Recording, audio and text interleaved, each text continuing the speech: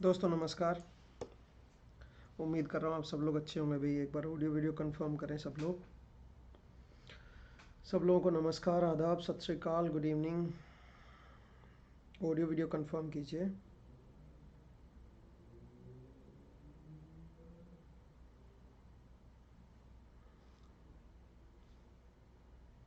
बताएं भाई audio video.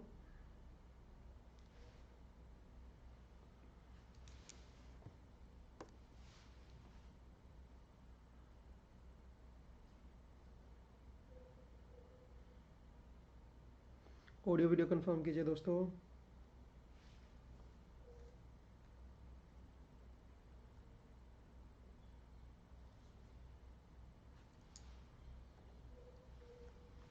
हाँ जी,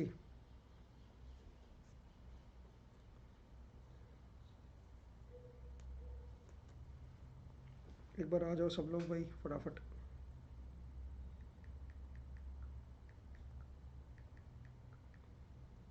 मैंने मैसेज कर दिया है वैसे ग्रुप पे, आप लोग भी ग्रुप पे एक बार शेयर कर दो भाई, जो जो ग्रुप्स हैं।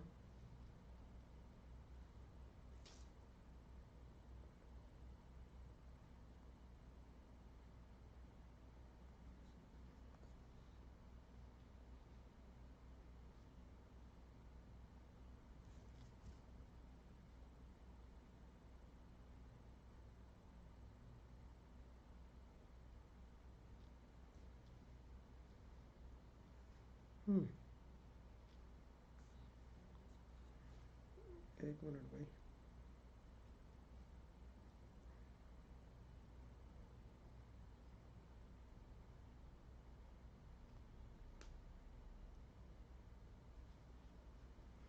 Good evening Rupendra. So audio video clear है भाई सबको?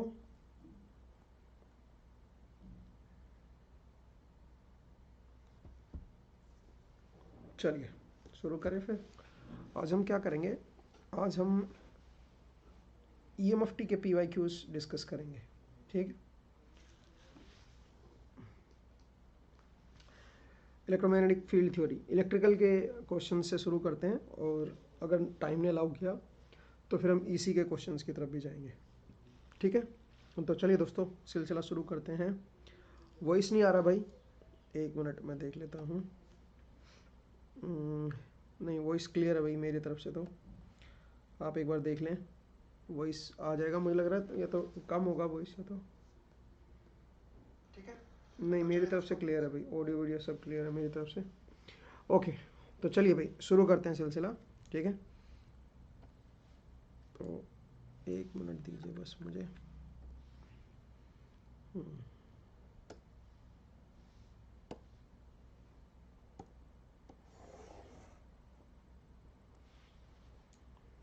ओके, हाँ जी दोस्तों, एक बार बताएं भाई आप मुझे देख पा रहे हैं? ऑडिबल है? बोलिए दोस्तों।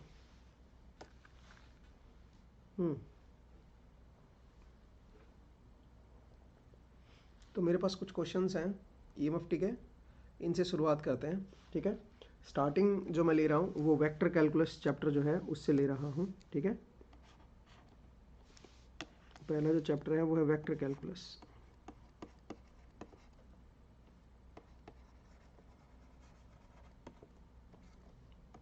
ठीक है, इसके जरा क्वेश्चंस लेते हैं।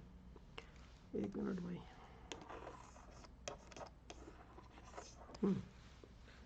देख पा रहे हैं भाई? ऑडियो वीडियो सब क्लियर है?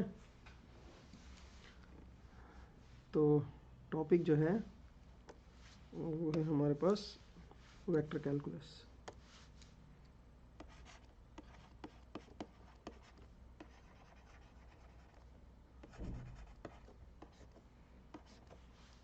ठीक है, देखिए क्वेश्चन 1 जो है वो आपकी स्क्रीन पे आप देख पा रहे होंगे। क्वेश्चन 1 क्या कह रहा है? ये कह रहा है कि भाई given a vector field F, आपको कोई F फील्ड दे रखी है, वेक्टर फील्ड है, then the divergence theorem states that. Divergence theorem क्या स्टेट कर रही है ये अपने को पूछा है। डाइवर्जेंस थ्योरम क्या होती है बताइए। सर आज ग्रीन बैकग्राउंड नहीं है सर। हाँ, आज ग्रीन बैकग्राउंड नहीं है, आज गेट की क्लासेस हैं, ठीक है। तो चलिए भाई, गेट क्लास में वैसे मैं ग्रीन ही यूज़ करता हूँ, बट एनीवे आज थोड़ा सा मैं एक डिफरेंट तरीके से करवा रहा हूँ। आई होप आप लोग इन्जॉय करेंगे, बिकॉज मुझे क्वेश्चंस की भी ज़रूरत थी ना, तो इसलिए मैंने ये एक अलग तरह से रखा है, सो दैट मैं साथ साथ क्वेश्चंस भी देख सकूँ एंड मैं एक्सप्लेन भी कर सकूँ, ठीक है। तो चलिए अब ज़रा डिस्कस करते हैं। तो पहला क्वेश्चन देखिए, ये कह रहा है डाइवर्जेंस थ्योरम क्या होगी। अगर आपको डाइवर्जेंस थ्योरम याद हो तो divergence theorem closed surface integral को वॉल्यूम इंटीग्रल में चेंज कर दिया। कैसे? मान लीजिए हमारे पास कोई वेक्टर फील्ड है एफ और हम उस वेक्टर फील्ड का क्लोज्ड सरफेस इंटीग्रल निकालते हैं, ठीक है। इसको आप ये भी कह सकते हो कि किसी भी क्लोज सरफेस से फील्ड एफ का फ्लक्स निकालते हैं। तो आप इसको लिख सकते हो according to divergence theorem, divergence of F D. मतलब आपने क्या किया, आपने क्लोज सरफेस इंटीग्रल को वॉल्यूम इंटीग्रल में चेंज कर दिया, ठीक है। बड़ा सिंपल था भैया। तो आप जो है यहाँ पे देख सकते हो कौन सा आंसर अब करेक्ट होगा। यहाँ पे क्लोज्ड सरफेस का एफ डॉट डी एस जो होगा वो वॉल्यूम इंटीग्रल में कन्वर्ट हो जाएगा और डाइवर्जेंस ऑफ एफ बनेगा, ठीक है। तो मेरे ख्याल से ए आंसर करेक्ट होगा, बट ए में थोड़े से हम यहाँ पे मिस्टेक कर दिए। यहाँ पे कैसा होना चाहिए, क्लोज्ड सरफेस होना चाहिए, ठीक है। तो आंसर शुड बी ए, ठीक है। एक बार आप देख सकते हो भाई, दिस इज डाइवर्जेंस थ्योरम। बोलिए, किसी को एतराज़ तो नहीं है, ठीक है। तो यहाँ पे बस ये प्रिंटिंग मिस्टेक है, यहाँ पे क्लोज्ड इंटीग्रल आना चाहिए था, ठीक है। नेक्स्ट क्वेश्चन नंबर 2 देखिए। तो देखो एक एक नंबर का है, ये बहुत आसान है, देखते ही आप सोल्व कर सकते हो। अगर आपने डाइवर्जेंस थ्योरम पढ़ी है तो आप फटाफट कर लोगे इसको। क्वेश्चन नंबर 2 देखिए क्या कर रहा है। क्वेश्चन नंबर 2 में ये कह रहा है if E is the electric field intensity. ये कह रहा है E को इलेक्ट्रिक फील्ड इंटेंसिटी है, then divergence of curl of E will be. इसकी वैल्यू पूछ रहा है, ये क्या होगी। अब आपको याद होगा मैंने आपको कुछ नल आइडेंटिटी बताई थी, नल आइडेंटिटी। नल आइडेंटिटीज कौन कौन सी थी बताओ जरा, ये कौन कौन सी थी। मैंने आपको बताया था कि अगर मैं डाइवर्जेंस लूं किसका, curl of any vector field का, कोई भी वेक्टर फील्ड है उसका कर्ल ले लो और कर्ल से जो भी रिजल्ट आ रहा है उसका अगर आप डाइवर्जेंस लेते हो ये ऑलवेज जीरो होता है। आप ये भी कह सकते हो कि curl of gradient of any scalar field ये भी ऑलवेज जीरो होता है। ये दो क्वांटिटी जो है ये हमेशा जीरो होती है, always, these are always true, ठीक है। अब आपसे ये पूछ रहा है कि इसकी वैल्यू क्या होगी, तो बताओ इसकी वैल्यू क्या होगी। हाँ तो बताओ भाई इसकी वैल्यू क्या होगी। क्या है ये हमारे पास डाइवर्जेंस ऑफ कर्ल ऑफ ई। तो डाइवर्जेंस ऑफ कर्ल ऑफ ई क्या बनेगा जरा बताइए, डाइवर्जेंस ऑफ कर्ल ऑफ ई क्या बनेगा जरा बताइए भाई। तो बनेगा डाइवर्जेंस ऑफ कर्ल ऑफ ई, ये क्या बनेगा, ऑलवेज जीरो बनेगा, ठीक है। तो कौन सा आंसर करेक्ट होगा बताइए। Daily is correct, D is correct, ठीक है। बहुत आसान सवाल है, फटाफट हम इसको सोल्व कर सकते हैं। नेक्स्ट जरा देखिए क्वेश्चन नंबर 3। क्वेश्चन नंबर 3 क्या कह रहा है उसको जरा देखते हैं, ठीक है। एक मिनट, क्वेश्चन 3 क्या कह रहा है उसको जरा समझते हैं। तो क्वेश्चन 3 में अपने को क्या दे रखा है, यहाँ पे क्वेश्चन नंबर 3 देखते हैं। Question 3 is for a scalar field, आपको कोई स्केलर फील्ड दे रखी है x²/2 प्लस y²/3। ये कोई फील्ड है मान लीजिए, ठीक है। ये कोई हमारे पास कोई फील्ड है, ठीक है।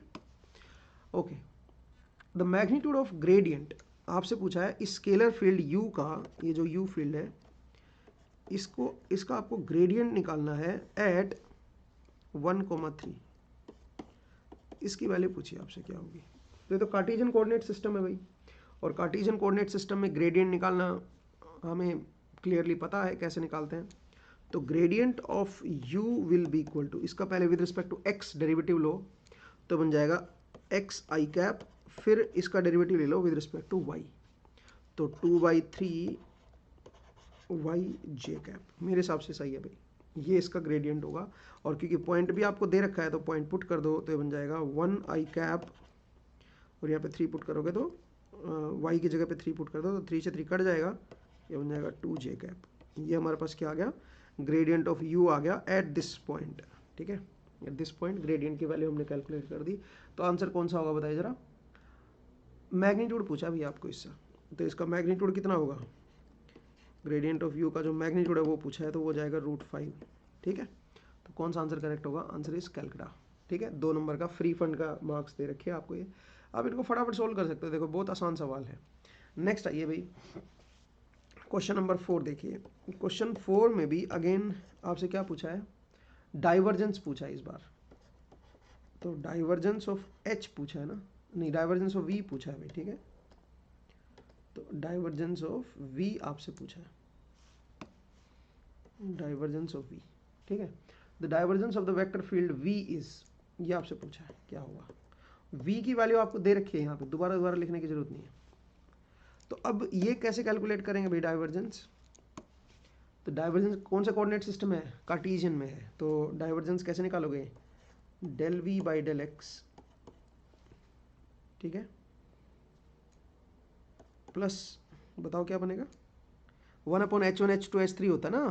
ठीक है, यहाँ पे v का x कॉम्पोनेंट आएगा भाई, फिर del V Y by del Y plus del V Z by del Z, यही होता है भाई डाइवर्जेंस।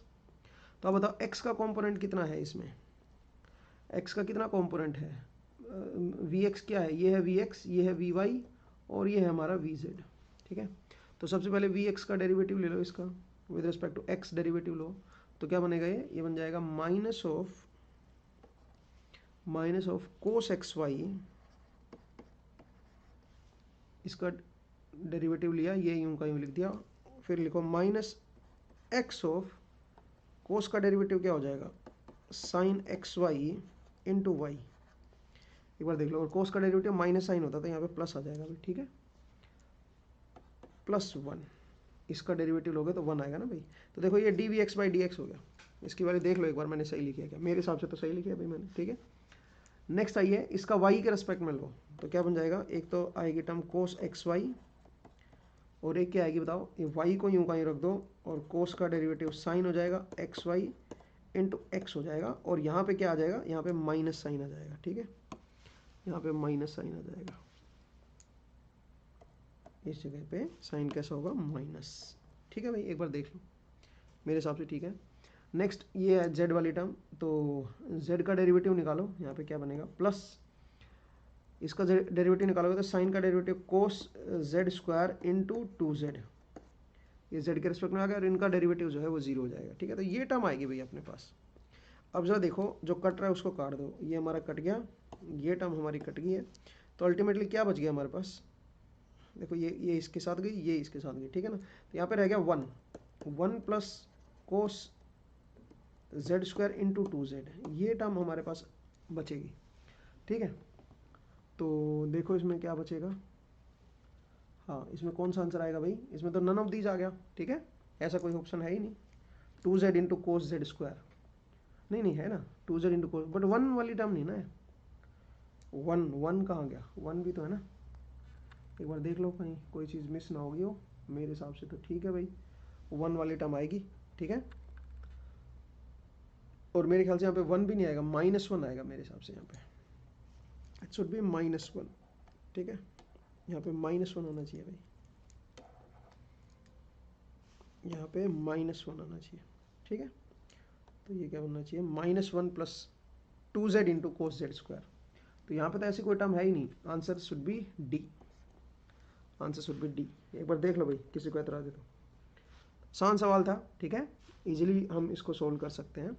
ठीक है, एक बार फिर से देख लो, मैंने कुछ मिस्टेक ना कर दी हो। पहले with respect to x derivative लेंगे तो आई थिंक ठीक है। ठीक है, ये आएगा भी नन ऑफ दिस, अगर ये जो लिखा हुआ है ये अगर सही है तो। ठीक है, और अगर ये लिखा हुआ ही सही नहीं है तो फिर हम कुछ नहीं कर सकते भाई। ठीक है, प्रिंटिंग अगर सही है तो। ठीक है, चलिए नेक्स्ट आइए भाई, क्वेश्चन नंबर 5। तो क्वेश्चन नंबर 5 में चलते हैं। देखिए क्वेश्चन 5 क्या कह रहा है, क्वेश्चन 5 कह रहा है the direction of vector A, the the direction of vector A is radially outward from the origin. ये कह रहा है कि हमारे पास कोई वेक्टर ए है जो ओरिजिन से रेडियली आउटवर्ड है, बाहर की तरफ है। अब रेडियली आउटवर्ड ओरिजिन से कई डायरेक्शंस हो सकती हैं, तो कोई भी ले लो आप। ऐसे रेडियली आउटवर्ड है, जैसे स्फीयर में लेते हो ना आप, स्फीयर पे ओरिजिन को आप सेंटर मान लेते हो और उससे रेडियली आउटवर्ड डायरेक्शन जो है ना वो किसी भी तरफ दिखा दो, ठीक है। ओके, ए का जो मैग्नीट्यूड दे रखा है वो आपको दे रखा है Kr⁴n, ठीक है। अच्छा, आर की वैल्यू जो है वो है √(x² + y² + z²। ये आर की वैल्यू दे रखी है भाई। के कांस्टेंट है। आपसे पूछा है डाइवर्जेंस ऑफ ए की वैल्यू क्या होगी, the value of n for which divergence of A is 0। ये कह रहा है n की क्या वैल्यू लूँ कि भाई डाइवर्जेंस जो है वो 0 आ जाए, ठीक है। ये कह रहा है n की वैल्यू मैं क्या लूँ कि भाई जो डाइवर्जेंस है वो हमारे पास क्या आ जाए, 0। अब इसको कैसे सोल्व करें भाई, जरा देखिए। अगर मैं इस a वेक्टर को लिखना चाहूँगा तो a वेक्टर बनेगा Kr⁴n r, ये बनेगा भाई, ठीक है। अब मुझे क्या करना है, डाइवर्जेंस ऑफ ए निकालना है, लेकिन कौन से कोऑर्डिनेट सिस्टम में, स्फेरिकल कोऑर्डिनेट सिस्टम में। और अगर आपको डाइवर्जेंस का एक्सप्रेशन याद हो तो वो होता है 1/h1 h2 h3 del u1, यहाँ पे del f of u1। Divergence का वो याद है भाई, f of u1 del u1 u1 cap, ठीक है। ये होता था भाई, बोलो नहीं, डाइवर्जेंस का एक्सप्रेशन क्या होता था, डाइवर्जेंस निकालने का क्या तरीका होता था, एक बार बताओ भाई। डाइवर्जेंस हम कैसे कैलकुलेट करते थे, बोलिए। स्फेरिकल कोऑर्डिनेट सिस्टम में डाइवर्जेंस कैसे निकालते हैं, उसका मैंने एक स्टैंडर्ड रूल बताया था आपको। और स्टैंडर्ड रूल क्या था बताओ, वो फॉर्मूला आपको याद होना चाहिए। 1/h1 h2 h3 del by del u1 of h2 h3 of and f of u1, ये था। फिर क्या था बता देना, del by del u2। अब ये पता होना चाहिए भी आपको ये कहाँ से आता है। ये मैं इसको नहीं बता रहा हूँ कि ये कैसे मैंने लिखा है, ये आपको पता होना चाहिए डाइवर्जेंस निकालते कैसे हैं इन डिफरेंट कोऑर्डिनेट सिस्टम, ठीक है। ये बन जाएगा h1 h2 f of u3। अब f ऑफ u में तो एक ही है, f मतलब फंक्शन, कोई भी फंक्शन है ना, उस फंक्शन का हम क्या निकाल रहे हैं, डाइवर्जेंस है। यार ये क्या हो रहा है, ये नया नया पेन मैंने ले लिया है, ठीक है। हाँ जी, तो मैं निकाल रहा हूँ डाइवर्जेंस ऑफ f, किसी भी f वेक्टर का अगर मैं डाइवर्जेंस लूँगा, वेक्टर फील्ड का डाइवर्जेंस लूँगा तो ये आएगा। f u1 क्या है, जो मेरे पास वेक्टर फील्ड है f, उसके 3 कंपोनेंट है भाई, ठीक है। f u1 u1 कैप, फिर है f u2 u2 कैप, और फिर है f u3 u3 कैप, यही है ना भाई। तो अब आप बताओ, इसमें तो केवल एक ही कंपोनेंट है ए में, तो रेडियल कंपोनेंट, तो इसका मतलब ये वाला 0 हो जाएगा और ये वाला 0 हो जाएगा, ठीक है। ये f u2 और f u3 तो 0 हो जाएगा ना, केवल एक ही कंपोनेंट आएगा, रेडियल कंपोनेंट, ठीक है। तो इसका मतलब केवल इसकी वैल्यू आएगी। तो अगर मैं यहाँ पे पुट करूँ 1/ स्फेरिकल कोऑर्डिनेट सिस्टम में h1 h2 h3 की वैल्यू क्या होगी, ये कैसे निकालोगे, dl से निकाल सकते हो आप। तो ये बन जाएगा r² sin थीटा। अब ये मैं बता नहीं रहा हूँ कि भाई मैंने कहाँ से लिखा है ये, ठीक है। h1 is 1, h2 is r and h3 is r sin theta. जब मल्टीप्लाई करोगे तो ये बनेगा, ठीक है। और अंदर क्या आ जाएगा, del by del r of h2 h3 is r² sin theta into f of u1, f of u1 is this Kr⁴n, ये हो जाएगा। तो बताओ साइन थीटा बाहर आके कट जाएगा, यहाँ पे बचेगा 1/r², तो यहाँ पे आ गया। अंदर जरा देखो, ये और k भी बाहर आ गया, ठीक है भाई, k भी बाहर आ गया। r⁴n+2 है और उसका डेरिवेटिव लेना है, तो n+2 इंटू r⁴n+1 आ जाएगा मेरे हिसाब से, ठीक है। इस r² को भी ऊपर ले जाओ तो ये बन जाएगा k इंटू n+2 r⁴n−1, ये आ गया भाई। ये हमारे पास क्या आ गया, इसका डाइवर्जेंस। और ये आपको 0 दे रखा है, इसकी वैल्यू 0 दे रखी है। और आपसे क्या पूछी है, k इज कांस्टेंट, n की वैल्यू पूछी है। ये कह रहा है n की किस वैल्यू पे ये 0 होगा, तो n = -2 पे। अगर आप n की वैल्यू -2 रख दोगे तो आप क्लियरली देख सकते हो ये 0 हो जाएगा, ठीक है। तो आंसर इज आगरा, ठीक है। 2012 में 2 नंबर का सवाल पूछा गया था, लेकिन सवाल जो है वो आसान था। बोलिए भाई, किसी को कोई दिक्कत है, कोई परेशानी है, कोई डाउट है तो पूछ लीजिए। नेक्स्ट आइए क्वेश्चन नंबर 6 पे, ठीक है। एक बार जरा देखो भाई, क्वेश्चन 6 नजर आ रहा है आप लोगों को? तो क्वेश्चन 6 क्या कह रहा है उसको जरा देख लेते हैं। क्वेश्चन 6 क्या कह रहा है? ये कह रहा है the curl of the gradient of scalar field. ये कोई स्केलर फील्ड आपको दे रखी है 2x² plus 3y² plus 4z²x। ये कोई स्केलर फील्ड दे रखी है, आपसे पूछा है the curl of gradient of this scalar field. अब ये क्या होता है? ये मैंने नल आइडेंटिटी बताया आपको कि curl of gradient of any scalar field will always be 0। तो आंसर इज डी, ठीक है। 2 नंबर देखो फ्री के आगे 2013 में, ठीक है। The curl of gradient of any scalar field will always be 0, ठीक है। हमेशा याद रखिए ये हमेशा 0 होता है। वैसे आपको अगर सोल्व करना तो आप सोल्व भी कर सकते हो। पहले इसका क्या ले लो, ग्रेडियंट निकाल लो, फिर उसका कर्ल ले लो कार्टेशियन कोऑर्डिनेट सिस्टम में। कहानी आसान है भाई, हो जाएगा, ठीक है। अदरवाइज करने की जरूरत ही नहीं, 0 आंसर आएगा, ठीक है। तो ये जो है आसान सवाल था। नेक्स्ट आइए क्वेश्चन नंबर 7। क्वेश्चन 7 क्या कह रहा है जरा देखिए। ये कह रहा है कोई फंक्शन है हमारे पास f, it is 1/r² r cap, ठीक है। ये दे रखा आपको, where r is the distance from the origin and r cap is the unit vector in radial direction। मतलब मैं spherical coordinate system ले लेता हूँ भाई, ठीक है। ये हमारा ओरिजिन है और ये हमारी रेडियल डायरेक्शन है। इससे आप एक कोई भी ले सकते हो, किधर भी ले सकते हो, रेडियल डायरेक्शन है। तो उस डायरेक्शन में f की वैल्यू दे रखी है आपको, कोई वेक्टर फील्ड है वो दे रखा है, ठीक है। Divergence of this function over A sphere of radius r which include the origin. ये कह रहा है मुझे इसका डाइवर्जेंस बताना है कि क्या होगा, ठीक है। इस फील्ड का डाइवर्जेंस बताना है over A sphere of radius r radius के स्फीयर पे मुझे इसका डाइवर्जेंस बताना है। तो स्फेरिकल कोऑर्डिनेट सिस्टम है भाई, तो डाइवर्जेंस का अभी मैंने एक्सप्रेशन लिखवाया था आपको, 1/h1h2h3 r² sin theta del by del r of h2h3 into f of u1। f of u1 is r², 1/r², ठीक है। ये कर दो, ये आएगा भाई। ये क्या बन गया इसका डाइवर्जेंस। तो ये तो डाइवर्जेंस ऑलवेज ही क्या हो गया बताओ जरा, ये तो 0 ही आ गया भाई, क्योंकि यहाँ पे देखो साइन थीटा रह गया अंदर और उसका विद रिस्पेक्ट टू r आप डेरिवेटिव ले रहे हो तो 0 आएगा, सिंपल, ठीक है। तो आंसर इज आगरा। समझ आया भाई? 1 नंबर का फ्री फंड का सवाल आपको दे दिया है, ठीक है। तो देखो कितना इनमें 10-10 सेकेंड के सवाल हैं, इनमें टाइम ही नहीं लग रहा है। नेक्स्ट आइए भाई क्वेश्चन नंबर 8 जरा देखते हैं। तो क्वेश्चन 8 क्या कह रहा है वो जरा देखिए। क्वेश्चन 8 में आपको लिस्ट मैच करनी है स्टोक्स थ्योरम। तो स्टोक्स थ्योरम क्या कहती है, अगर किसी भी वेक्टर फील्ड का मैं क्लोज्ड लाइन इंटीग्रल करूंगा तो आप उसको ओपन सरफेस इंटीग्रल में कन्वर्ट कर सकते हो, ठीक है। कैसे करोगे, 1 मिनट ये भाई। हाँ, तो सरफेस इंटीग्रल में कैसे कन्वर्ट करोगे, आप लिखोगे curl of F dot ds और ये सरफेस इंटीग्रल हो जाएगा। मतलब किसी भी क्लोज्ड लाइन इंटीग्रल को आप ओपन सरफेस इंटीग्रल में कन्वर्ट कर सकते हो। तो जरा देखो कौन सा है यहाँ पे स्टोक्स थ्योरम, ये है ना, देखो ये वाला। तो 4, तो इसका मतलब a जो है वो 4 के साथ मैच हो गई है।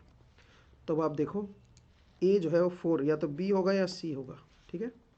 a पे a के नीचे 4 होना चाहिए ना भाई, तो या तो b होगा या c होगा। नेक्स्ट आइए गॉस थ्योरम।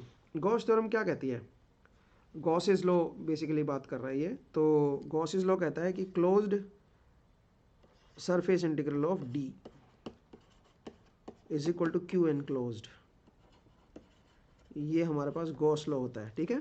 तो आप बताइए b गॉसेस थ्योरम b का क्या बनेगा, मतलब ये वाला जो बनेगा ये आपका 1 पे आएगा, b का 1 पे आएगा। तो केवल ये आंसर करेक्ट होगा, क्योंकि देखो b के नीचे 1 है, a के नीचे 4 है, ठीक है। और भी चेक कर सकते हो। डाइवर्जेंस थ्योरम अभी समझाया था मैंने, डाइवर्जेंस थ्योरम आपको, ठीक है।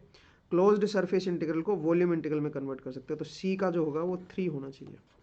तो c का आप देख सकते हो इस ऑप्शन में 3 है, ठीक है। तो इसका मतलब है B answer should be correct, ठीक है। आसान सवाल था। नेक्स्ट अब आगे बढ़ते हैं भाई। नेक्स्ट अब जो है अब थोड़ा सा आगे चलते हैं, ठीक है। तो ये मैंने 8 क्वेश्चन पहले करवाए उम्मीद है आपको ये समझ आया होगा। ठीक है, नेक्स्ट पे बढ़े भाई, अगले पे चलें। 1 मिनट रुकिएगा भाई। हाँ, तो ये हमारा पहला पेज जो था उसको मैंने डिस्कस किया है। नेक्स्ट पेज पे आते हैं भाई। नेक्स्ट पेज ये रहा। ठीक है, इसको थोड़ा सा बड़ा कर देता हूँ मैं, या चलो बड़ा नहीं करते हैं, इसको बस इधर मूव कर देते हैं। ठीक है भाई, ये तो हो गया भाई मेरे ख्याल से, ये तो अभी तो किया है मैंने। नेक्स्ट कौन सा है? हाँ नेक्स्ट ये है ना। ठीक है जी, तो इसको ज़रा इधर मूव कर देता हूँ। ठीक है, ज़रा देखिए अभी क्वेश्चन क्या है। ओके, क्वेश्चन क्या है ज़रा देखिए। क्वेश्चन नंबर 9, हम 8 क्वेश्चन सोल्व कर चुके हैं। 9th क्वेश्चन ज़रा देखिए। क्वेश्चन 9 क्या कह रहा है? ये कह रहा है कोई soft iron toroid is concentric with a long straight conductor carrying direct current आई। ये कह रहा है कोई स्ट्रेट करंट कैरिंग कंडक्टर है आई, और इसके चारों ओर क्या है? एक टोरॉइड है। ठीक है, एक ऐसे टोरॉइड है सर्कुलर। ठीक है, बेटर ये होता कि मैं इसको थोड़ा सा दोबारा बनाता। देखिए मेरे पास क्या है, एक सर्कुलर टोरॉइड है भाई। ठीक है, और यहाँ पे एक करंट कैरिंग वायर है जो इसके सेंटर से पास हो रहा है। अगर मुझे इसको ऐसे दिखाना चाहिए। ठीक है, इसमें करंट है आई। ठीक है, ये कोई टोरॉइड है भाई जो इसके चारों ओर है। ठीक है, हॉरिजॉन्टल प्लेन में रख लिया मैंने। A soft iron toroid is concentric with a long straight conductor carrying direct current I if the relative permeability mu R of the soft iron is 100। ये कह रहा है इसकी जो म्यू आर है वो आपको दे रखा है 100। ठीक है, the ratio of the magnetic flux density at 2 adjacent point located just inside and just outside the toroid. ये कह रहा है ये जो टोरॉइड है इसके जस्ट आउटसाइड कोई पॉइंट ले लो। ठीक है, और एक जस्ट इनसाइड कोई पॉइंट ले लो। इन दोनों पे जो मैग्नेटिक फील्ड डेंसिटी का जो रेशियो आएगा वो क्या होगा, आपको ये कैलकुलेट करना है।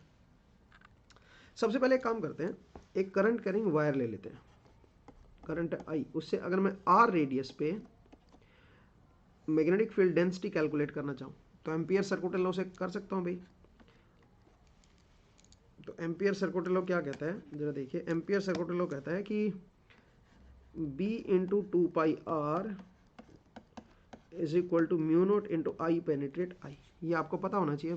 ठीक है, तो B की वैल्यू क्या हो जाएगी? ये हो जाएगी mu naught I divide by 2πr, और डायरेक्शन आएगी फाई कैप की तरफ, टेंजेंशियल। ठीक है, ये B की डायरेक्शन आ जाएगी। सही है भाई, तो इस तरह से हमने B निकाल लिया। अब अगर आप टोरॉइड को देखो, मैं चलिए इसका टॉप व्यू दिखा रहा हूँ आपको। अगर आप टॉप व्यू देखोगे तो ऐसा नजर आएगा टोरॉइड। यहाँ पे वायर है जो इसमें करंट ऊपर की तरफ जा रहा है मान लीजिए।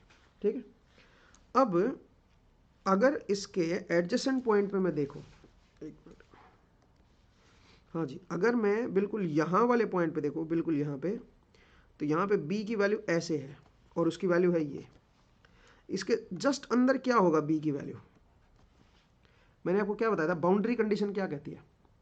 ये दोनों इस इंटरफेस के, ये दो इंटरफेस हो गए ना, यहाँ पे एयर होगी और यहाँ पे मीडियम हो गया डिफरेंट, और ये बेसिकली एक इंटरफेस हो गया। तो इंटरफेस के अंदर और बाहर, ये इंटरफेस के मतलब इंटरफेस के दोनों तरफ जो दो डिफरेंट मीडिया हैं उनमें, क्योंकि कोई हमने यहाँ पे कोई करंट नहीं रखा है, तो आप ये कह सकते हो tangential component of H will remain same. Tangential component of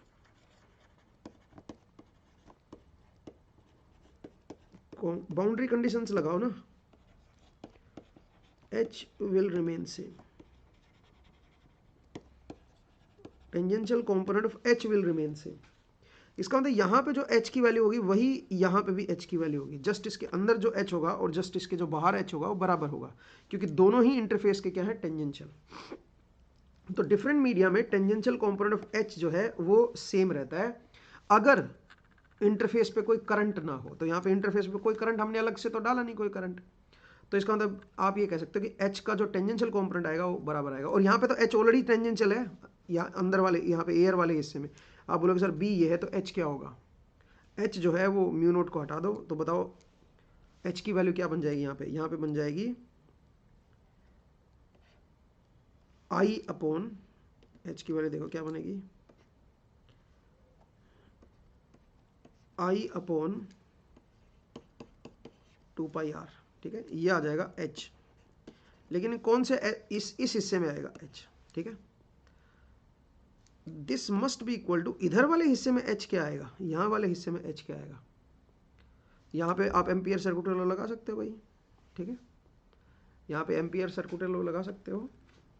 तो एम्पियर सर्किट लॉ लगाओगे तो क्या बनेगा, h की वैल्यू क्या बनेगी, h की वैल्यू तो यहाँ पे भी वही आएगी सेम, ठीक है। यहाँ पे जो h की वैल्यू है वो तो यही आएगी, मतलब h1 इक्वल टू h2 ही होगा। मतलब इस मीडियम, अगर मैं इसको 2 मीडियम बोल दूँ, इसके अंदर यहाँ पे टेंजेंशियल h2 बोल दूँ, यहाँ पे टेंजेंशियल h1 बोल दूँ, तो h1 और h2 बराबर होंगे। तो यहाँ पे h की वैल्यू मुझे पता चल गई, यहाँ पे भी h की वैल्यू पता चल गई है, और यहाँ पे भी h की वैल्यू पता चल गई है। h से आप b निकाल सकते हो, कैसे, b equal to mu h होता है। तो यहाँ पे म्यू की वैल्यू म्यू नोट के बराबर है, तो b की वैल्यू ये हो जाएगी, इसको आप b1 बोल सकते हो भाई, ठीक है। तो ये हमारे पास क्या हो गया, b1 एयर में। अब आइए b2, तो b2 क्या होगा भाई, यहाँ पे देखो, यहाँ पे h की वैल्यू तो सेम ही है, h की वैल्यू तो उतनी रहेगी, h मीडियम पे डिपेंड नहीं ना करता। लेकिन म्यू से मल्टीप्लाई करो, यहाँ पे म्यू की वैल्यू क्या है, यहाँ पे म्यू की वैल्यू है mu naught into mu R, ठीक है। ये क्या हो जाएगा, ये b2 इस मीडियम में b की वैल्यू आ जाएगी। और आपसे मेरे ख्याल से क्या पूछा है, आपसे रेशियो पूछा है, at 2 adjacent point located just inside and just outside. तो इनसाइड वाले पे ये है b और आउटसाइड वाले पे ये है। अगर मैं रेशियो निकालूं b2/b1 तो क्या बनेगा, म्यू आर क्या है 100, तो आंसर शुड बी 100। लेकिन इसको ये बताना चाहिए था कि कौन सा ऊपर रखना है कौन सा नीचे है। यहाँ पे दो पॉसिबल आंसर, एक 100 भी है, एक 0.01 भी है। अगर आप b1/b2 करते हो या b2/b1 करते हो तो उसके हिसाब से दो आंसर हो सकते हैं, क्योंकि इसने रेशियो बोला है, ये नहीं बोला कि कौन सा ऊपर होगा कौन सा नीचे होगा, ठीक है। तो म्यू आर की मतलब 100 वैल्यू हो जाएगी। उम्मीद है आपको ये समझ आया, ठीक है। सवाल सिंपल सा था, 2 नंबर का, 1 नंबर का था रादर, ठीक है। और बाउंड्री कंडीशन से आप इसको सोल्व कर सकते थे, ठीक है। नेक्स्ट आइए सवाल जरा देखिए 10वां, क्वेश्चन नंबर 10 देखिए। ये कह रहा था figure shows diagrammatic representation of vector field XYZ। ये 3 फील्ड हैं, which one of the following choices is true, कौन सी चॉइस जो है वो ट्रू है। अगर आप ध्यान से देखें तो x का डाइवर्जेंस है, y का कर्ल है और z का भी कर्ल है। जरा देखो ध्यान से, अगर आप x के डाइवर्जेंस की बात करोगे तो x का जो डाइवर्जेंस होगा वो नॉन जीरो आएगा, वो आपका नॉन जीरो आएगा। क्यों भाई डाइवर्जेंस नॉन जीरो आएगा, क्योंकि आप अगर यहाँ पे कोई भी अगर सरफेस लेते हो क्लोज सरफेस, तो उसमें से देखो लाइन डाइवर्ज हो रही है, तो डाइवर्जेंस नॉन जीरो आएगा, सही है भाई। नेक्स्ट आइए y की जो डायरेक्शन है, y देखो ऐसे ये टेंजेंशियल है, लेकिन जो y में वेरिएशन है वो उसके डायरेक्शन के परपेंडिकुलर है। इसका मतलब कर्ल ऑफ y जो आएगा वो नॉन जीरो आएगा। और z में देखो दोनों ही है, z में ये टेंजेंशियल कंपोनेंट भी है और रेडियल कंपोनेंट भी है, तो कर्ल ऑफ z जो आएगा वो भी आपका नॉन जीरो होगा, ठीक है, सही है भाई। तो ये आपको देखना है, ये मैंने आपको जब मैंने ये जो मैराथन सेशन लिया था उसमें भी एक्सप्लेन किया था कि कैसे आप ये डायरेक्टली देख सकते हो। तो कौन सा आंसर करेक्ट होगा भाई, divergence of x non zero होगा, तो या तो b होगा या c होगा। अब आइए कर्ल ऑफ y भी नॉन जीरो होगा एंड कर्ल ऑफ z भी नॉन जीरो होगा, तो आंसर इज कैलकाटा, ठीक है। तो 10th का जो आंसर आएगा वो कैलकाटा आएगा। मेरे ख्याल से इजी सवाल था और ये 1 नंबर का था भाई, फटाफट सोल्व कर सकते थे। आपको बेसिक अंडरस्टैंडिंग होनी चाहिए डाइवर्जेंस कर्ल की, उससे डायरेक्टली आप निकाल सकते हो। मैंने आपको बताया, वैसे मैं थोड़ा सा फिर से एक्सप्लेन कर दूं, डाइवर्जेंस किस फील्ड का नॉन जीरो होता है, वो फील्ड जो साइक्लिक नहीं होती, जो क्लोज लूप नहीं बनाती, उस फील्ड का जो डाइवर्जेंस होता है वो नॉन जीरो होता है। जैसे कोई फील्ड पॉजिटिव चार्ज से ओरिजिनेट होती है, जैसे इलेक्ट्रिक फील्ड ले लो, तो उसमें केवल एक ही है, ये डाइवर्ज हो रही है बस, इसका डाइवर्जेंस जो है वो नॉन जीरो आएगा, या कन्वर्ज हो रही है किसी पॉइंट पे। बट अगर आप मैग्नेटिक फील्ड को देखोगे तो मैग्नेटिक फील्ड क्लोज लूप बनाती है। जो फील्ड क्लोज लूप बनाती है उस फील्ड का डाइवर्जेंस जीरो, उस फील्ड का डाइवर्जेंस जीरो होता है, ठीक है। बट उस फील्ड का कर्ल नॉन जीरो होता है। कर्ल कैसे देखोगे? अगर कोई फील्ड ऐसी है जिसका डायरेक्शन उसके वेरिएशन के परपेंडिकुलर है, जो मतलब जिस दिशा में वो फील्ड का मैग्नीट्यूड वेरी हो रहा है, डायरेक्शन उसके परपेंडिकुलर है। जैसे यहाँ पे देखो, या मैग्नेटिक फील्ड को देखो, कोई करंट कैरिंग वायर है, सोचिए करंट बाहर की तरफ निकल रहा है डॉट, तो जितना आप इसके नज़दीक आओगे, मतलब यहाँ पे अगर मैग्नेटिक फील्ड लाइंस को दिखाओगे तो ऐसे टेंजेंशियल बनेंगे भी मैग्नेटिक फील्ड लाइंस। जितना आप इससे दूर जाते जाओगे उतना मैग्नेटिक फील्ड का मैग्नीट्यूड जो है वो कम होता चला जाएगा। इसका मतलब जो वेरिएशन है वो रेडियली आउटवर्ड कम होता जा रहा है, बट जो डायरेक्शन ऑफ मैग्नेटिक फील्ड है वो टेंजेंशियल है, वो फाई कैप की तरफ है। तो आप यहाँ पे ये देख सकते हो कि जो वेरिएशन है वो डायरेक्शन के परपेंडिकुलर है। तो ऐसे केस में जो आपका कर्ल होता है वो नॉन जीरो होता है। तो यहाँ पे कर्ल जो आएगा वी का वो नॉन जीरो बनेगा, ठीक है, वाई का। और ऐसे यहाँ पे भी जेड का कर्ल नॉन जीरो होगा, बिकॉज आप देखो यहाँ पे अगर आप कोई भी फील्ड देखते हो तो इसके दो कंपोनेंट है, एक आपका यहाँ पे टेंजेंशियल है और एक आपका रेडियल कंपोनेंट है। तो क्योंकि इसमें टेंजेंशियल कंपोनेंट भी आ गया और जितना आप दूर जाते जाओगे यहाँ पे फील्ड कम होती जाएगी, तो इसलिए आप कह सकते हो यहाँ पे इसका जो कर्ल है वो भी नॉन जीरो ही आपको देखने को मिलेगा। उम्मीद है आपको ये समझ आया कि कैसे हमने इसका आंसर निकाला है। नेक्स्ट आइए, ये कह रहा है पार्शियल डिफरेंशियल इक्वेशन। ये आपको कोई पार्शियल डिफरेंशियल इक्वेशन दे रखी है। ये कौन सी इक्वेशन है? ये कोई पॉइसन इक्वेशन है। पॉइसन इक्वेशन क्या होती है? पॉइसन इक्वेशन होती है divergence del square F equal to zero. ये होती है पॉइसन इक्वेशन। अब ऐसा तो कुछ है नहीं भाई यहाँ पे तो, ठीक है। ये टाइम के रेस्पेक्ट में है, ये पोजीशन के रेस्पेक्ट में है। ये तो डेल स्क्वायर यू हो गया, ठीक है। इसको आप लिखोगे del square U by D T square minus C square del square U equal to zero. ये है ना भाई। तो ये तो जीरो नहीं हुआ भाई, तो पॉइसन इक्वेशन तो होगी नहीं। वेव इक्वेशन, हाँ वेव इक्वेशन ऐसी होती है भाई। वेव इक्वेशन आप ये सही कह सकते हो कि वेव इक्वेशन है ये, ठीक है। आप बोलोगे सर वेव इक्वेशन, अब ये याद रखना पड़ेगा आपको कि ये वेव इक्वेशन है, ठीक है। आपको ध्यान रखना पड़ेगा कि ये वेव इक्वेशन है। तो मेरे हिसाब से जो वेव इक्वेशन वाला है वो करेक्ट होना चाहिए भाई। बाकी आप एक बार चेक कर लेना, ठीक है। मेरे हिसाब से बॉम्बे जो है वो करेक्ट आंसर आना चाहिए, आगे जाने की जरूरत ही नहीं। अच्छा, पॉइसन इक्वेशन मैंने गलत बोल दिया भाई। लैप्लासिस इक्वेशन ऐसी होती है। पॉइसन इक्वेशन क्या होती है? डेल स्क्वायर, जैसे del square E is equal to, Poisson equation देखिए क्या होती है, del square E is equal to minus rho V by epsilon. ये होती है हमारी पॉइसन इक्वेशन। तो ये भी सही नहीं है भाई, ठीक है। ये भी तो नहीं ना, लैप्लास इक्वेशन भी नहीं है, ठीक है। हीट इक्वेशन क्या होती है? हीट इक्वेशन ऐसी कुछ होती है, बट उसमें multiple derivative X Y Z तीनों डायमेंशंस में हम लोग लेते हैं, ठीक है। तो इसका आंसर सिर्फ ये मेरे हिसाब से यही आना चाहिए, वेव इक्वेशन, ठीक है। इसका आंसर वेव इक्वेशन बनना चाहिए। चलिए नेक्स्ट आगे बढ़ते हैं भाई। नेक्स्ट है हमारे पास क्वेश्चन नंबर 12। तो क्वेश्चन 12 क्या करा जरा देखिए।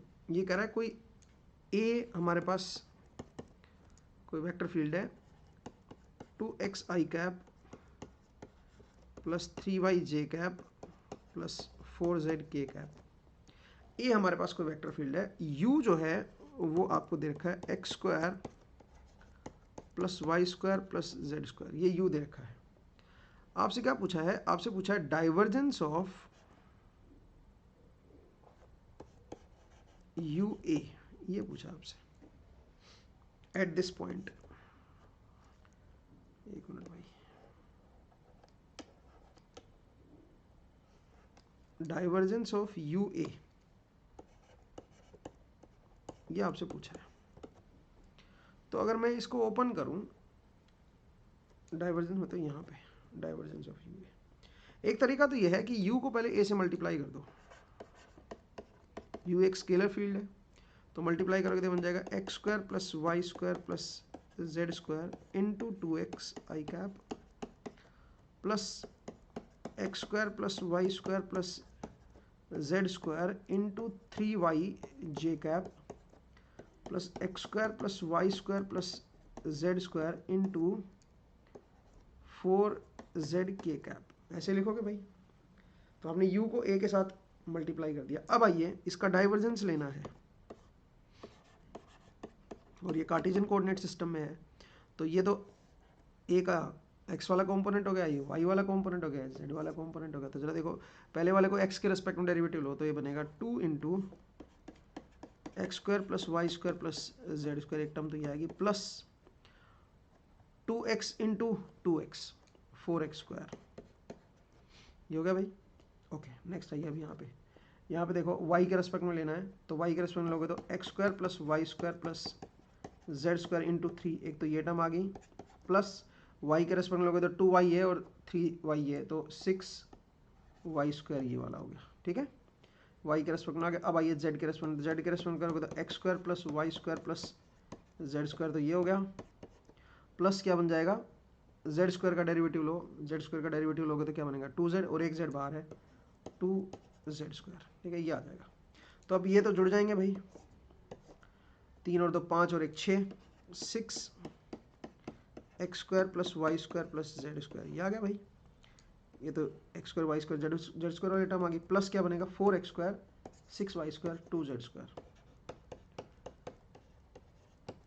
Plus 2z square. और कौन से पॉइंट पे पूछा आपसे पूछा इसकी वैल्यू 1 1 1 पे क्या होगी। तो जब x की वैल्यू 1 पुट करोगे, y की वैल्यू 1 पुट करोगे और z की वैल्यू 1 पुट करोगे, तो देख लो इसकी क्या वैल्यू आएगी। 1 1 1 पुट करो तो 3 इंटू 6 6 × 18, ये हो गया, प्लस 4 प्लस 6 प्लस 2, ठीक है, तो ये हो गया 12, 12 प्लस 18, आई थिंक ये हो गया 30, 12 प्लस 18 कितना हो गया बताओ जरा, 30। तो इसका आंसर 30 आना चाहिए भाई 12th का, ठीक है, 12th का आंसर 30 आना चाहिए। मेरे पास 30 आंसर नहीं दे रखा अभी, कुछ गड़बड़ कर दी क्या मैंने, मेरे पास तो अलग आंसर दे रखा अभी इसका। Divergence of mu at this, एक बार देख लो कुछ मिस्टेक हो गई हो तो मैं एक बार फिर से चेक कर लूँ भाई। तो x के रेस्पेक्ट में डेरिवेटिव लोगे तो यहाँ पे तो इसका डेरिवेटिव लो, ये यूं का यूं कर दो, ठीक है, प्लस अब ये यूं का ही लिखो और इसका डेरिवेटिव लो, तो इसका derivative with respect to X लोगे तो 2x ही आएगा, 2x into 2x is 4x square, बिल्कुल सही है भाई। अब आ जाओ यहाँ पे, तो इसमें आप क्या करोगे, पहले y के रेस्पेक्ट में ले लो 3 आ गया और फिर 2y, तो 2y इंटू 3y करोगे तो 6y स्क्वायर, ये भी ठीक है भाई। फिर आ जाओ X square Y square Z square, अच्छा यहाँ पे 4 भी है भाई एक टर्म, ये 4 मिस कर दिया ना मैंने, यहाँ पे एक 4 आएगा और फिर 8z स्क्वायर आएगा यहाँ पे, ये देखो लास्ट में derivative with respect to z गलत कर दिया ना मैंने, ठीक है, तो यहाँ पे क्या बनेगा बताओ जरा, 8z स्क्वायर, ठीक है। तो अगर आप ये जोड़ोगे तो कितना बन जाएगा, 2 + 3 5, 5 and 4 9, तो यहाँ पे ये जो वैल्यू आएगी ये आएगी 9, एक बार देखो भाई सही लिखा है, 4 और 3 7 और 2 9, अच्छा उसके बाद 4x square 6y square plus 8z square, ठीक है, 8z स्क्वायर, ये बनेगा 8z square.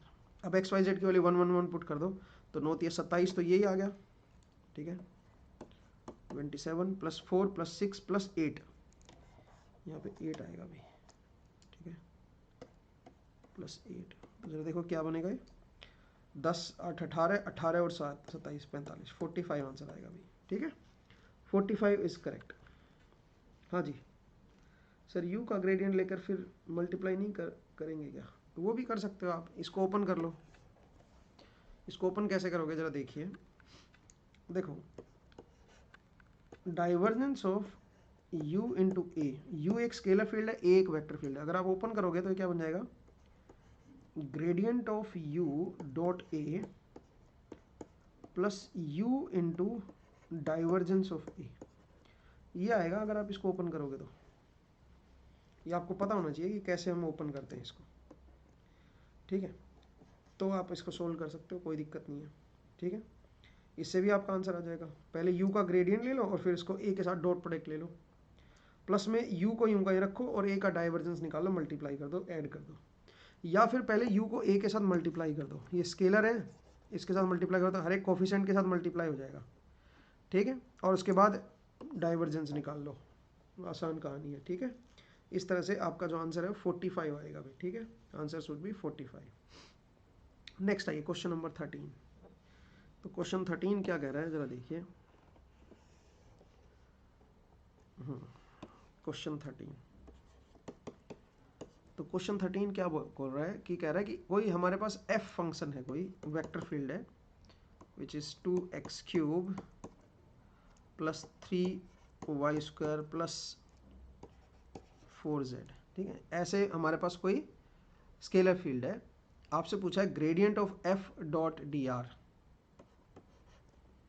Gradient of f dot dr, ये पूछा है भाई।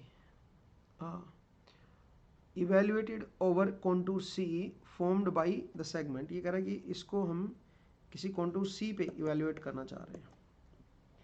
और जो C है, जो कॉन्टूर है, वो क्या दे रखा है, वो जरा देखिए, वो क्या दे रखा है, वो कुछ इस तरह का दे रखा है कि भाई -3 और y में भी -3 है, -3 -3 एंड z में 2 है। ये है -3, -3, 2, यहाँ पे दे दिया पॉइंट। उसके बाद अगला पॉइंट है 2, x में 2 है, y में -3 और z में 2 है। मतलब स्ट्रेट लाइन में ऐसे मूव कर रही है x की तरफ, ठीक है। x में कहाँ पे आ गया बताओ, x में बस इसका जो -3 वाला फैक्टर था वो 2 पे आ गया है ना, x में ऐसे है, हॉरिजॉन्टल प्लेन में ऐसे आ गया, ठीक है। क्योंकि z एंड y चेंज नहीं हुआ, ध्यान से देखो, z एंड y चेंज नहीं हुआ, केवल x चेंज हुआ है, -3 से 2 पे आ गए हो आप, ठीक है। अच्छा, फिर आ जाओ 2, 6, 2। इसका मतलब अब जो है x और z नहीं चेंज हुआ है, ध्यान से देखो, केवल y चेंज हो गया। तो y में कहाँ पे आ गए, 6 पे आ गए। x में और z में आपका वही रहा, -3 y में था, अब आप यहाँ पे आ गए हो। उसके बाद 2, 6, -1, 2, 6, इसके बाद 2, 6, -1 पे चलना है अपने को। तो अब आप ये मुझे बताओ कि यहाँ पे एक्स वाई जेड की वैल्यू क्या है। एक्स वाई जेड की वैल्यू है 2, 6, 2। तो एक्स और वाई को ये कांस्टेंट रख रहा है, जेड को वेरी कर रहा है बस, और जेड को क्या वेरी कर रहा है, -1 पे ले जा रहा है ये, ठीक है भाई। ध्यान से देखो, जेड को क्या कर रहा है, -1 पे ले जा रहा है, वर्टिकली डाउन ले चल रहा है। तो ऐसा कोई कॉन्टूर है भाई। अब ये नहीं पता कि ये आपका स्ट्रेट लाइन है कि नहीं है, ये तो दिया नहीं इसने स्ट्रेट लाइन, ठीक है। ये कॉन्टूर स्ट्रेट लाइन में दे रखा भाई, मतलब स्ट्रेट लाइन दे नहीं रखा, ये हमने स्ट्रेट लाइन में बना दिया। जरूरी तो नहीं है भाई एक पॉइंट से दूसरे पॉइंट के बीच ये स्ट्रेट लाइन में मूव करे। भाई यहाँ पे जो पॉइंट है और ये जो पॉइंट है, ये इन दोनों पे ये स्ट्रेट लाइन में मूव करे, ऐसा तो कोई ज़रूरी नहीं है, ठीक है। यहाँ से यहाँ पे आया, फिर यहाँ से यहाँ पे आया, ठीक है। और आपसे पूछा है gradient of F dot D L क्या होगा, ठीक है, इसकी वैल्यू क्या होगी इन दोनों पॉइंट के बीच में। अब ये कैसे कैलकुलेट करें भाई, अब ये कैसे कैलकुलेट करें। अब हमें तो कॉन्टूर दे नहीं रखा है, तो हमने अपनी मर्जी से बना दिया स्ट्रेट लाइन। तो देखा जाए तो ये एक MTA क्वेश्चन होना चाहिए, मार्क्स टू ऑल होना चाहिए। गलत सवाल है ये, क्योंकि इसमें आपको ये बताना पड़ेगा कि भाई जब आप एक पॉइंट से दूसरे पॉइंट पर जा रहे हो तो कौन से कॉन्टूर को फॉलो कर रहे हो, आप स्ट्रेट लाइन को फॉलो कर रहे हो या कोई और है, ठीक है भाई। हो सकता है इस पॉइंट से इस पॉइंट के बीच आप ऐसे कर्व ही बना के आ रहे हो, ठीक है, फिर ऐसे आ रहे हो, फिर ऐसे आ रहे हो, तो उससे कोई फ़र्क, मतलब ऐसा भी तो पॉसिबिलिटी है। लेकिन ज़रा रुकिए, ये MTA इतना जल्दी सही नहीं है बोलना। MTA ये तब होगा जब ये नॉन कंजर्वेटिव फील्ड होगी। क्यों भाई, अगर ये नॉन कंजर्वेटिव है तो यहाँ से यहाँ तक का जो लाइन इंटीग्रल है वो पाथ पे डिपेंड करेगा। मतलब पाथ फिर आपको, अगर आप टेढ़ा मेढ़ा पाथ ले लोगे तो A to B जो लाइन इंटीग्रल है वो अलग अलग आएगा, अगर नॉन कंजर्वेटिव है तो। लेकिन अगर कंजर्वेटिव है तो A से B आप कोई भी पाथ ले लो, अगर कंजर्वेटिव फील्ड है तो A से B तक कोई भी पाथ ले लो, आपका आंसर जो है वही आएगा। चाहे आप टेढ़ा मेढ़ा पाथ ले लो, इन पॉइंट से होते हुए यहाँ पे आ गए और फिर यहाँ से यहाँ पे आ गए, तो ऐसे कोई भी टेढ़ा मेढ़ा पाथ ले लो, ठीक है, कोई भी टेढ़ा मेढ़ा पाथ लोगे तो आपके पास जो आंसर आएगा वो वही आएगा, ठीक है। पहले ये चेक करते हैं कंजर्वेटिव है कि नहीं है। कंजर्वेटिव कैसे चेक करोगे, कर्ल से। अपने को कर्ल ऑफ एफ देखना है कि वो 0 है या नहीं है। अगर वो 0 है तो ये पाथ के इंडिपेंडेंट आंसर होगा, और अगर ये 0 नहीं है तो पाथ डिपेंडेंट होगा। और क्योंकि पाथ यहाँ पे दे नहीं रखा, बस पॉइंट दे रखे हैं कि किन किन पॉइंट से होते हुए आ रहा है ये, बीच में पाथ तो दिए नहीं भाई, तो बीच में अगर पाथ नहीं दिए तो क्या होगा, फिर हम नहीं सोल्व कर सकते हैं फिर वो, ठीक है। तो पहले देखते हैं इसका कर्ल 0 है या नॉन 0 है। तो उसके लिए हम क्या करेंगे, इसका कर्ल निकालेंगे। कैसे निकालोगे बताओ, x cap Y cap Z cap del by del X del by del Y del by del Z. यहाँ पे बन जाएगा 2x3, यहाँ पे 3y² एंड 4z। तो x कैप का कंपोनेंट कितना आएगा बताया जरा, इसको y के रेस्पेक्ट डेरिवेटिव लो -0 0 आ जाएगा, माइनस वाई कैप का कंपोनेंट क्या बनेगा, इसको z के रेस्पेक्ट x के रेस्पेक्ट डेरिवेटिव लो, इसको z के रेस्पेक्ट, ये भी 0 बनेगा, प्लस z कैप का क्या बनेगा, इसको x के रेस्पेक्ट में और इसको y के रेस्पेक्ट में डेरिवेटिव 0 आएगा। तो कर्ल तो 0 आ गया भाई। अगर कर्ल 0 है तो पाथ देने की जरूरत नहीं है, फिर तो बस ये पॉइंट दे दिया भाई, पहले यहाँ से यहाँ पे आया, फिर यहाँ से यहाँ पे आया, फिर यहाँ से यहाँ पे आया, ठीक है। और पाथ बीच में देने की जरूरत नहीं कि कैसे कैसे इन सारे पॉइंट से होते हुए गुजर रहा है ये। क्यों? क्योंकि जो आंसर आएगा पाथ के इंडिपेंडेंट आएगा। ये फील्ड जो है कंजर्वेटिव फील्ड है। तो अब निकालें कैसे? निकालने का बहुत आसान तरीका है, जरा देखिए। सबसे पहले यहाँ से यहाँ पे देखो, आप स्ट्रेट ले लो ना पाथ को। अब आप अपनी मर्जी का पाथ ले सकते हो, ऐसा पाथ लो जिससे इंटीग्रेट करना हमारे लिए आसान हो जाए। तो हमने ये स्ट्रेट लाइन पाथ ले लिया, यहाँ से यहाँ तक स्ट्रेट, फिर यहाँ से यहाँ तक स्ट्रेट, फिर यहाँ से यहाँ तक स्ट्रेट। सही है भाई। तो इस तरह से मैंने ये ले लिया। अब सबसे पहले डाइवर्जेंस ऑफ एफ निकालते हैं। तो डाइवर्जेंस ऑफ एफ क्या होगा? डाइवर्जेंस ऑफ एफ क्या होगा भाई? वैसे मैं आपको एक बात और बता दूं, अगर ये कंजर्वेटिव है ना, तो आपको याद होगा मैंने आपको एक डाइवर्जेंस थ्योरम बताई थी। मैंने आपको बताया था कि ये जो वैल्यू होती है, क्योंकि आप ए से बी पे जा रहे हो, तो आप क्या लिखोगे? आप इसको लिखोगे F of B minus F of A. याद है? F of B minus F of A, मतलब इसकी वैल्यू बी पॉइंट पे निकाल लो और ए पॉइंट पे निकाल लो और उनका डिफरेंस ले लो, ठीक है। उससे आप इसको सोल्व कर सकते हो। आपको पूरा ये ग्रेडियंट निकाल के फिर उसका लाइन इंटीग्रल करने की जरूरत नहीं है, ठीक है। ये चीज़ मैंने आपको डायरेक्टली बताई थी ग्रेडियंट थ्योरम में, ठीक है। तो अब आप बताओ एफ ऑफ बी क्या आएगा? बी मतलब ये वाला पॉइंट है, फाइनल पॉइंट, और ये है इनिशियल पॉइंट। तो एफ ऑफ बी क्या होगा और एफ ऑफ ए क्या होगा? एफ ऑफ बी जरा देखिए, तो बन जाएगा 2 इंटू एक्स क्यूब, एक्स क्या है 2, 2 का क्यूब क्या हो जाएगा 8, plus 3 into Y square is 36, plus 4 into Z is -1। तो ये तो क्या बन गया? ये बन गया एफ ऑफ बी। अब ये एफ ऑफ ए क्या बनेगा? तो ए पॉइंट है ये, तो ये पुट करो भाई, 3 का क्यूब होता है 27 और -27 हो जाएगा, इंटू 2 करोगे तो -54 हो जाएगा। फिर आ जाओ वाई स्क्वायर करोगे तो यहाँ पे 9 हो जाएगा, 9 इंटू 3 27। फिर आ जाओ 4z, तो 8 बन जाएगा ये, ठीक है। ये एफ ए हो गया, ये एफ बी हो गया। तो ज़रा देख लेते हैं क्या बनेगा। ये बनेगा 8 दूने 16 और ये कितना हो गया बताओ जरा, 16 प्लस 36 गुना 3 6 3 18 108, ठीक है, -4। ये तो एफ बी हो गया, उसमें से माइनस करना एफ ए, ये -54 प्लस 27 तो यही हो गया, 27 और 8 35। तो इसको आप सब्ट्रैक्ट कर दो इसमें से, ठीक है।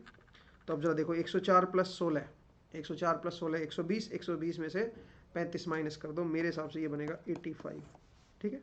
एक बार चेक कर लो भाई कितना आंसर आ रहा है इसका, 13 का 85 आंसर आना चाहिए भाई, ठीक है।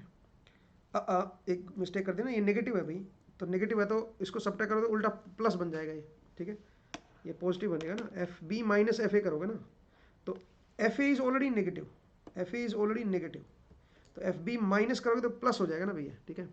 तो कितना बनेगा भाई 120 प्लस 35, ठीक है, तो बन जाएगा 155। एक बार देखो सही लिखा है क्या, 155 आना चाहिए भाई। अब ये तो आंसर दे नहीं रखा मुझे, ठीक है, -3 2 एंड ये क्या है, ये है 261। तो एक बार फिर से देख लो, और यहाँ पे 2x³ plus 3y² plus 4z है, ठीक है। तो अगर मैं देखूँ तो बनेगा 2x³ एफ बी निकाल लो ना, तो 8 बन जाएगा, 2 का क्यूब 8 बनेगा, प्लस 3 इंटू 36 हो जाएगा, ठीक है भाई, 4 इंटू -1 हो जाएगा। तो जरा देखो 8 दूने 16 6 3 18 1 9 108 ये बन गया, -4 ये। एफ ए की वैल्यू भी निकाल के देखो, ए पॉइंट पे एफ की वैल्यू, तो 3 3 होते 27 27 दूने 54, ठीक है, -54 ये सही लिखा है। फिर आ जाओ 27 आपने बिल्कुल सही लिखा है प्लस का, और 28 ये भी सही लिखा है भाई, ठीक है। तो ये क्या बनेगा, ये मैंने थोड़ा गलत कर दिया मेरे हिसाब से ना, इसका जो नेगेटिव वैल्यू आएगी वो क्या आएगी, -27 + 8 19 आएगी। यार क्या करते हो यार, ठीक है। ये जो वैल्यू है ये मैंने गलत लिख दी ना भाई, ये -19 आएगी ना, नहीं समझे, एक बार देखो, अभी तो कोई और तो मिस्टेक नहीं ना होगी। -19 तो यहाँ पे +19 हो जाएगा, ठीक है। तो कितना बन गया, 120 तो यही बन गया भाई, उसमें 19 और ऐड कर दो तो 139 आएगा। देखो ये गलतियाँ नहीं होनी चाहिए भाई, because 139 is the correct answer, ठीक है। इस तरह की जो मिस्टेक्स हैं वो नहीं होनी चाहिए भाई, नहीं तो आप देखो आपको क्वेश्चन आते हुए भी आप सोल्व कर लोगे, गलत कर लोगे, तो ऐसी मिस्टेक नहीं होनी चाहिए, ठीक है। तो इसका जो आंसर आएगा वो 139 आएगा, मेरे हिसाब से आपको समझ आया होगा, ठीक है। नेक्स्ट आइए क्वेश्चन नंबर 14 देखते हैं, 2020 में पूछा गया 2 नंबर का सवाल। क्या है, सवाल है कि AR, A5 and AZ with the unit vector along R5Z, cylindrical coordinate system की बात कर रही है। The flux density is this, ये फ्लक्स डेंसिटी है, हाँ। इस फ्लक्स डेंसिटी की वैल्यू आपको दे रखी है, the electric flux in Coulomb's emanating from the volume enclosed by a solid cylinder of radius 3 and height 5 oriented along the z-axis with its base at origin। ये कह रहा है कि हमारे पास एक सिलेंडर है जिसका बेस ओरिजिन पे है, जिसकी रेडियस है 3 और हाइट है 5, बेस XY प्लेन में है, ठीक है। और आपके पास कोई D दे रखा है, आपसे पूछा है कि इस D का फ्लक्स कितना आएगा, the total electric flux in coulomb emanating from the volume enclosed by the solid cylinder। ये कह रहा है इसका जो वॉल्यूम होगा सॉलिड सिलेंडर का, उसमें से कितना फ्लक्स निकलेगा D का, वो बताना है। तो D का फ्लक्स कैसे निकालेंगे बताओ जरा, हम क्लोज्ड वॉल्यूम में से निकालना है तो D.ds कर दो ना, क्लोज सरफेस इंटीग्रल कर दो भाई इसका, तो ये क्या हो जाएगा, ये इसका फ्लक्स हो जाएगा D का थ्रू दिस क्लोज्ड वॉल्यूम, और इस closed through this close surface, ठीक है। इस क्लोज सरफेस को आप क्या कर सकते हो, वॉल्यूम इंटीग्रल में कन्वर्ट कर सकते हो, ठीक है भाई, ऐसे वॉल्यूम इंटीग्रल में कन्वर्ट कर सकते हो। डाइवर्जेंस ऑफ डी dv, तो एक काम करते हैं, डाइवर्जेंस ऑफ डी निकाल लेते हैं ना पहले, और फिर उसका वॉल्यूम इंटीग्रल कर देते हैं, ठीक है। तो अब जरा देखिए, देखते हैं क्या आंसर आता है। डाइवर्जेंस निकालते हैं सबसे पहले इसका, तो देखो फ्लक्स हम कैसे निकालेंगे इस डी का, ठीक है, इस डी फील्ड का फ्लक्स कैसे निकालेंगे। क्लोज सरफेस में से फ्लक्स पूछा है तो क्लोज सरफेस इंटीग्रल कर दो भाई। अब क्लोज सरफेस को हम क्या कर सकते हैं, वॉल्यूम इंटीग्रल में कन्वर्ट कर सकते हैं, डाइवर्जेंस ऑफ डी dv करके। तो पहले इसका डाइवर्जेंस तो निकालना पड़ेगा ना भाई, ठीक है। तो चलिए इसका डाइवर्जेंस निकालते हैं, ठीक है। तो ये जो फील्ड है इसका डाइवर्जेंस निकालते हैं। डाइवर्जेंस कैसे निकालेंगे बताओ, 1/H1 H2 H3, ये कौन से कोऑर्डिनेट सिस्टम है, सिलिंड्रिकल, तो H1 H2 H3 की वैल्यू आ जाएगी r, del by del r of, बताओ क्या लिखोगे, H2 H3 into F of U1। तो H2 कितना है, H2R होता है, और FU1 15 है, तो 15R लिख देता हूँ मैं इसको सीधा सीधा, ठीक है। ये क्या बन जाएगा, 15R plus del by del phi of, बताओ क्या लिखोगे, H1 H3 1 1 होता है, और यहाँ पे एफ ऑफ यू टू आ गया 2R plus del by del Z. अब ये आना चाहिए भाई आपको, ये मैं कैसे लिख रहा हूँ, डाइवर्जेंस ऑफ डी मैं कैसे लिख रहा हूँ ये नहीं बता रहा हूँ आपको, ये आपको आना चाहिए, ठीक है। तो 1/z, और यहाँ पे क्या आएगा, H1 H2 H1 is 1 H2 is R, cylindrical coordinate system है, इंटू 3RZ, तो 3RZ को R2Z बन जाएगा ये, ठीक है। ये आ जाएगा डाइवर्जेंस। अब जरा देखो क्या बनाइए, 1/r तो पहले से बाहर है, यहाँ से देखो, यहाँ से 15 आ जाएगा, इसका डेरिवेटिव लोगे विद रिस्पेक्ट टू r, तो 15 तो यहाँ पे आ गया, ये 0 बन गया भाई, ठीक है। और इसको z के रेस्पेक्ट में लोगे तो बन जाएगा 3r², ठीक है, z के रेस्पेक्ट डेरिवेटिव लोगे तो ये आएगा, इसको अंदर ले जाओ तो ये बन जाएगा 15/r प्लस 3r। ये हमारे पास क्या आ गया, डाइवर्जेंस ऑफ डी आ गया। अब मुझे इसका वॉल्यूम इंटीग्रल लेना है, तो वॉल्यूम इंटीग्रल कैसे लेंगे वो भी जरा देख लीजिए एक बार। तो हमारे पास डाइवर्जेंस ऑफ डी आ गया है, ठीक है, डाइवर्जेंस ऑफ डी ये है dv क्या होता है, small volume spherical coordinate system में कितना होता है, वो होता है r dr d phi dz, ये होता है। तो मैं इसका सरफेस इंटीग्रल ले, वॉल्यूम इंटीग्रल ले लूँ भाई, क्या बनेगा 15/r plus 3r into r dr d phi dz, ठीक है। ये इसका वॉल्यूम इंटीग्रल हो गया। अब इसकी वैल्यू कैलकुलेट करनी है भाई, r d phi dz, इसका वॉल्यूम इंटीग्रल कर दो। अब पूरा बताओ, रेडियस 0 से लेकर 3 तक है, फाई 0 से लेकर 2 पाई तक है, और जो z है वो 0 से लेकर 5 तक है। ऐसे ही दे रखा ना भाई, 5 हाइट दे रखी ना, देखो 5 हाइट दे रखी है, ठीक है। तो ये आपको सोल्व करना है, ठीक है भाई। अब इसको सोल्व करो भाई, कैसे सोल्व करेंगे, सबसे पहले r के रेस्पेक्ट में देख रहे हैं, तो r के रेस्पेक्ट में इसको लिखोगे तो बन जाएगा 15 + 3r², इस r को अंदर लेगा अभी मैं, इंटू डी आर, ये आ गया। और r की वैल्यू 0 से लेकर 3 तक है, तो पहले r के रेस्पेक्ट में सोल्व कर लो ना, तो बन जाएगा 15 या 45, तो ये आ जाएगा, प्लस 3r³/3, तो 3 से 3 कट जाएगा, r³ बचेगा, r³ में अपर लिमिट डालोगे तो कितना बन जाएगा 27, ठीक है। r के रेस्पेक्ट में ये बनेगा, कितना बन गया ये बताओ, 60, 65, 65 और 7, 65 और 7 72, 72 ये आ गया, ठीक है। फिर आ जाओ फाई के रेस्पेक्ट में सीधा सीधा 2 पाई आ जाएगा, और z के रेस्पेक्ट में सीधा सीधा 5 आ जाएगा, तो 10 पाई से और मल्टीप्लाई कर दो, तो ये हो जाएगा 720 पाई, ये आंसर बनेगा भाई 720 पाई।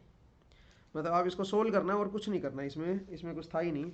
अगर ये इसमें कोई करेक्शन नहीं है तो फिर आंसर जो आएगा वो ये आएगा 720 पाई। लेकिन प्रॉब्लम ये है कि किसी भी ऑप्शन में नहीं दे रखा ये, तो हमने कुछ या तो मिस्टेक की है या फिर हमने ये इसमें कुछ टाइपिंग मिस्टेक है। ज़रा देखें एक बार क्या मिस्टेक की है। सबसे पहले हमने डाइवर्जेंस ऑफ डी निकाला, तो डाइवर्जेंस ऑफ डी मैंने गलती तो नहीं कर दी भाई डाइवर्जेंस ऑफ डी निकालने में। 1/H1H2H3 del by del r of H2H3 f of u1, H2H3 is r, f of u1 is 15, ठीक है। फिर आ जाओ फाई में क्या बनेगा, del by del u2 of H1H3 into 2r, ये भी ठीक लिखा है भाई। फिर आ जाओ फाई 3rz, z के रेस्पेक्ट में ना, तो del by del z of, ये हो जाएगा r3r²z, ये भी सही लिखा है भाई, ये डाइवर्जेंस तो सही निकाला भाई, ये कट गया 1/r बाहर आ गया 15, और यहाँ पे क्या बन गया, यहाँ पे बन गया 3r², ये बिल्कुल सही है भाई, 15/r प्लस 3r, ये भी ठीक है। तो डाइवर्जेंस ऑफ डी हमारा बिल्कुल सही है, डाइवर्जेंस ऑफ डी dv बिल्कुल सही किया यार हमने। इसका मतलब क्या है, या तो प्रॉब्लम में कोई मिस्टेक है, मतलब प्रॉब्लम में टाइपिंग मिस्टेक है कुछ, बाकी कोई गलती नहीं है भाई हमारी, ठीक है। आपसे क्या पूछा है, volume enclosed bye solid of radius 3 height 5 oriented along z axis with its base at origin, ठीक है, सही है भाई, इसमें तो यही आएगा भाई आंसर, ठीक है, जो हमने निकाला है। एक बार मैं देख लो कोई करेक्शन ना हो इस क्वेश्चन में, 2020 का अभी है ना, एक बार मैं चेक कर लेता हूँ कोई करेक्शन ना हो।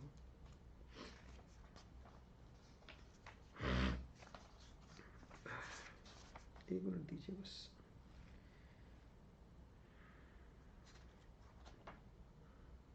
Oh, 15r cap plus 2r z cap and 3rz z cap, देखो जरा सही लिखा है क्या, यही है क्या, 15r cap plus 2r phi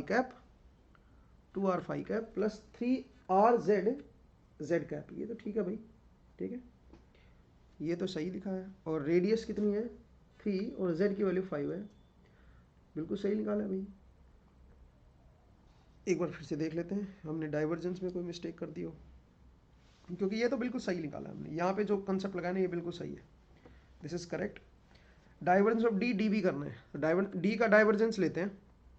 D का डाइवर्जेंस देखो 1/H1H2H3 del by del u1 of H1H3 नहीं H2H3 into F of u1, F of u1 15 है और H2r है, H3 1 है, तो 15r आ जाएगा, ये बिल्कुल सही लिखा है अभी मैंने, ठीक है।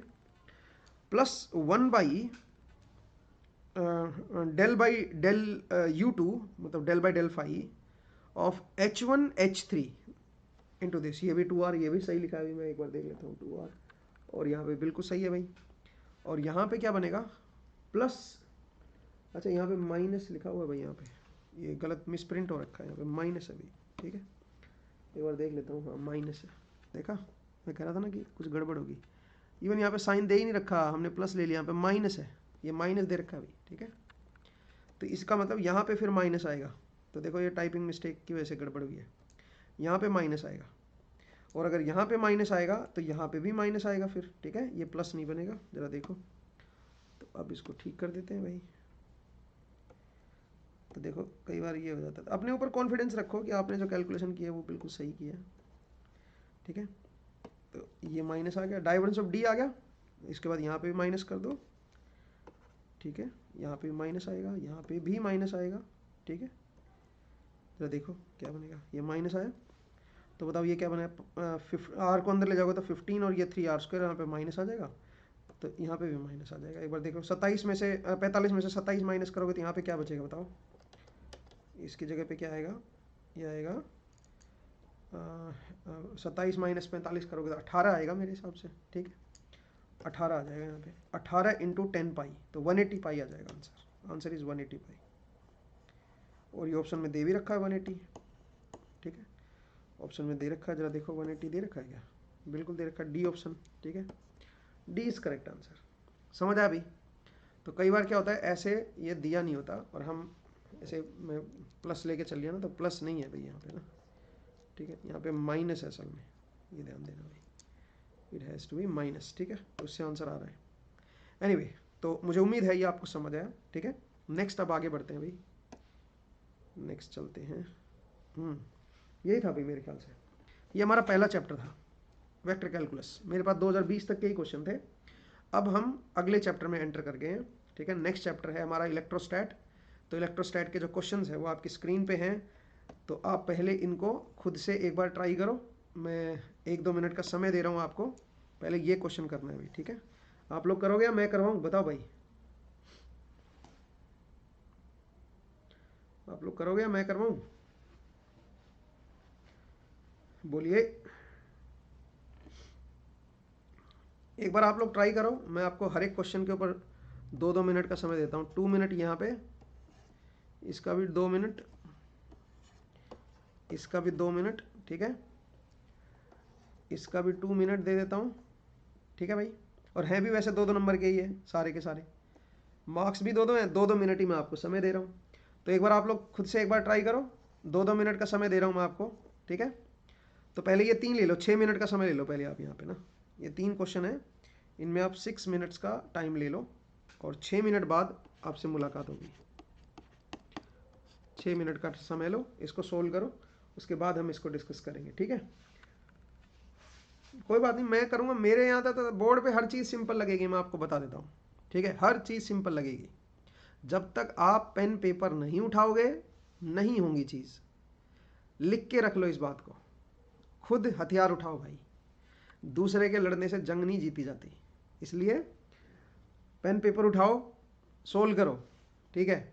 सिंपल सिंपल सवाल है, लेकिन आप सोचो 2-2 नंबर के आ रखे हैं ये सवाल, ठीक है, फटाफट कर लोगे आप, 2 मिनट से ज़्यादा का समय नहीं लगेगा अगर आपने प्रॉपर अंडरस्टैंडिंग बना रखी है तो। करो भाई ज़रा इसको सोल्व करो, मैं तब तक पानी वानी पी के आता हूँ, ठीक है।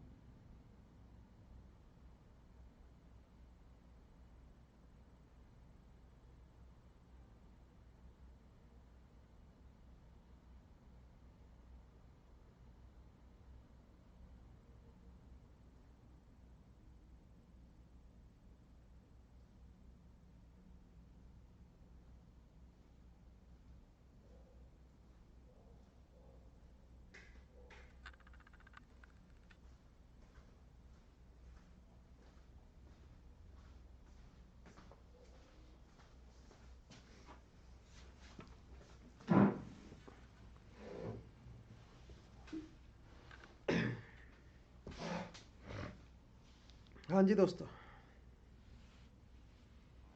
हुआ भाई किसी से कोई क्वेश्चन? एक आधा सवाल हुआ आप लोगों से? हैं? देखें भाई, चलिए मेरी टर्न आ गई है। किसी से हुआ कोई एक आधा क्वेश्चन? करें, देखिए भाई क्वेश्चन क्या है। पहला सवाल देखिए, कह रहा है given the potential function in a free space to be, ये कोई पोटेंशियल फंक्शन दे रखा आपको, ठीक है। The magnitude and the direction of the electric field at point B, इस पॉइंट पे इलेक्ट्रिक फील्ड पूछा है। तो इलेक्ट्रिक फील्ड क्या होता है? माइनस ऑफ ग्रेड वी, ठीक है, ये इलेक्ट्रिक फील्ड होता है। और इसका ग्रेडियंट क्या बनेगा बताओ जरा? Minus of, with respect to x derivative लो इसका, तो 100 एक्स आई कैप, फिर आ जाओ 100 वाई जे कैप प्लस 100 जेड के कैप, ये आ जाएगा भाई। और पॉइंट आपको दे रखा है एक्स वाई जेड, ठीक है। इसकी वैल्यू आपको दे ही रखी है, तो ये बन जाएगा माइनस 100 आई कैप, वाई की वैल्यू -1 है और एक माइनस यहाँ पे, तो प्लस 100 जे कैप, और जेड की वैल्यू 1 है, 100 के कैप, ठीक है। 100 मेरे पास बाहर आ गया भाई, ठीक है। तो देख लो कौन सा आंसर आएगा। क्या पूछा है? The magnitude of and the direction, magnitude पूछा है इसका, तो मैग्नीट्यूड आ जाएगा 100√3, और डायरेक्शन क्या आएगी बताओ जरा? इसको डिवाइड कर दो 100√3 से, तो डायरेक्शन आएगी माइनस आई कैप प्लस जे कैप प्लस के कैप बाई √3, ठीक है। अच्छा यहाँ पे माइनस आएगा भाई, ये माइनस आएगा, ये देखो प्लस माइनस की मिस्टेक नहीं होनी चाहिए भाई, ठीक है, क्योंकि z की वैल्यू 1 है ना यार, और एक माइनस बाहर है, तो माइनस आएगा यहाँ पे, ठीक है। हाँ तो जरा देखो 100√3 तो इसका मैग्नीट्यूड आ गया, ठीक है। तो या तो c होगा या d होगा। फिर डायरेक्शन आ जाओ, डायरेक्शन क्या बनेगी? माइनस आई कैप प्लस जे कैप माइनस के cap by √3, answer is D, daily is correct answer. बोलिए भाई, समझ आया? बोलो, इलेक्ट्रिक फील्ड का मैग्नीट्यूड एंड डायरेक्शन पूछिए भाई, अरे बताओ, आंसर इज डी, ठीक है, सिंपल था। नेक्स्ट आइए क्वेश्चन नंबर 2, ये कह रहा है the electric field E at the point 110 due to the charge located at this, ये कह रहा है कोई चार्ज है जिसको हमने लोकेट किया है। अगर मैं कोऑर्डिनेट सिस्टम ले लूं, चार्ज की लोकेशन कहाँ पे है बताओ? -1, यहाँ पे कोई पॉइंट है, सोचिए, -1,1,1, यहाँ पे हमने कोई चार्ज रख दिया Q, और उसकी वजह से जो इलेक्ट्रिक फील्ड पूछी है वो आपसे पूछी है 1,1,0 पे।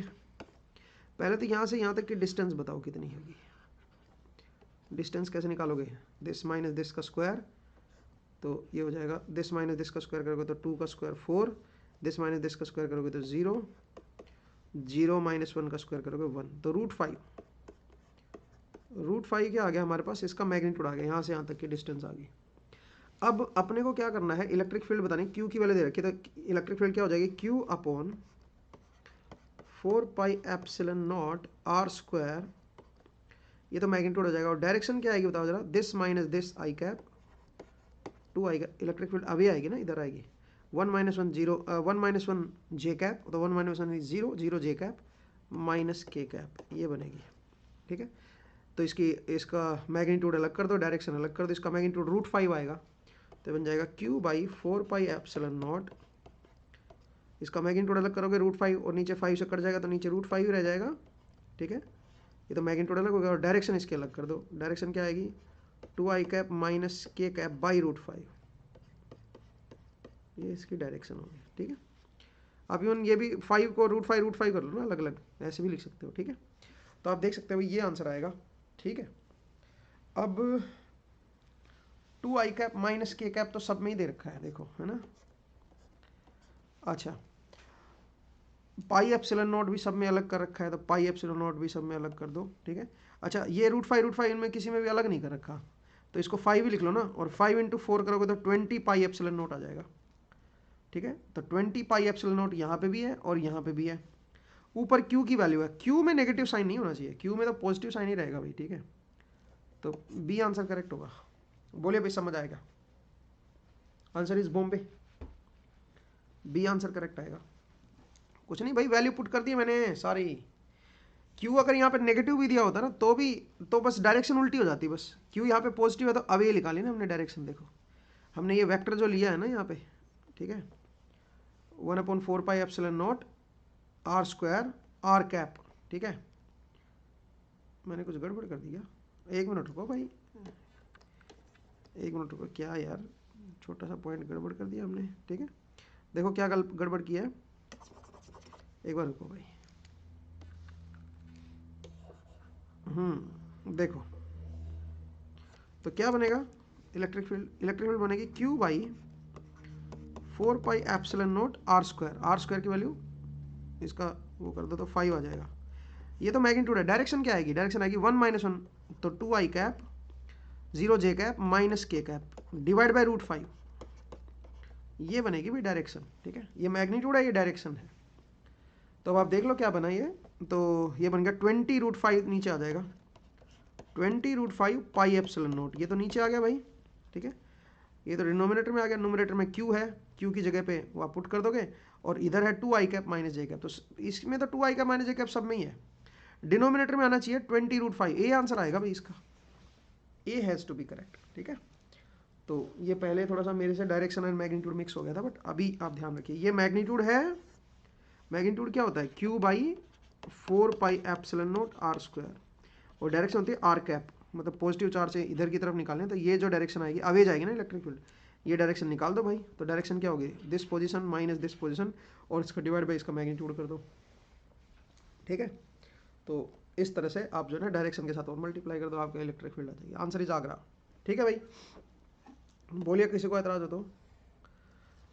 सवाल नंबर 3 देखिए, क्वेश्चन नंबर 3। क्वेश्चन नंबर 3 में क्या कह रहा है, ये कह रहा है पॉइंट चार्ज है जो कि यहाँ पे प्लेस्ड है। A point charge of 1 nano coulomb is placed in space with permittivity space की ये दे रखी है, ये तो एप्सिलॉन नोट ही होती है 8.85, ठीक है। Okay, is shown in the figure the potential difference VPQ, ये कह रहा है P और Q के बीच का पोटेंशियल डिफरेंस जो है वो क्या होगा, between the point P and Q at a distance of 40 mm and 20 mm respectively from the point charges, ठीक है। तो इनके बीच का पोटेंशियल डिफरेंस पूछा यार, ये तो बहुत आसान है, Q बाई 4πε0 1 बाई VPQ पूछा ना। VPQ का मतलब क्या होता है, VPQ का मतलब VP minus VQ, VP minus VQ। VP की डिस्टेंस कितनी है बताओ, 40 mm माइनस VQ 1/20 mm, ठीक है भाई, ये आ जाएगा। तो इसकी वैल्यू तो क्या है, इसकी वैल्यू तो सीधा सीधा 1/40 नेगेटिव आएगी भाई, -1/40 इंटू 10⁻³ आएगी इस डिफरेंस की वैल्यू तो, ठीक है। इंटू में ये और मल्टीप्लाई कर दो, 1/4πε0 कितना होता है, तो ε0 की वैल्यू दे रखी है, तो 1/4πε0 क्या हो जाएगा, 9 × 10⁻⁹, ठीक है। और Q की वैल्यू 1 नैनो कूलम दे रखी है, 10⁻⁹, ठीक है। कट गया यहाँ से, कितना बन जाएगा जरा देखो, ये 10⁻³ ऊपर आगे 10⁻³ चला जाएगा, तो ये बन जाएगा -9000 डिवाइड बाई 40, एक बार देख लो भाई सही है क्या, -9000/40, ठीक है। ये कट गया यहाँ से, ठीक है। तो ये बन जाएगा -4 दूने 8 -225 आएगा। Answer is Bombay.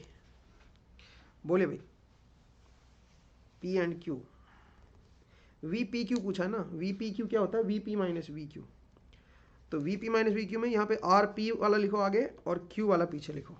समझ आया भाई, बोलिए, हो जाएगा आंसर, आगे बढ़ जाए, ठीक है। तो ये 3 क्वेश्चन किए, आसान सवाल थे, 2-2 नंबर के। अब आइए, अब ये वाले क्वेश्चन करो, 1 मिनट इसको इधर ही रखता हूँ मैं। हाँ, क्वेश्चन नंबर 4, 5 एंड 6 करो जनाब, 4, 5 एंड 6, ये भी दो नंबर, ये 2 मिनट ले लो चलो, हालांकि 1 नंबर का है तो मेरे ख्याल से 1 मिनट में हो जाना चाहिए, ठीक है। बाकी सारे 2, टोटल 5 मिनट है भाई आपके पास, ठीक है। करो जरा, 5 मिनट में इनको भी सोल्व करो, फटाफट करो भाई, 5 मिनट का समय है, फटाफट सोल्व करो, जब तक आप खुद नहीं करोगे तब तक बात नहीं बनेगी, मैं पहले बता रहा हूँ। सवाल बड़े सिंपल हैं, फटाफट कर लोगे आप, बेसिक अंडरस्टैंडिंग, ठीक है, बिल्कुल ही बेसिक अंडरस्टैंडिंग वाले सवाल हैं। 5 मिनट का समय है आपके पास, फटाफट कीजिए, देखते हैं कितने लोग सही जवाब देते हैं। जो आप में से सही जवाब देगा, ठीक है, उसको मेरी तरफ से क्या दूं मैं आपको, कुछ इंटरेस्टिंग चीज़ दूंगा, ठीक है। चलो आप बताओ, वो इंटरेस्टिंग चीज़ शाबाशी भी हो सकती है चलो कोई बात नहीं, करो भाई, देखते हैं। तीनों सवाल का सही जवाब देना है, वो आंसर देख के नहीं देना है, ठीक है। कहीं आपको लगे कि भाई पता नहीं सर क्या देंगे, कुछ नहीं दूंगा मैं, ठीक है, क्योंकि आपके पास ऑप्शन क्वेश्चन सबके पास होते हैं, आंसर देख के बता दोगे, हैं, वो काम नहीं करना है। चलो कोई ना, एक बार निकालो सही, ईमानदारी से करो भाई, बताओ क्या आंसर आएगा। 4, 5, 6, दो दो नंबर के हैं, केवल 6 क्वेश्चन 1 नंबर का है, और ये तो 6 तो बहुत ही आसान है यार, करो भाई।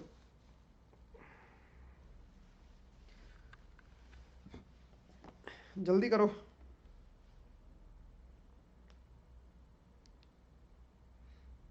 5 मिनट का समय है, 7:25 हुआ है, तो 7:30 पे कराऊंगा मैं।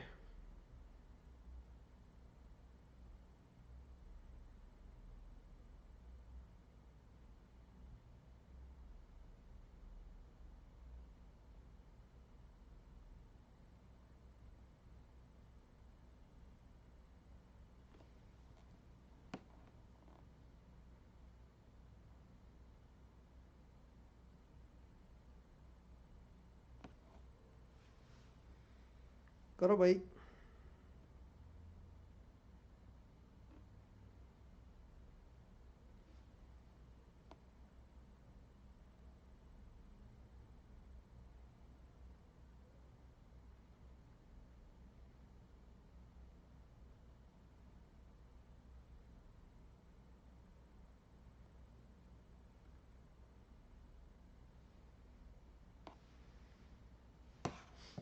जल्दी करो, 4 मिनट का समय रह गया आपके पास, फटाफट सोल्व करो।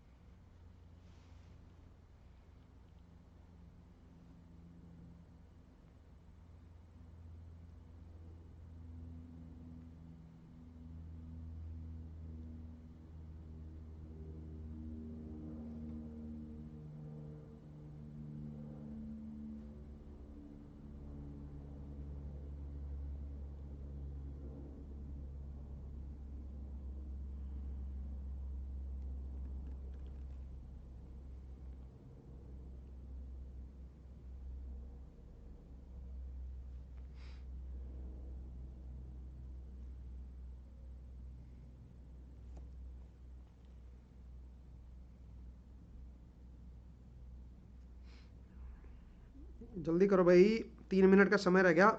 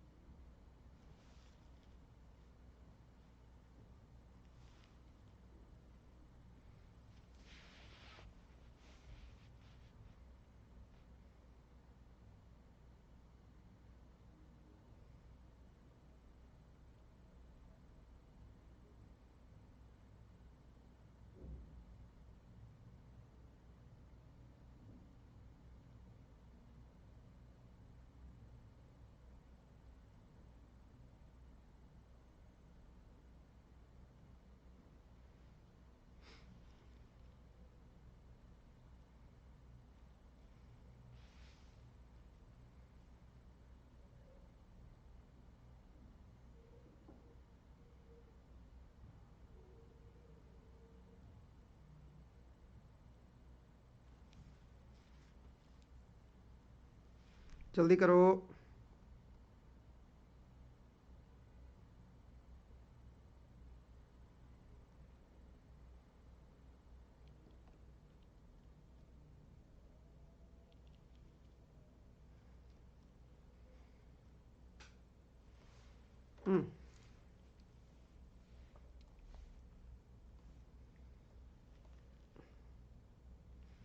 Try to teach in English. Okay, I will try. No worries. So let's discuss these questions in English. Okay, so let's come to the question number 4. The question number 4 says a parallel plate capacitor has an electrode area of 100 mm square with a spacing of 0.1 mm between the electrodes. The dielectric between the plates is air with the permittivity epsilon naught. The voltage on the capacitor 100 volt, the stored energy in the capacitor is. So it's a very simple question. Stored energy in the capacitor is half CV square. Half CV square. Okay. V is given as 100 volt. The only thing required is C. Okay. So if you can calculate C, then we can find energy stored in the capacitors. What is C? Since it is a parallel plate capacitor, so C has to be epsilon naught epsilon R A by D. Okay, epsilon naught epsilon R A by D. This is the capacitance. Now the epsilon naught value is, tell me what is epsilon naught? It is 8.85 into 10 to the power minus 12. Okay, and epsilon R is 1 because the medium is air. Okay, area of the plates is 100 mm square, so you can convert this into meter square.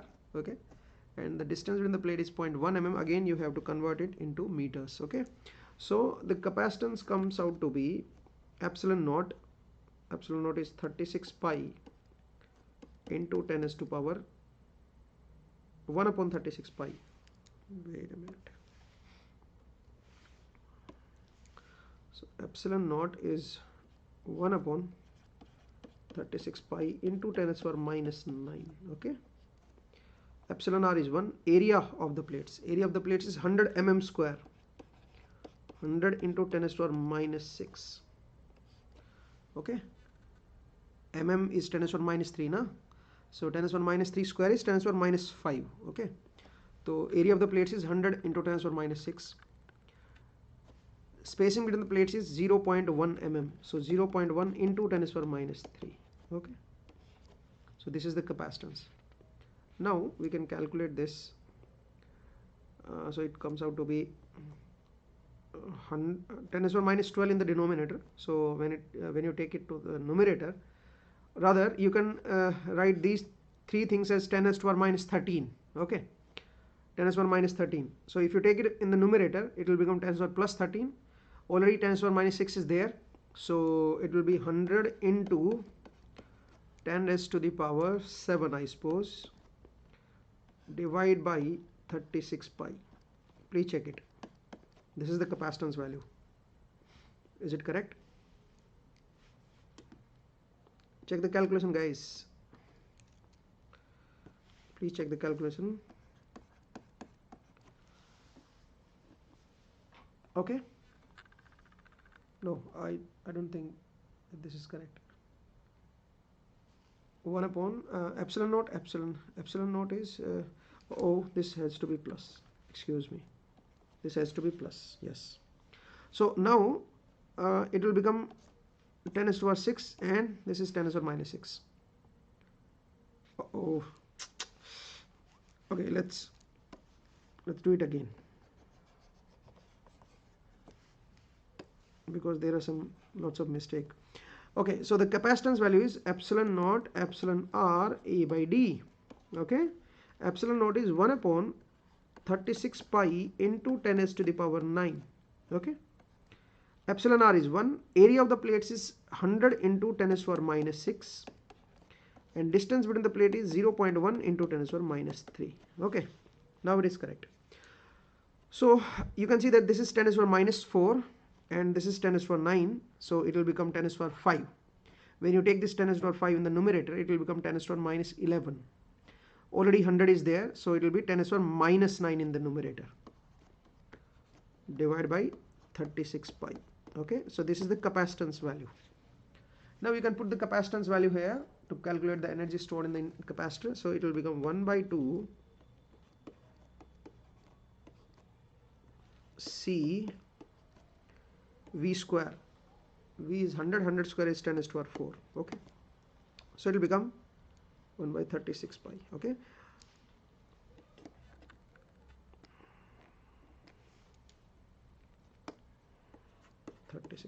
okay, so now it will become 10 to the power minus 5 divided by 72 pi. Is it fine, guys? So this is the energy. Now you can calculate in nanojoule, I suppose. So it will be around 200 or maybe 250. So 1 upon 250 or 200 is roughly 0.5, less than 0.5. Okay, so either this is correct or this is correct. Please check the calculation. Please check it and tell me which option is correct. So it's a simple question. The only thing is we need to calculate half CV square. V is given as 100, so 100 square is 10 to the power 4. Now we need C. So C is epsilon naught A by D, because it's a parallel plate capacitor. Okay, so epsilon naught is 1 upon 36 pi into 10 to the power 9. Okay,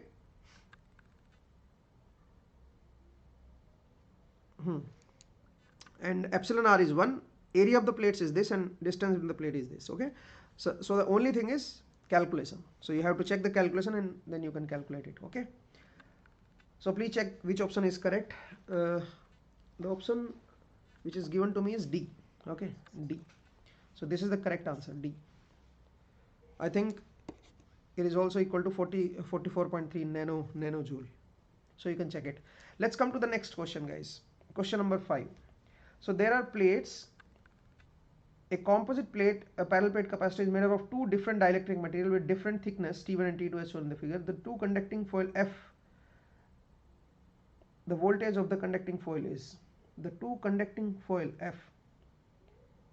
The voltage of the conducting foil is, no, I think something is missing there. Okay, so T1 and T2 are the thickness. The two conducting foil F, I think he is saying about these two conducting foils. The two conducting foil F, the voltage of the conducting foil is either this is conducting foil, or I mean these two has to be the conducting foil, but I think he is asking the voltage of this conducting foil. I don't know, because the question is not clearly written. So let me check whether there is some correction or not. A composite parallel plate capacitor is made up of two different dielectric materials with different thickness T1 and T2 shown in the figure. The two conducting foil F, no, it's the same. Just give me 2 minutes.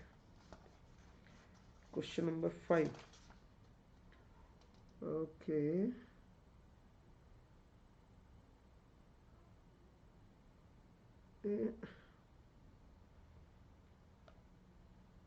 Maybe he is asking about the voltage of this plate. Voltage of this plate. Different thickness T1 and T2. I think he is asking about the voltage of this plate, because there is some mistake in the statement. The statement is not clear. So I hope you want to ask the voltage of this plate. Okay, so we can calculate the voltage of this plate. How we are going to calculate that? It's very simple. What we can do is, look, we can write this as a combination of two series connected capacitors.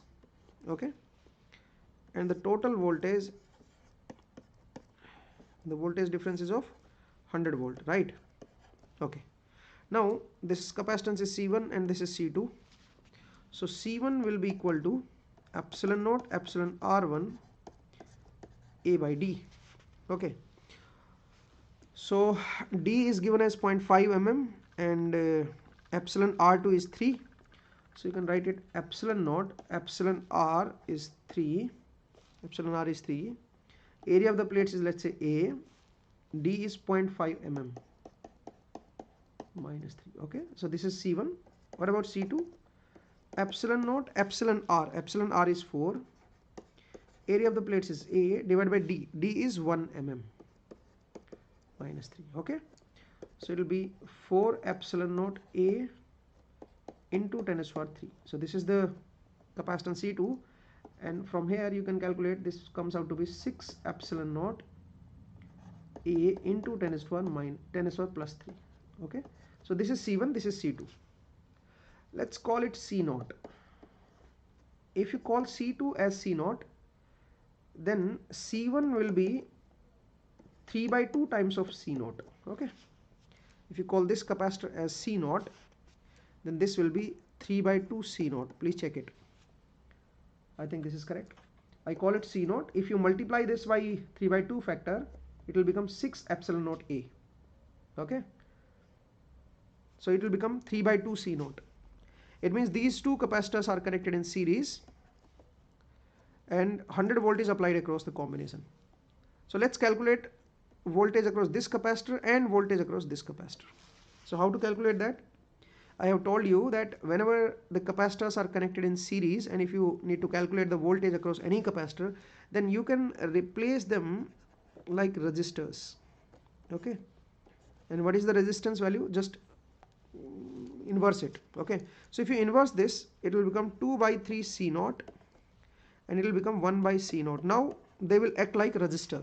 Okay, to calculate the voltage difference across the capacitors, what you can do is you just inverse these capacitances and treat them like resistors. Okay, and we have 100 volt of voltage difference across these two capacitors. Now what will the current? The current will be 100 divided by 2 by 3 C0 plus 1 by C0. Okay, please check it. So it will become 100 3 C0 divided by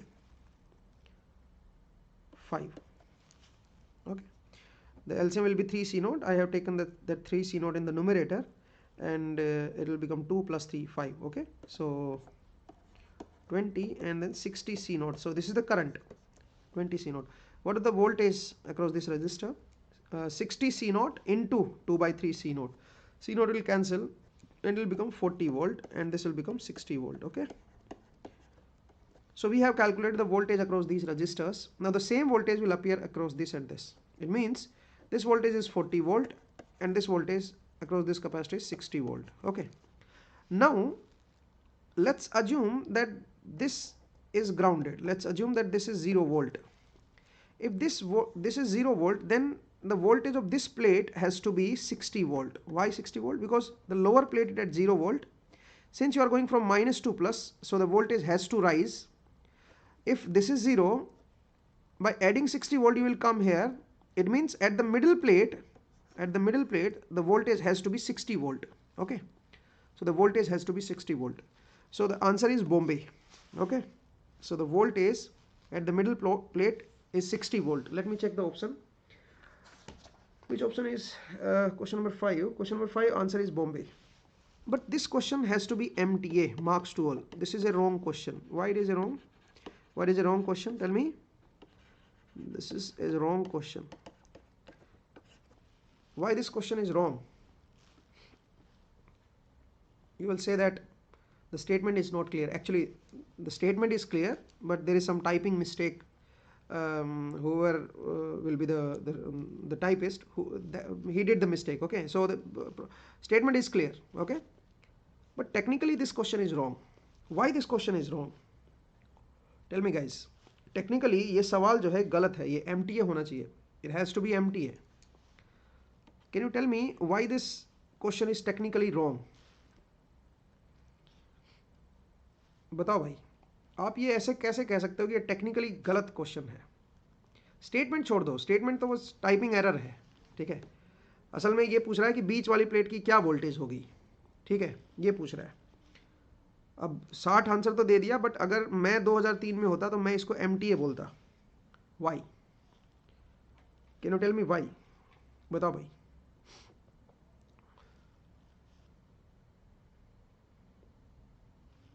बताओ, tell me why it is wrong. Okay, देखो भाई, wrong क्यों होता? Who told you that this voltage is 0 volt? It's not given in the problem. If you take this voltage as 20 volt or maybe 10 volt, if you take this as 10 volt, then this voltage has to be 70 volt and this voltage will be 110 volt. Okay. I mean, the reference you can take as any value, no? 0 or 10 or 20. Who told you that you have to take 0? Okay. So if reference is not given, you cannot find voltage of a point. To calculate the voltage of a point, the reference must be given. In this question, reference is not given. It is not given that this lower potential is at ground level. It is not given. It is not mentioned.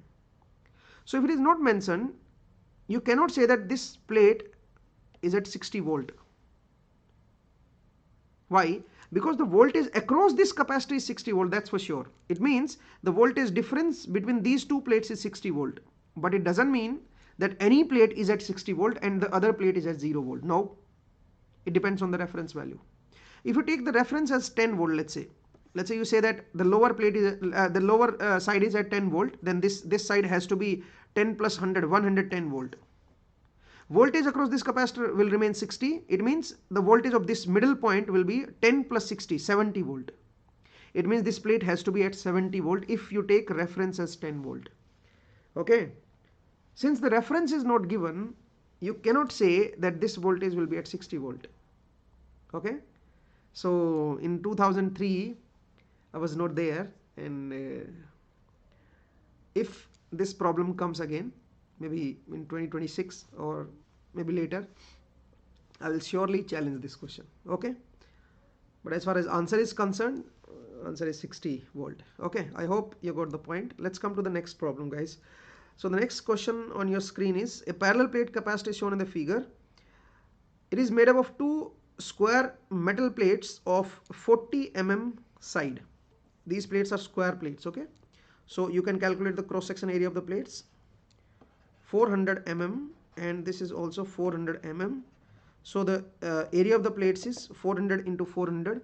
So it will become 16 into 10 raised to power 4 into 10 raised to power minus 6 meter square. Okay.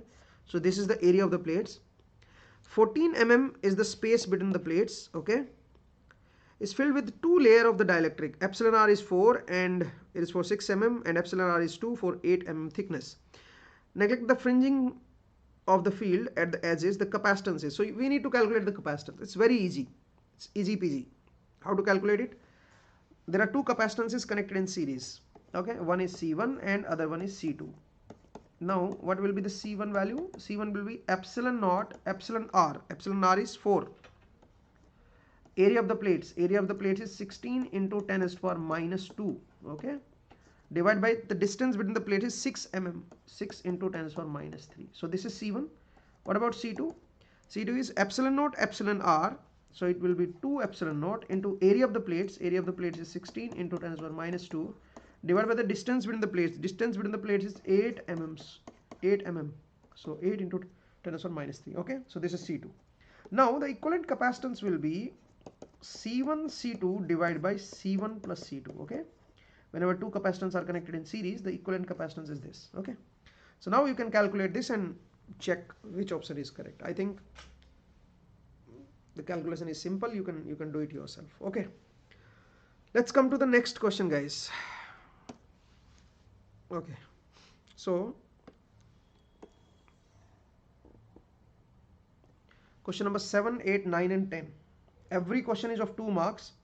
So you have to solve it, and I'm giving you 2 minutes for this, 2 minutes for this, 2 minutes for this, and 2 minutes for this. Okay.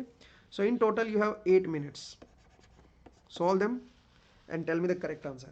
Okay. Don't go for the solution. Even if you have the answers of these questions, don't look them. Okay. Don't look at the solution, just solve them. Okay. These are very simple questions. You can easily solve them. Do it. You have 8 minutes, guys. जल्दी solve करो भाई, 8 minute का समय है आपके पास. जल्दी जल्दी करो.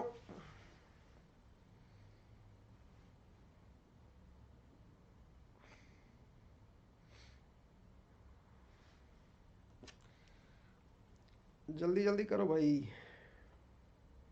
तो देखो ये एमटीए वाले जो क्वेश्चंस है ना, ये मास्टर लोगों को पता ही नहीं, आंसर भिड़ाए जा रहे हैं बस, ठीक है। जब बताएंगे तो पता चल जाएगा उनको कि हाँ ये गड़बड़ है, लेकिन ऐसे करते रहेंगे लोग, ठीक है। तो इसको सही से करें भाई, इसको ध्यान से देखो, ये ऐसी मिस्टेक्स पहले होती थी, ठीक है। और पहले के मास्टर लोगों ने बताया कभी नहीं किसी को, ठीक है।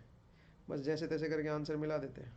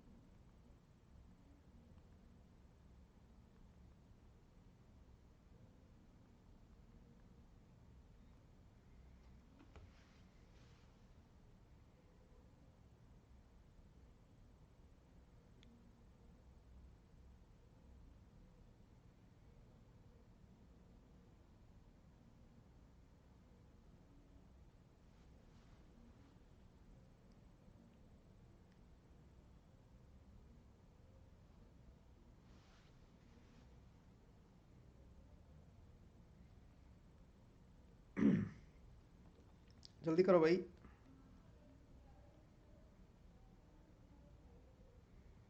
हो गया? हो गया? Okay guys, so let's solve these questions now. I think now it's my turn. Have you done? Have you done any question? Okay. Okay, let's try to solve them. Look at question number 7. So in question number 7, a solid sphere made up of insulating material has a radius of r. So we have an insulating sphere and its radius is r. Charge is distributed uniformly in its volume. So in the entire volume, total charge is q. Okay, and it is distributed uniformly. What is the magnitude of electric field intensity at a distance r when r is less than capital R, greater than 0, less than capital R? So maybe somewhere here. Okay, at this distance we need to calculate the electric field. So you can apply Gauss law. Gauss law says the closed integral of E dot ds equal to q enclosed by epsilon naught. Epsilon naught. Okay, since we have the dielectric, so we can write epsilon naught epsilon r. Okay, so you can write it like this. Now we know that the charge distribution is uniform and we are taking a sphere of radius r. So on this sphere electric field is constant, so you can take it out, and the direction of electric field is radially outward and the surface is also radially outward. So you can say that this integral will become E into 4 pi r square and will be q enclosed. What is the enclosed charge in this closed surface? So in total volume, which is 4 by 3 pi r cube, the charge enclosed is q. Since we are taking a closed surface of radius small r, so the volume of the small r radius sphere will be 4 by 3 pi r cube. And in this volume, the charge enclosed will be q upon 4 by 3 pi r cube into 4 by 3 pi r cube. Okay, so it will become q r cube divided by capital R cube. Okay, this is the charge enclosed. Now you can put it here, so it will become q r cube divided by r cube. Okay, divided by epsilon. Epsilon naught into epsilon r is epsilon.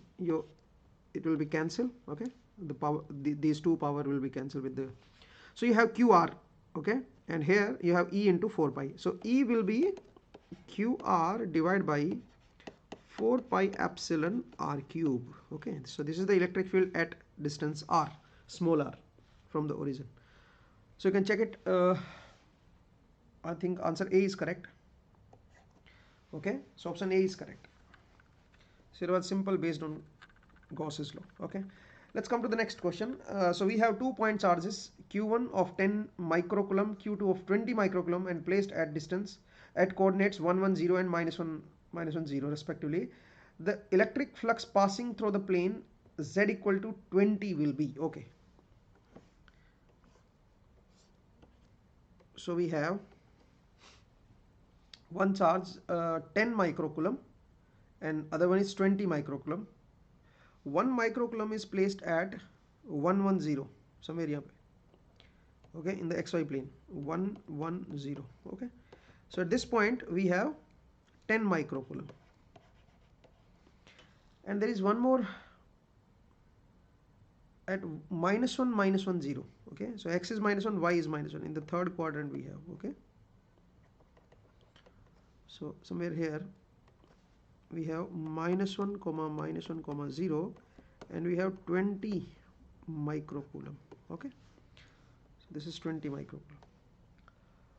Now electric flux passing through a plane z equal to 20. So we have an infinite plane.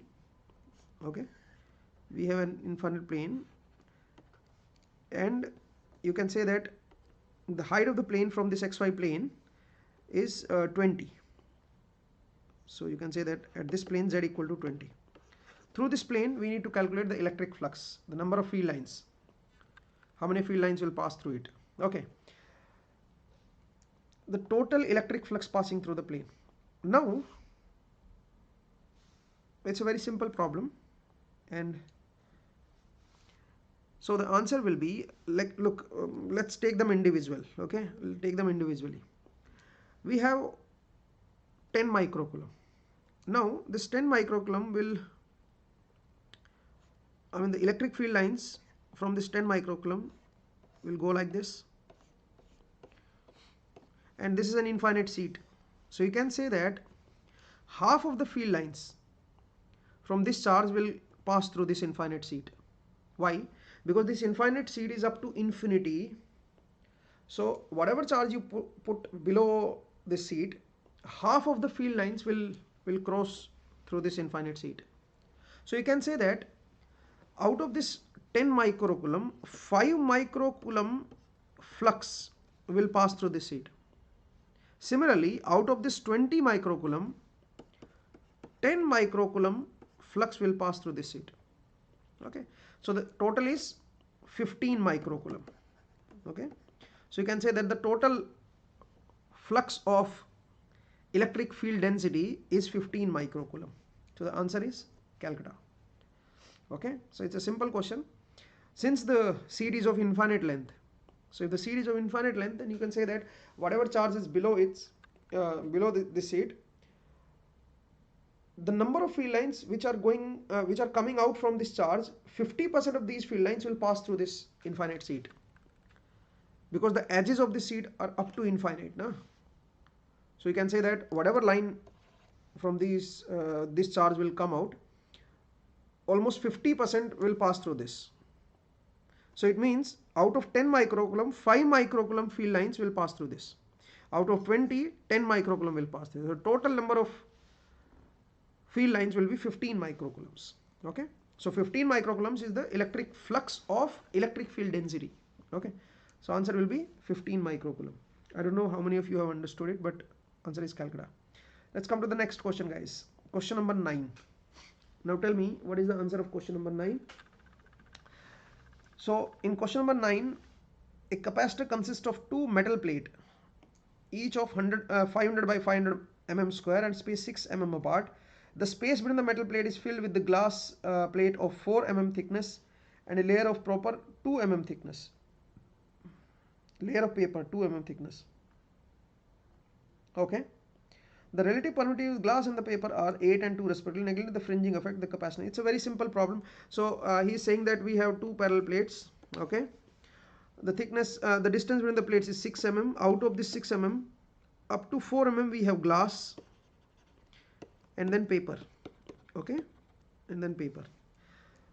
4 mm thickness is glass and then 2 mm thickness is paper. Okay, relative permittivities are given. We need to calculate the equivalent capacitance. So we have already done this question before, so you can easily solve it. Okay, I'm not going to waste my time here. Let's come to the next question. So the next question is question number 10. So it says a capacitor is made with a polymeric dielectric having epsilon r 2.26. Okay, so we have a capacitor and epsilon r is 2.26. Okay, and a dielectric breakdown strength. Okay, E breakdown strength is 50 kilovolt per centimeter. So you can write it as 50 into 10 to the power 5 volt per meter. Okay, you can write it like this. So it is the breakdown electric field. The permittivity of the free space is 8.85 picofarad per meter. So it's epsilon naught. The rectangular plate of the capacitor have width of 20 centimeter and length of 40 centimeter. So area of the plates is 20 into 80. So it will come 800 centimeter square, 10 to the power minus 4 meter square. Okay. So this is the area of the plates. The maximum electric charge on the capacitor. So we need to calculate the electric charge of the capacitor. How to calculate the maximum charge on the capacitor? We know that Q is equal to CV. Okay. If you know the capacitance and the voltage difference, maximum voltage difference which this capacitor can withstand, that maximum voltage into the capacitance of these plates will be the Qmax, maximum charge it can hold. Okay, so what is the capacitance value? C will be equal to epsilon naught, which is 8.85 into 10 to the power minus 15 picofarad is there. Okay, 10 to the power minus 12. Wait a minute. So 8.85 epsilon naught epsilon r epsilon naught epsilon r a 800 into 10 to the power minus 4 a by d. D is distance between the plates, and distance is given or not. Okay, let's say distance is not given, d. Okay, so this is the capacitance between the plates. Now what is the maximum voltage which this capacitor can withstand? So the maximum voltage will be electric field into d. E into d is the potential difference, na? So it will be 50 into 10 to the power 5 into d. Per meter, this voltage can be applied. Since the distance between the plates is d, so between these two plates we can apply this much of voltage, E into d.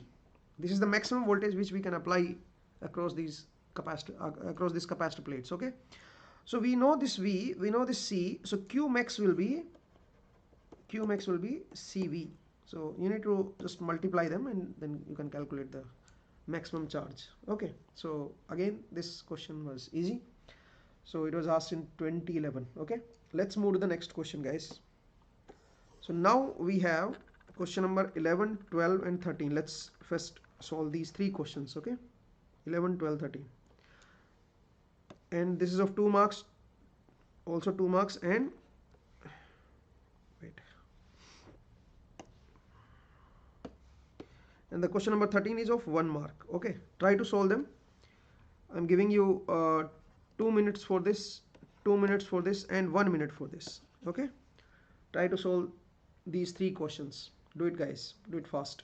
It's very, these questions are very simple, you can easily solve them.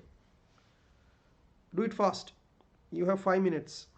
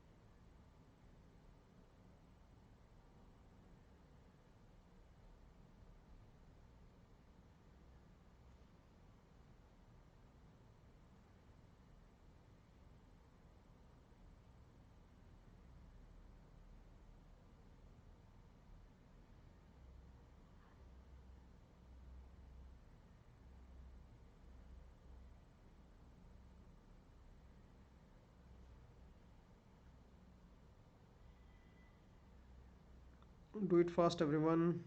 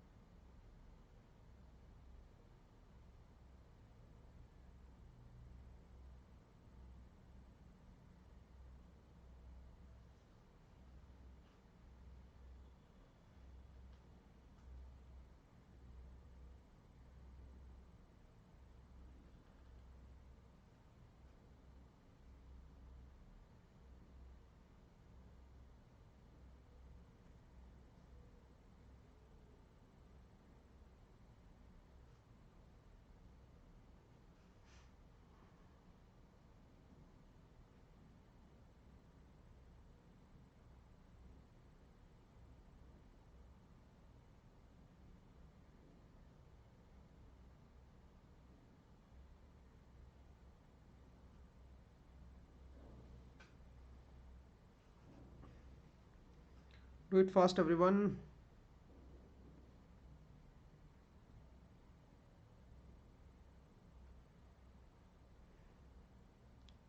कर लिया soul? जल्दी करो भाई, इतना समय नहीं लगता है। 2-2 मिनट के तो सवाल हैं यार, उनको फटाफट कर लोगे। इतना समय थोड़ा ना खराब करना होता है इन पे। सिंपल से तो सवाल पूछते हैं ये लोग, इनमें दम ही नहीं होता। These are very simple question.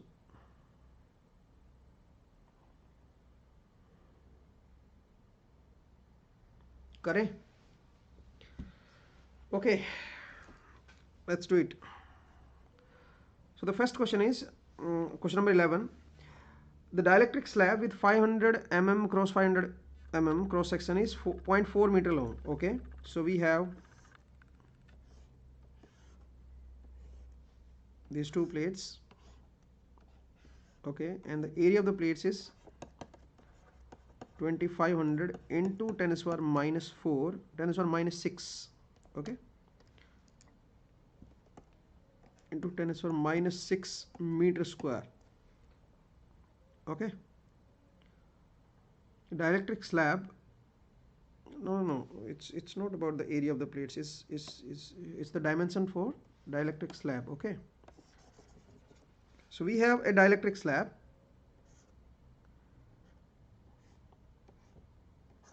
We have a dielectric slab like this.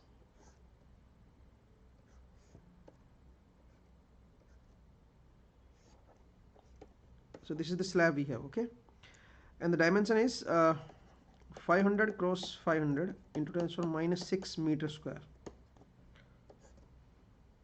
This is 500, this is also 500. Okay, no, again this is wrong. Let me redraw it.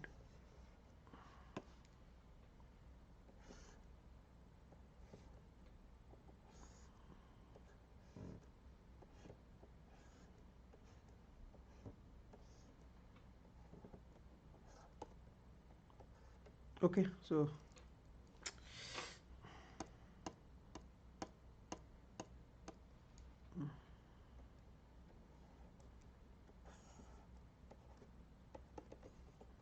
okay, so the cross section is 500 into 500. Okay, so the cross section area of this dielectric slab is 500 into 500 into 10 to the power minus 6 meter square. Okay, so it will become 2500, wait, 25 into 10 to the power 4 into 10 to the power minus 6 meter square. So this is the cross section area of this dielectric slab. Length is 0.4. Length is 0.4. A dielectric slab with 500 mm cross 500 cross section is 0.4 meter long. The slab is subjected to a uniform electric field E. Okay, so we have applied some uniform electric field E, and the E is 6I cap plus 8J cap. This is the applied electric field, kilovolt per mm. So you can write it 10 to the power 6 volt per meter. Okay, so this is the applied electric field. The relative permittivity of the dielectric material is 2, epsilon r is 2. Okay, the value of the constant epsilon naught is 8.85 picofarad per meter. Energy stored in the dielectric. We need to calculate the energy stored in the dielectric.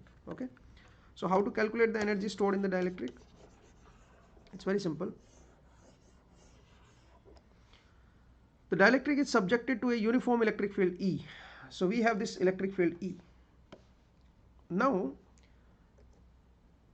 if you remember the energy density,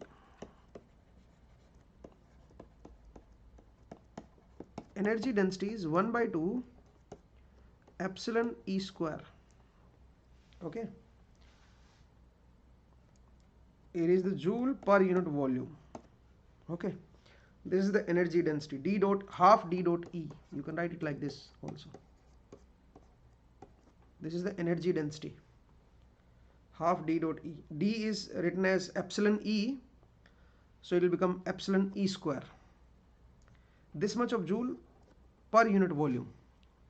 Since we need to calculate the stored energy in the dielectric, so what we can do is we can multiply this quantity with the volume of this dielectric slab.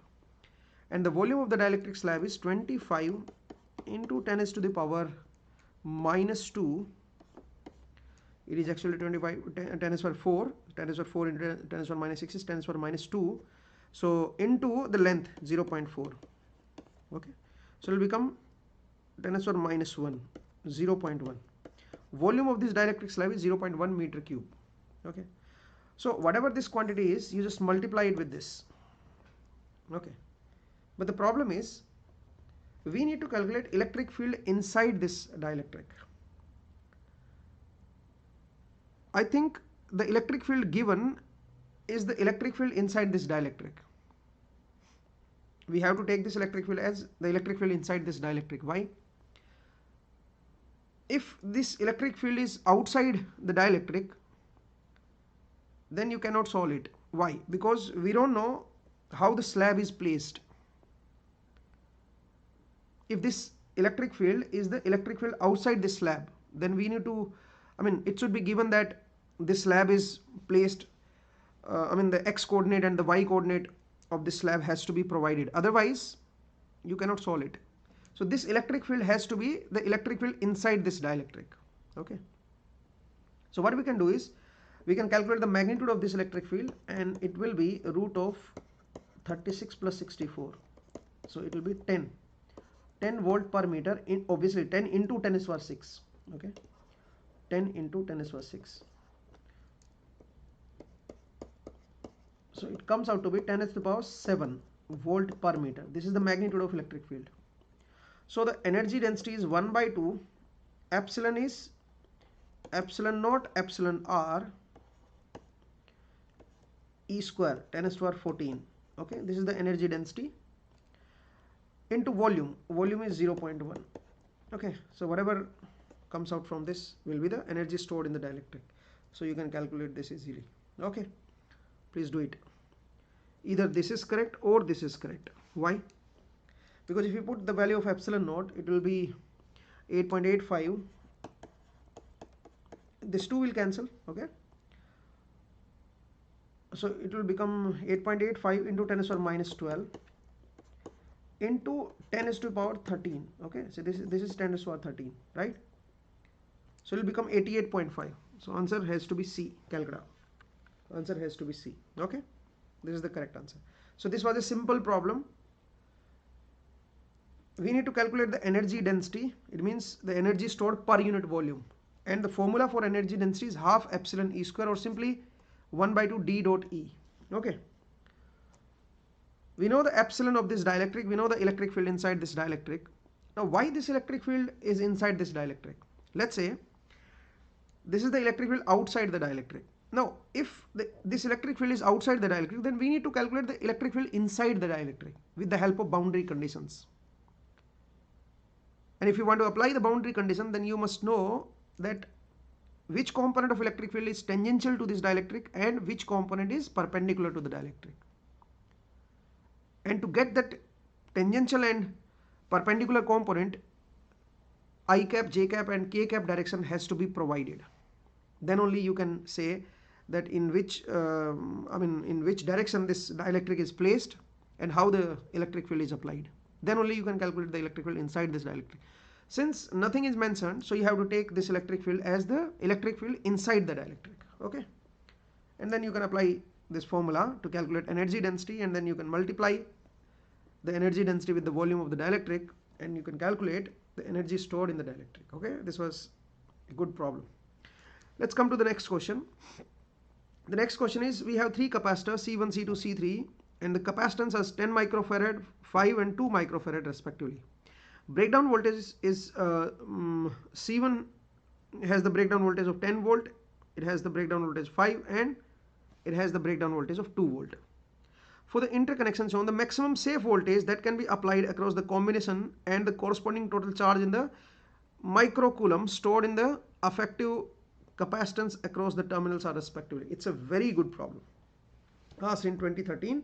So this is a very good problem. Let me check your comments. Okay. So guys, let's try to solve this problem. Question number 12. Okay, question number 12.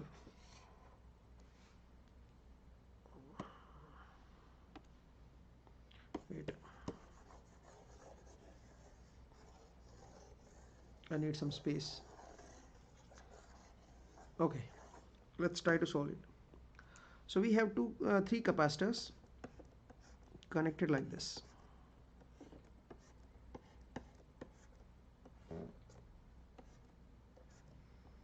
C1 is of 10 microfarad. This is of 5 microfarad and 2 microfarad. Okay. Okay. This is C1. This is C2, and this is C3. Okay. The breakdown voltage for C1 is given as 10 volt.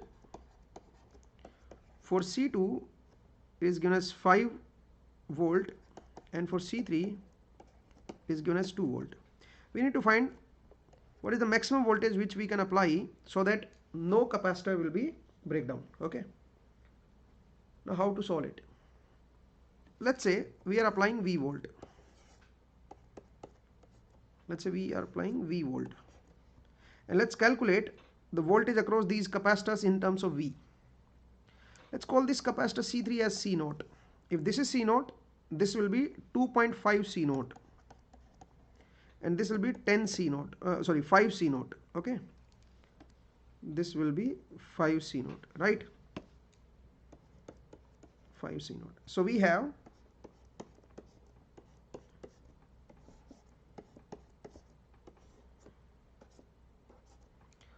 5 C0, C0 and 2.5 C0, right? And let's say we have applied V volt difference. Now if you apply V volt difference, clearly the voltage across this capacitor will be V, but the voltage across this capacitor and the voltage across this capacitor we have to calculate. How? You can convert these two capacitors into resistors, and then you can calculate the voltage across these two capacitors. Okay, how? The voltage across the combination of these two capacitors is V, and the equivalent resistance value is 1 upon 2.5 C0 and 1 by C0. How much current will flow? V divided by this plus this, 1 upon 2.5 C0 plus 1 upon C0. So it will come out to be V into C0 divided by V into 2.5 C0 divided by 3.5. Okay, so it will come out to be 25 CV0 C0 V divided by 35. You can see that this is the amount of current which will flow. Now the voltage across this capacitor will be this current multiplied by this resistance. So the voltage across this capacitor, let's say it's called V1 and this is V2.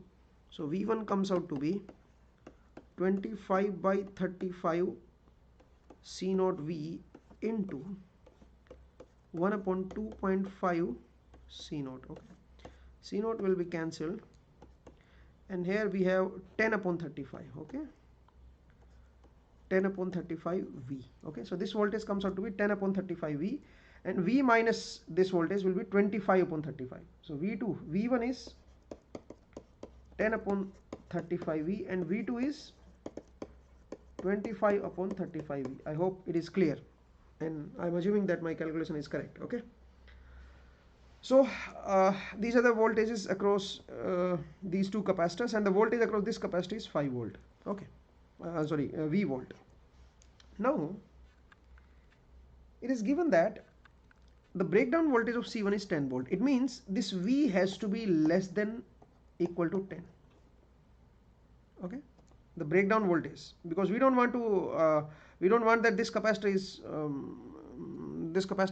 we don't want the breakdown of this capacitor. So the maximum voltage which can be applied across this capacitor has to be less than 10 volt. So this V has to be less than 10 volt, because V volt is across this capacitor. No? What about this capacitor? The voltage of this capacitor is 10 by 35 V1, 10 by 35 V, and it has to be less than equal to 5 volt, because we don't want that the voltage across this capacitor become greater than 5 volt, because then it will break down. Okay, now the next C3. C3. The voltage across C3 is 25 by 35 V, and it has to be less than equal to 2 volt. Okay, it is less than equal to 2 volt, right?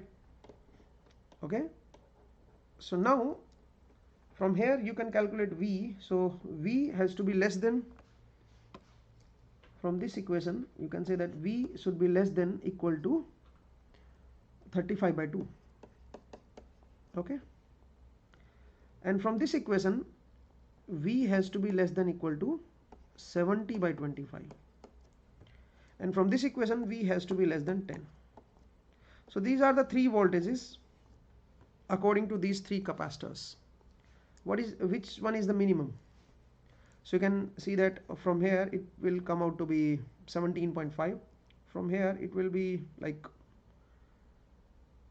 less than 3 volt. Okay, so it will be around 2 point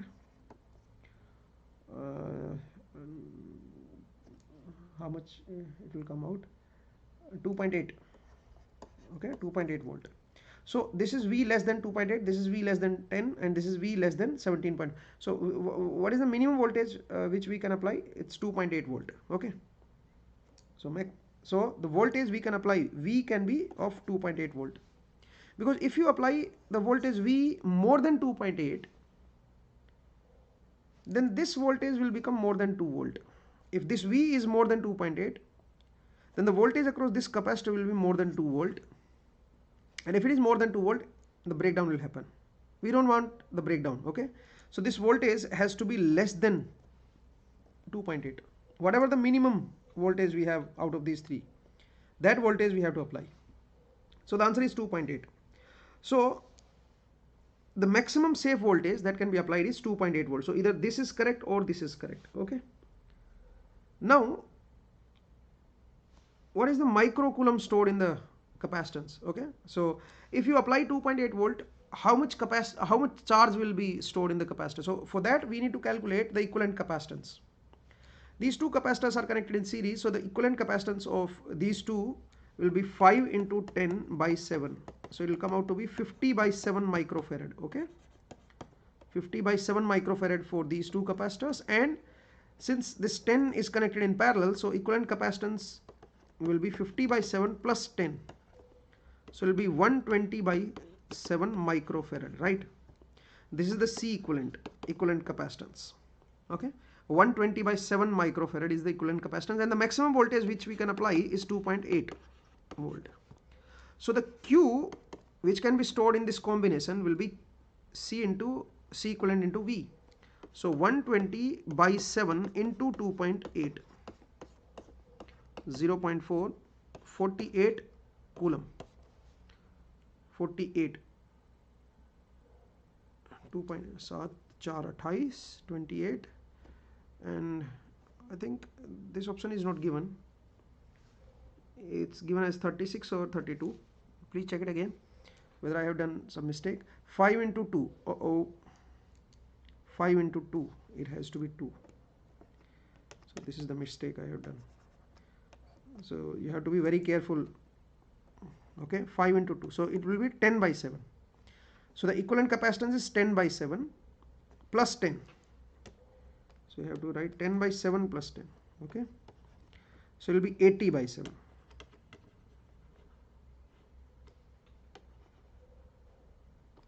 Okay, this is 80 by 7. Okay, so 80 by 7 into 2.8, so it will be 0.4, 32. Okay, so the maximum charge, the charge stored in this combination will be 32 coulomb. So answer is Calcutta. Okay, answer is Calcutta. Simple. Let's come to the next question. Question number 13. The undesirable property of the electrical insulating material is, tell me guys. High dielectric strength? No, it's a very desirable property for electrical insulating material, because the main purpose of the insulating material is to provide the dielectric strength. High relative permittivity, high thermal conductivity, high insulation resistivity. I think high thermal conductivity. We don't want that the no, wait. Thermal conductivity is again a good thing, because When the current will flow through the electrical wire, it will heat up, and we want that the heat will be distributed, I mean it should come out from that insulating material easily. So insulating material should be of high thermal conductivity. That's good. I think that's good. But among these four, we have to calculate the best one. We have to find the best one. High dielectric strength is again a good thing. I mean, it's required. High relative permittivity. Look, whatever the relative permittivity will be, if you increase the relative permittivity, the breakdown strength of that insulating material will increase. It means if the relative permittivity is high, it will be, you can say, it can withstand more electric field. Okay.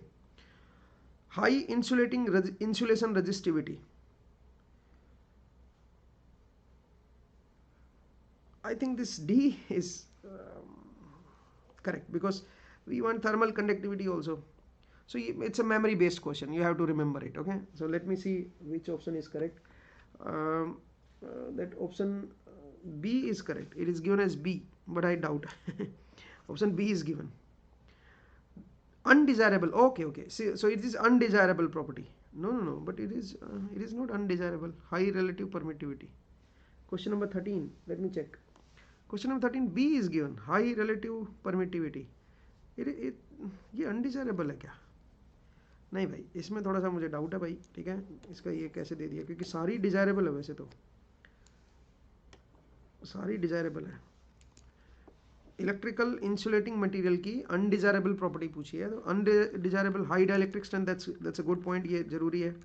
High relative permittivity जितना high होगा, yes it is undesirable. Yes, why? Because look, let me tell you how. It's a conducting wire. Okay, it's a conductor, and this is earth. Let's say it's an underground cable. So outside this conductor we have earth. Okay, earth is again a conductor. So we have two conducting surfaces, and between these two conducting surfaces we have dielectric, the insulating material. Okay, so there is a capacitance because it has high voltage. Okay, let's say the electrical wire has some 2 kilovolt. Okay, and outside we have the ground. So there is a capacitance between this conducting wire and the earth. It means the outer layer of the cable, there is a capacitance. We don't want to store the charge between these capacitors. Okay, if the relative permittivity is higher, if you increase the relative permittivity, the capacitance will be high and the stored charge will be high. It means the charge stored in the wire will be high. We don't want that. So high relative permittivity is undesirable. Okay, it is not desirable thing. I hope you understood why the cable, the electrical insulating cable, the electrical cable should have, I mean, the high relative permittivity is not desirable property, because if you increase the relative permittivity, then the capacitance of the conducting wire inside this cable with respect to that ground will be high. If that capacitance is high, it can store more charge, and we don't want to store charge in that cable. Okay, so that's the thing that you need to be careful. Okay, so you have to remember this type of thing. Okay, let's come to the next question, number 14. Question number 14 देखिए, C0 is the capacitance of a parallel plate capacitor with air dielectric. Okay, ये कह रहा है कि air dielectric है, इसका capacitance है C0. If half of the entire gap is shown is filled with the dielectric of permittivity epsilon r, the modified capacitance. It's a very simple problem. What you can do is you can break this capacitor into two parts, like this. Okay, this capacitor has epsilon r. Okay, and this has air inside it. So what is the capacitance of this? The capacitance of this air dielectric is given as C0. C0 is epsilon naught A by D. C0 is epsilon naught A by D. A by D. Now what we have done is we have broken this capacitor into two parts. Okay, so the capacitance of this side will be epsilon naught A by 2 divided by d, because the area of the plates is half. What about the capacitance of this side? It will be epsilon naught epsilon r a by 2 d. If the capacitance of this plate is C naught, then the capacitance of this side will be C naught by 2, and the capacitance of this side will be epsilon r C naught by 2. I hope you understood it. Now if you combine them, then since these two capacitors are connected in parallel, so you can just add them to get the equivalent capacitance. So the modified capacitance will be C naught by 2 1 plus epsilon r. This will be the modified capacitance. I hope you got the idea. Okay, so let's move to the next problems. Okay, so now we have these problems, guys. Okay, so the answer for this is A, Agra. Answer for the previous question was Agra. Let's come to the question number 15, 16 and 17. Question number 15, 16 and 17. You need to solve these three questions. Okay, this is for 1 mark, and this question is of 2 marks. Okay, so solve these questions, guys. So I'm giving you 2 minutes for this, 2 minutes for this, 2 minutes for this. Okay, total 6 minutes you have. Do it fast. Solve them quickly. जल्दी करो भाई, फटाफट answer चाहिए अपने को. हिंदी में continue करूं क्या मैं? बोलो भाई, हिंदी चलेगी इंग्लिश चलेगी? बताओ, मेरी इंग्लिश ज़्यादा बढ़िया नहीं है.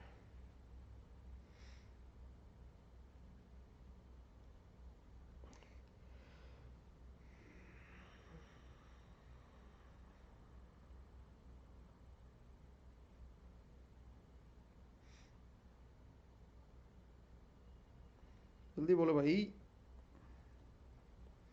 फटाफट सॉल्व करो.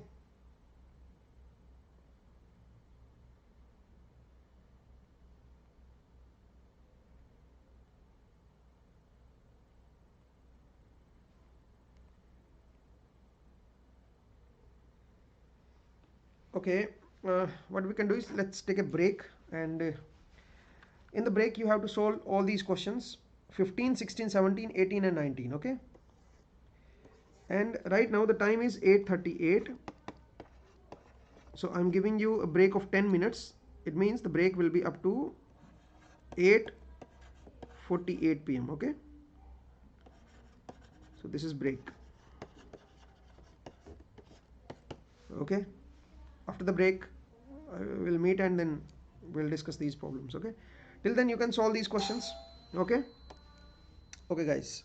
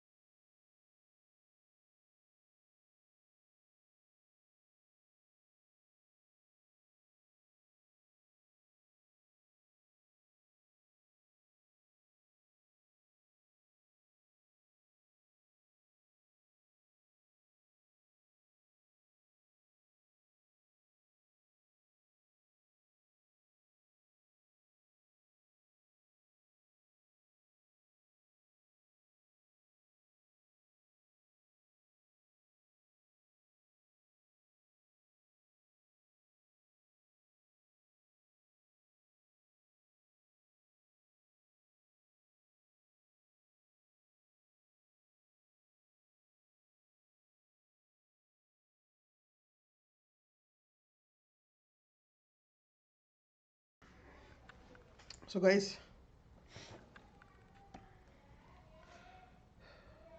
I hope you must have solved these questions. Let's discuss them. हाँ जी, डिस्कस करें भाई, बोलिए। आप लोगों ने सोल्व किया इनको? देखो कैपेसिटर से रिलेटेड कितनी प्रॉब्लम्स आती हैं। So capacitor is a very important topic, ठीक है। कैपेसिटर पे बहुत प्रॉब्लम्स पूछते हैं लोग। कैपेसिटर अच्छा होना चाहिए आपका, ठीक है। Okay, so let's try to solve this question number 15. A parallel plate capacitor consisting of two dielectric metals shown in the figure. So it is epsilon 1, epsilon 1, epsilon 2. Okay, and the distance between these two sides is d by 2, and between these two plates is d. Okay. If the potential difference between one of the plate and the nearest surface of the dielectric interface is 2 volt, okay, then the ratio of epsilon 1 to the epsilon 2 is, okay, if the potential difference between one of the plates and the nearest surface of the dielectric interface is 2 volt. So this is 2 volt and this is also 2 volt. Okay, it is given. A parallel plate capacitor consisting of two dielectric metals shown in the figure. The middle dielectric slab is placed symmetrically with respect to the plates. So it is placed symmetrically. The potential difference between one of the plates and the nearest surface of the dielectric. Okay, so this side the voltage difference is 2. Since it is placed symmetrically, so this side also the voltage difference will be of 2 volt. And the voltage difference across this plate has to be 10 minus 4, because this is 10 volt, this is 0 volt. Okay, so total voltage difference is 10. Out of this 10, 4 volt is already there, and this has to be 6 volt. Okay, so this voltage difference has to be 6 volt. Now we need to calculate epsilon 1 is to epsilon 2. Okay, so this ratio we need to calculate.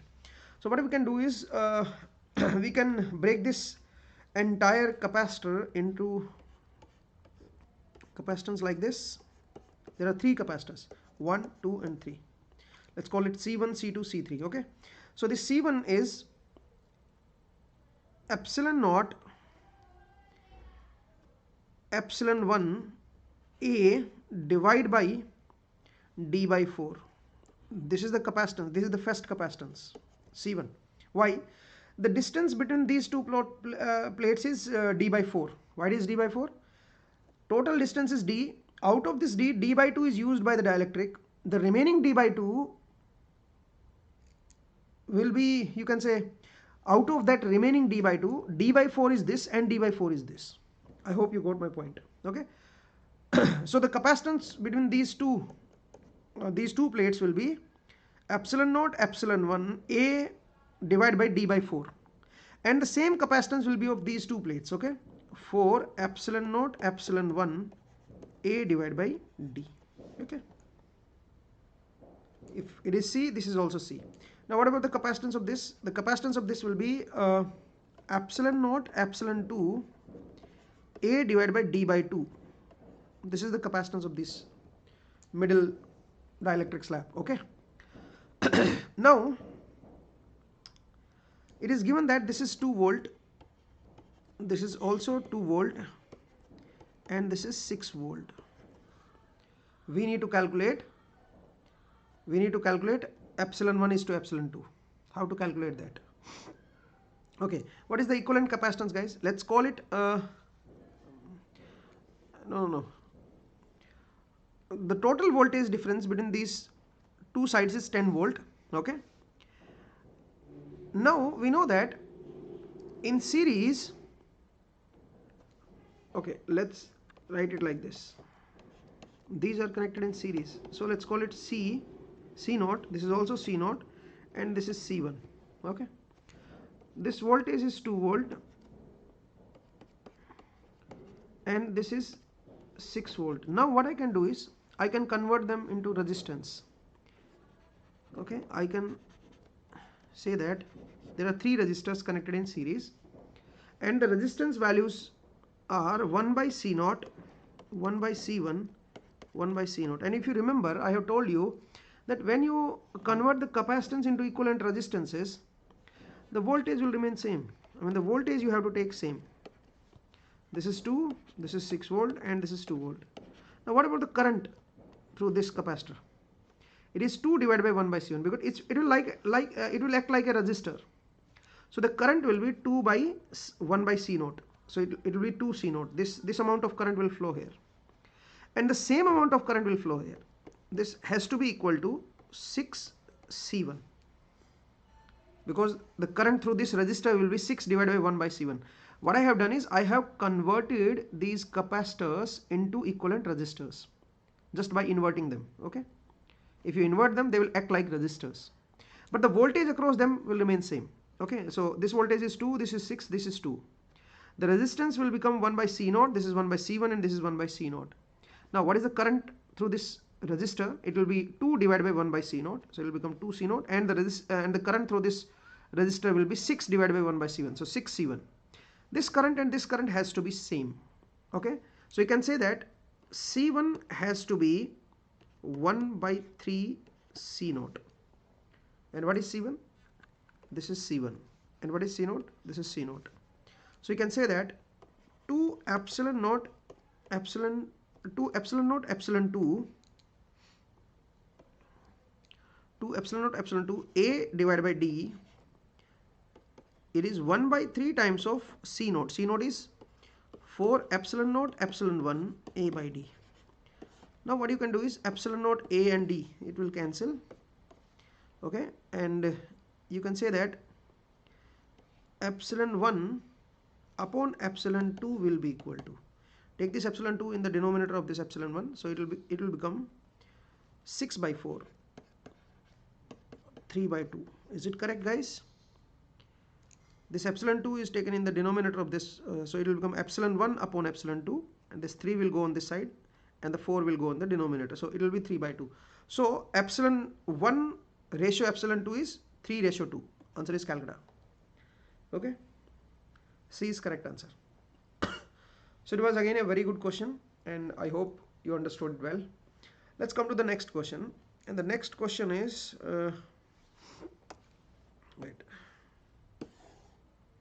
question number 16. A hollow metallic sphere of radius r is kept at a potential of 1 volt.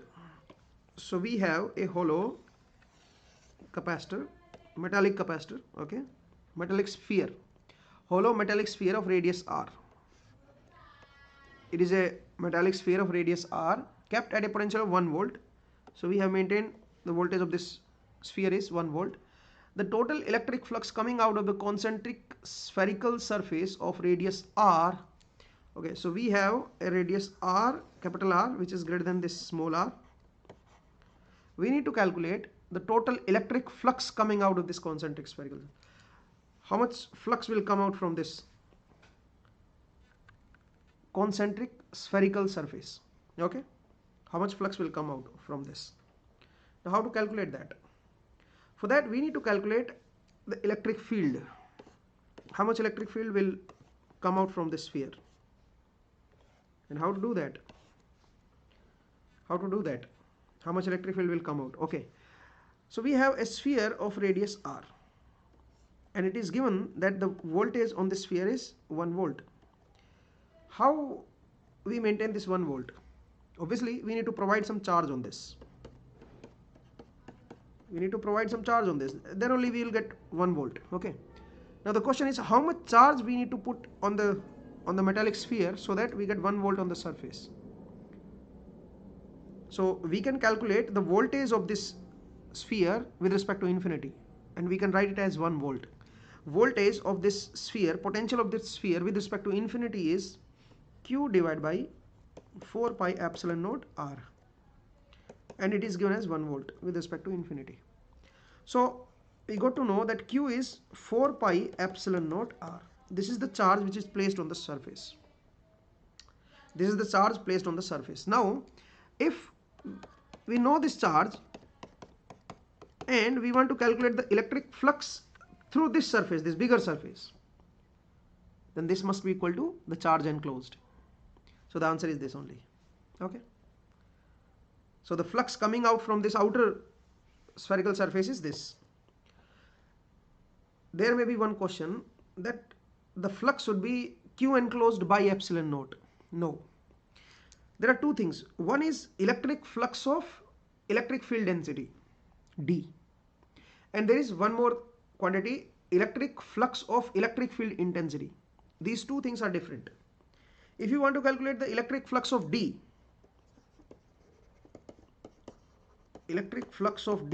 then this will be Q enclosed. If you want to calculate the electric flux of E, electric field intensity, then this will be Q by epsilon, Q enclosed by epsilon. If nothing is mentioned, you have to take this, okay, as reference, as you can say, you have to take it by default, okay. You have to take this quantity as by default. So it means the electric flux of D we need to calculate, and that is Q enclosed. What is the enclosed charge in this bigger sphere? It is this Q. So the flux will be 4 pi epsilon naught R. Answer is A. Simple problem. Okay. Let's come to the next. Question number 17. Question number 17 says, wait, let me move to this side. Okay, question number 17. A perfectly conducting metal plate is placed in XY plane in a right-handed coordinate system. Okay, so we have an XY plane. Let's say this is X, this is, okay, let's say this is X and this is Y. Okay, a perfectly conducting metal plate is placed in XY plane in a right-handed coordinate system. Okay, the charge of 32 pi epsilon root 2 coulomb is placed at the coordinate. So we have a charge. So there is a conducting plate. Size is not mentioned, so let's take it as infinite conducting plate placed in XY plane, and there is a charge, and the charge is placed at 0, 0, 2, and the charge value is 32 pi epsilon naught root 2 coulomb. This much of charge is placed at this position. Assume I, J, K cap to be the unit vector along X, Y, Z respectively at the coordinate. Now there is some point, and the point is root 2, 0. Okay, this point is in XY plane. Okay, this point is given in XY plane. Root 2, 0. Okay, so somewhere there is a point. Coordinate are mentioned. The electric field vector E. At this point we need to calculate the electric field vector. Okay, E we need to calculate at this point. Okay, so the diagram is also given. We have this conducting plate. We have this infinite conducting plate. Okay, and we need to calculate the potential of this infinitely conducting sheet. Okay, not potential, electric field at this point we need to calculate. Okay, a perfectly conducting metal plate is placed in the XY plane in a right-handed coordinate system. A charge of this is placed at coordinate 0, 0, 2. Epsilon naught is the permittivity of the free space. I cap, J cap, K cap to be the unit vector along X, Y, Z respectively. At the coordinate root 2, 0, the electric field vector E will be. We need to calculate electric field at this point. How to calculate the electric field? This conducting sheet is of infinite dimension. It means it is up to infinite. If this conducting sheet is up to infinite, then we can assume that the voltage of this conducting sheet is 0. Because at the infinity, we assume that the voltage is 0. Since it is a conducting sheet, conductor is an equipotential surface. So you can say that on this entire sheet, the potential is at 0 volt. Okay. Now, since we have this charge and there is a infinite sheet which has 0 volt, we need to find the electric field at this point. So what we can do is we can apply method of image. Okay, so if you apply method of image, we have a conducting sheet in the XY plane. Just above this, at the height of 2, we have the charge Q, and the value of Q is this. We need to find the electric field at some point on this conducting sheet, and the point is given as this. So what we can do is we can create a image charge just below it, minus Q. The coordinate of this point is 0, 0, 2, and the coordinate of this point is 0, 0, minus 2. And the point at which we need to calculate the electric field is this point. So once we create the image charge, we can remove this conducting sheet because the effect of the conducting sheet is already taken care. Okay, the effect of this conducting sheet is already taken because we have created the image charge. The image charge is, you can say, the effect of the infinite conducting sheet. So we have this Q at this point and minus Q at this point. Now we need to calculate the electric field at the point √2, √2, 0. At this point we need to find the electric field. It's a very simple problem now. How to calculate the electric field? You can apply electric field of this charge and then add it. Okay, what is the electric field of this charge? It is Q by 4 pi epsilon naught r square. What is the distance between these 2 points? The distance between these 2 points is √2 square, which is 2, plus √2 square, which is 2, plus 4, and take the root of this. Okay, so it will become √8. The distance between these 2 points is √8, and take the square of that, it will become 8. Okay, so this is the magnitude of electric field due to this charge. And what is the direction of the electric field? Since it is a positive charge, direction will be away from this. So how to calculate this direction? It is √2 minus 0 I cap plus √2 minus 0 j cap, 0 minus 2 k cap. So this is the vector divided by its magnitude. Magnitude is √8. So you can say this is the magnitude of electric field due to this charge, and this is the direction. What about this charge? The magnitude of electric field is again the same, 4 pi epsilon 8. What about the direction? Direction is in this direction because it's a negative charge. So direction will be towards this charge. And what is this direction? Minus √2 I cap minus √2 j cap and 2 k cap. 0 minus of this minus 2, it will become plus 2 k cap divided by √8. Okay, so this is the electric field in this direction, and this is the electric field in this direction. So we need to superimpose them, apply superposition to get the net electric field. So if you apply superposition, this will cancel, and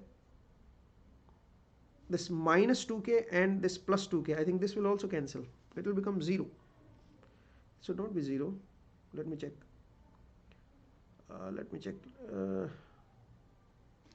This minus this. Okay, in this direction, na? So this minus it should be minus. Yes, it should be minus. It has to be minus because you can see that the direction. What is this direction? The position of this minus position of this.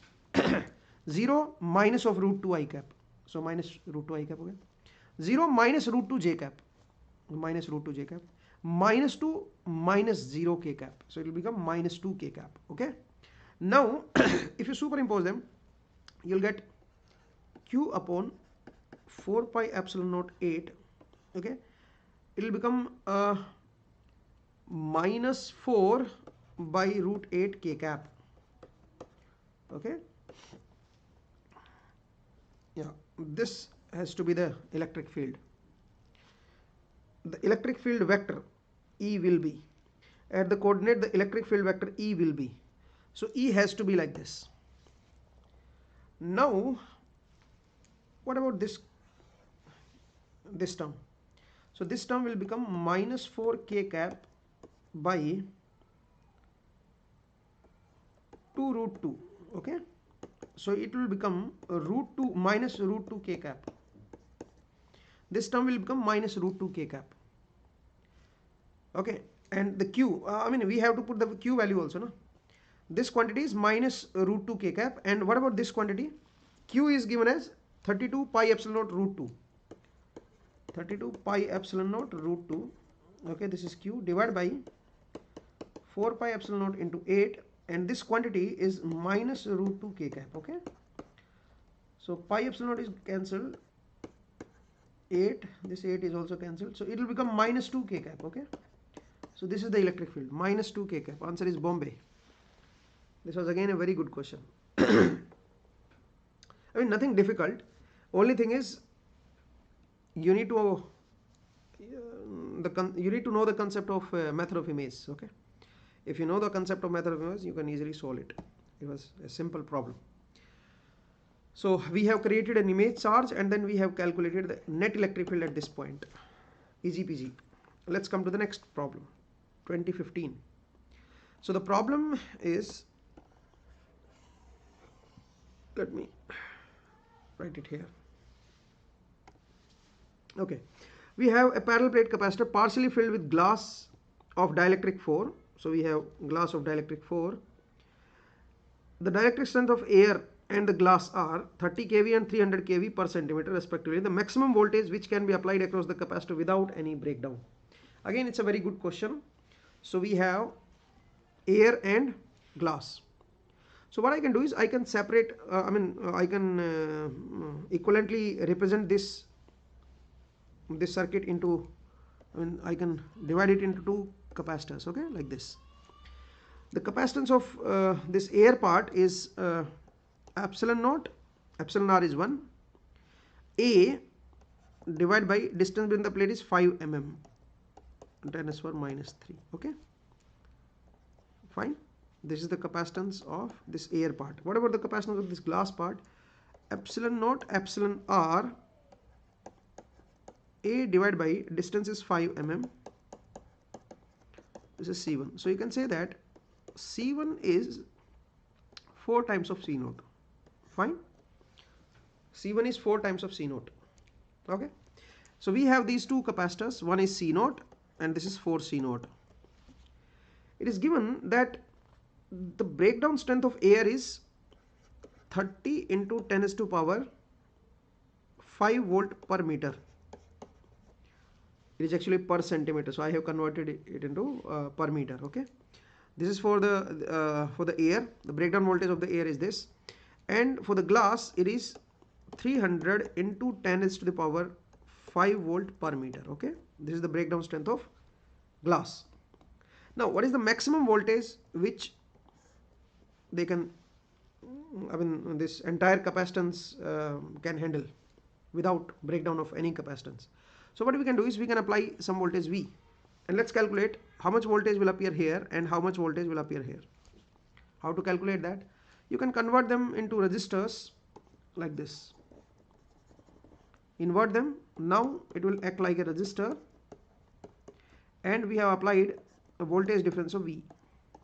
How much current will flow? V divided by 1 by C0 plus 1 by 4 C0. So it will become 4 C0 into V divided by 5. Fine. So this is the current which will flow through these capacitors. Now what about this voltage? This voltage will be current into this resistance. So the voltage across this C0 will be this current into 1 by C0. C0 will cancel, 0.8 V. So it will become 0.8 V. And this will be 0.2 V. So in terms of V, in terms of this applied voltage, we have calculated the voltage across this capacitor and this capacitor.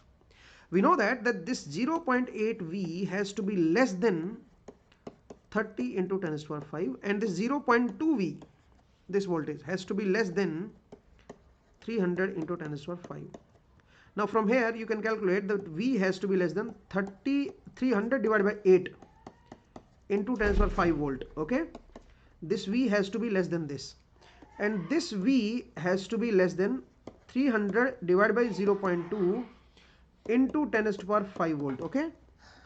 This V, okay guys, just give me 1 minute.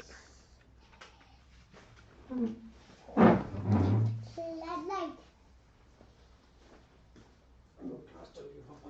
light. Pink light. Pink light.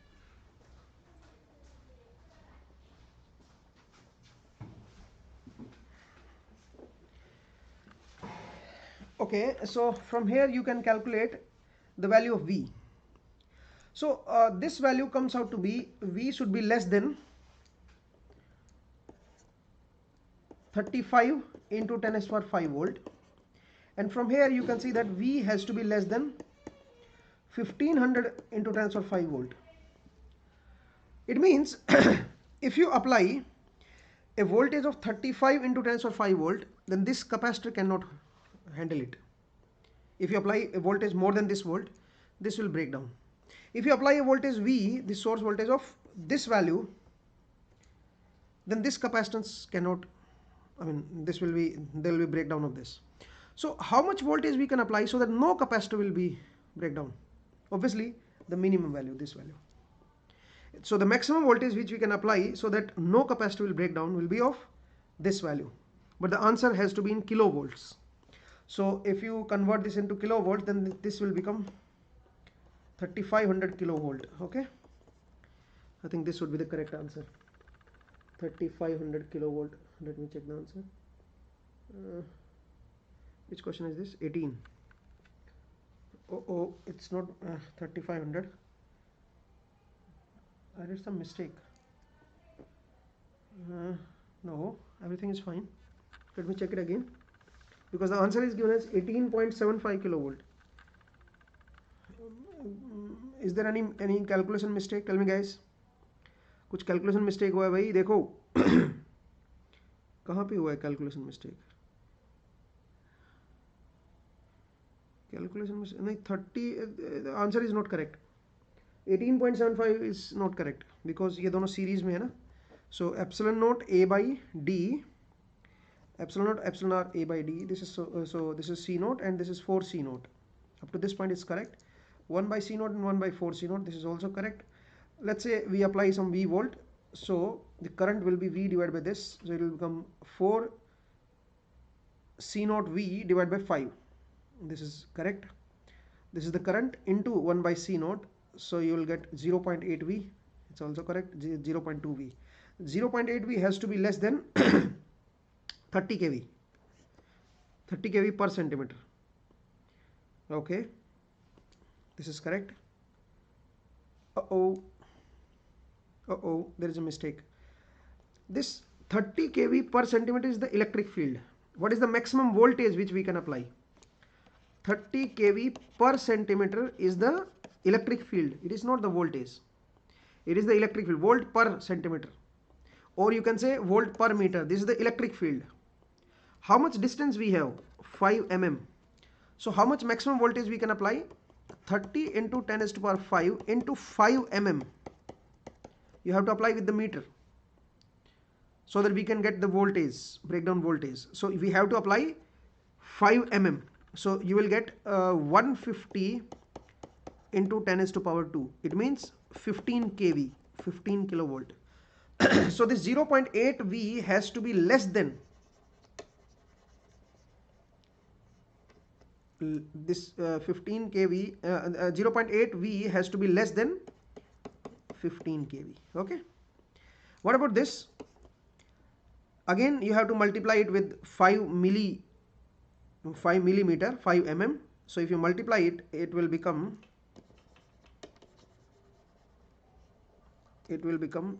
so these are the small mistakes that you need to be very careful of. Okay, 5 into 10 to the power minus 3. Okay, so it will become 1500 into 10 to the power 2. It means 150 kV. It is 150 kV. Okay, 150 kV. Now from here you can calculate the V value. So V has to be less than 15 kV divided by 8, or you can say 150 kV divided by 8. Okay, so 150 kV divided by 8 is by 2. Okay, and this has to be 150 kV divided by 0.2. Okay, 150, it has to be 150 by 0.2. Okay, so it will come out as 750 kV, and it will be 35 by 2, 18.5 kV.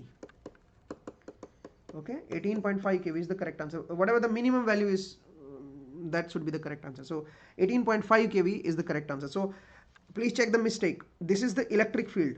Breakdown strength means the maximum potential difference per unit length. So it is the electric field. Since we know that the distance between the plates is 5 mm, so we can multiply this strength by the length, by the distance, so that we can calculate the breakdown voltage. So the breakdown voltage will be 30 into 10 power 5 into this 5 mm. 15 kV for this capacitor and 150 kV for this capacitor. Okay. So these are the breakdown voltages. Now we know that the voltage across this capacitor is 0.8 V and this is 0.2 V. So 0.8 V has to be less than 15 kV so that the breakdown of this capacitor does not happen.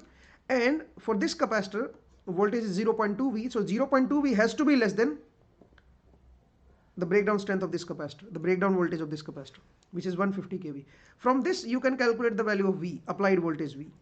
So the applied voltage V has to be less than 18.5 kV so that this capacitor does not break down. And for this capacitor, the applied voltage has to be less than 750. Up to 750 kV, this capacitor will not break down. Up to 18.5 kV, this capacitor will not break down. If we want that no capacitor will break down, the maximum voltage which we can apply here is 18.5 kV. Okay, the minimum out of these two, whatever the minimum is, that voltage we have to apply. Okay, so the answer is 18.5. That is correct. Okay, let's come to the next question. Question number 19. Question number 19. Okay, so I'm solving question number 19 here. Two semi-infinite dielectric regions are separated by a, good evening, two semi-infinite dielectric regions are separated by a plane boundary at y equal to 0. So we have a dielectric interface at y equal to 0. Okay, it means you can say the xz plane is the media interface. This is x and this is z. Okay, this is y direction. So we have this media interface. We have this media interface. Okay, xz plane is the media interface. The dielectric constant of the region for y less than 0 is 1. In this region, the epsilon r is 1. The dielectric constant for region 1 and region 2 are 5 and 2. The dielectric constant on this side is 5 and okay, 2 and 5. Okay. For y less than 0, dielectric constant is 2, and for y greater than 0, dielectric constant is 5. The electric field in region 1 is, 3I cap plus 4j cap plus 2k cap. This is the electric field in region 1. The electric field in region 2, we need to calculate the electric field in region 2. How to calculate that? With the help of boundary conditions. We know that the tangential component of electric field has to be the same. What is the tangential component? Since the media interface is xz plane, so the I cap and the k cap component of electric field will be tangential to this interface. So it will remain same in both the medium. It means for E2, I cap and k cap component will remain same. 3I cap and 2k cap. Okay. The only component which will change will be the j cap component. We don't need to calculate the j cap component, just check the options in which the I cap and k cap component remains the same. So if you see A option, I cap and the k cap component is same, and in no other option I cap and k cap component are same. So the answer is, tell me the answer. So the answer is A only. We don't need to calculate the j cap component because we know that the tangential component of E has to be same. With the help of that, we can say that in medium 2, E2 have the I cap component of 3 and the k cap component of 2. I hope it is clear. Only A option has I cap and k cap component as 3 and 2 respectively. So A answer is correct. Okay. So with the help of boundary condition, you can solve this. Let's come to the next question. Question number 20. Question number 20 says two semi-infinite conducting sheets are placed at right angle to each other. Okay. So there are semi-infinite conducting sheet. This is conducting sheet up to infinite. This is conducting sheet up to infinite, and they are placed at 90 degree to each other. Okay. A point charge of Q placed at a distance d from both the sheets. So we have a point charge Q at the distance d, and this is also a distance d. Okay. So here we have placed a charge Q, point charge. The net force on the charge Q is, the net force on this charge is Q square by 4 pi epsilon naught K by D square. This is the net force on this charge. The value of K is given by, so we need to calculate the value of K. Let's come to the next. Yeah, the value of K we need to calculate. Okay, so this is the diagram. It is also given in the problem. So we need to calculate the value of K. Okay, so we have this charge. It is the D distance. This is also D distance. We need to calculate the force on this charge. It is given that the force on this charge is what was the force? Wait. Q square by 4 pi epsilon naught K by D square. Okay, Q square by 4 pi epsilon naught K by D square. This is the force. We need to find the value of K.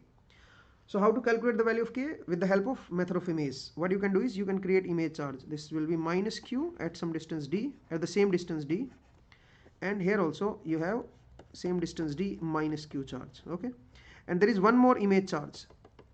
I have told you in the discussion class, if you remember the marathon session. So minus Q and this is minus Q, so there is one more image charge as plus Q. Okay, it will be placed here. Now this charge will attract this charge, so the force will be in this direction. This charge will attract this charge in this direction, and this charge will repel the charge in this direction. Okay, we need to find the net force. First of all, let's calculate the force due to these two charges. It will be Q square by 4 pi epsilon naught, and this distance is 2D, so 4D square, and this force will be in minus I cap direction. Okay, minus I cap direction. Let's come to the next force. Next force is this. It will again attractive force, so it will become Q square upon 4 pi epsilon naught 4D square, and the direction of this force will be minus of J cap. Okay, now let's come to this. It will repel. Okay, and the force will be Q square divided by 4 pi epsilon naught. What about this distance? This is D, so it will become D root 2, and double of that. So D into 2 root 2 is the distance. Okay, between these two charges, the distance is D into 2 root 2. Okay, so the force, the repulsion force will be Q square upon 4 pi epsilon naught into divided by the square of this distance, so it will become 8D square. And what about the direction? The direction will be what about the direction of this force? The direction will be at 45 degree. Okay, so you can say 1 by root 2 I cap plus 1 by root 2 J cap. This is the direction. Okay, so we have this force, and we have this force. So let's add them. What you can do is you can take the common Q square upon 4 pi epsilon naught D square. Take this as common, and here you will get minus I cap by 4. Okay, minus I cap by 4. Here it will become minus J cap by 4, and this will become plus I cap by 2 root 2 plus J cap by 8 root 2. This will become 8 root 2. Okay, 8 root 2. This is also 8 root 2. Is it fine, guys? Now this is the value of K. Okay, because I have taken this common out, so the coefficient will be the K. So what is the value of I cap component? If you can calculate the I cap component, so it will be 1 by 8 root 2 minus 1 by 4. Okay, so you can take the LCM as 8 root 2, so it will become 1 minus 2 root 2. Okay, this answer is correct. D. Easy peasy.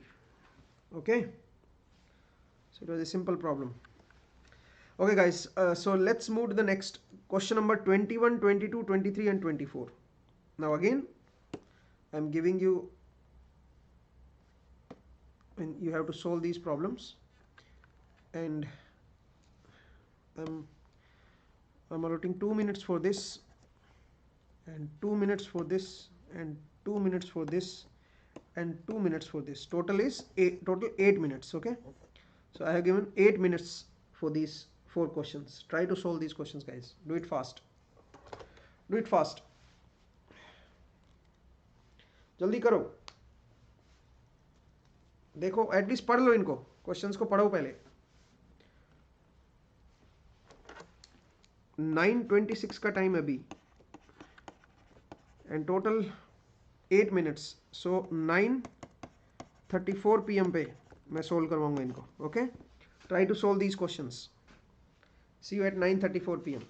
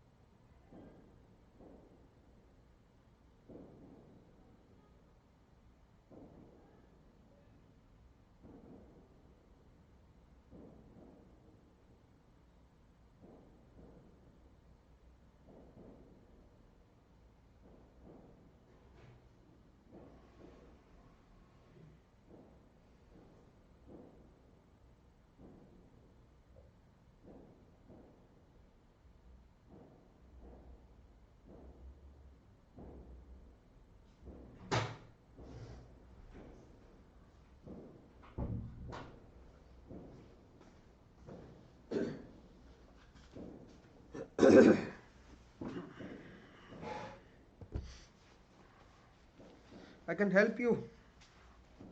If you need any help, I can help you. You can ask me in the comment section. Comment section में पूछो भाई, कोई भी doubt है तो पूछ लो।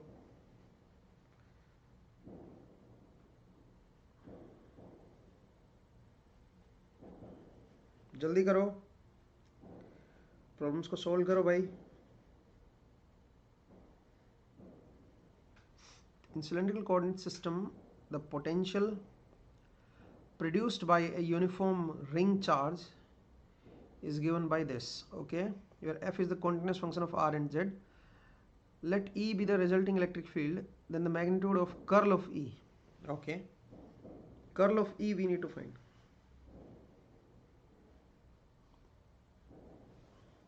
So it's a very simple problem. Question number 21. I think it's a 2-second problem, or you can say 1-second problem. Try to solve it. Do it fast, everyone.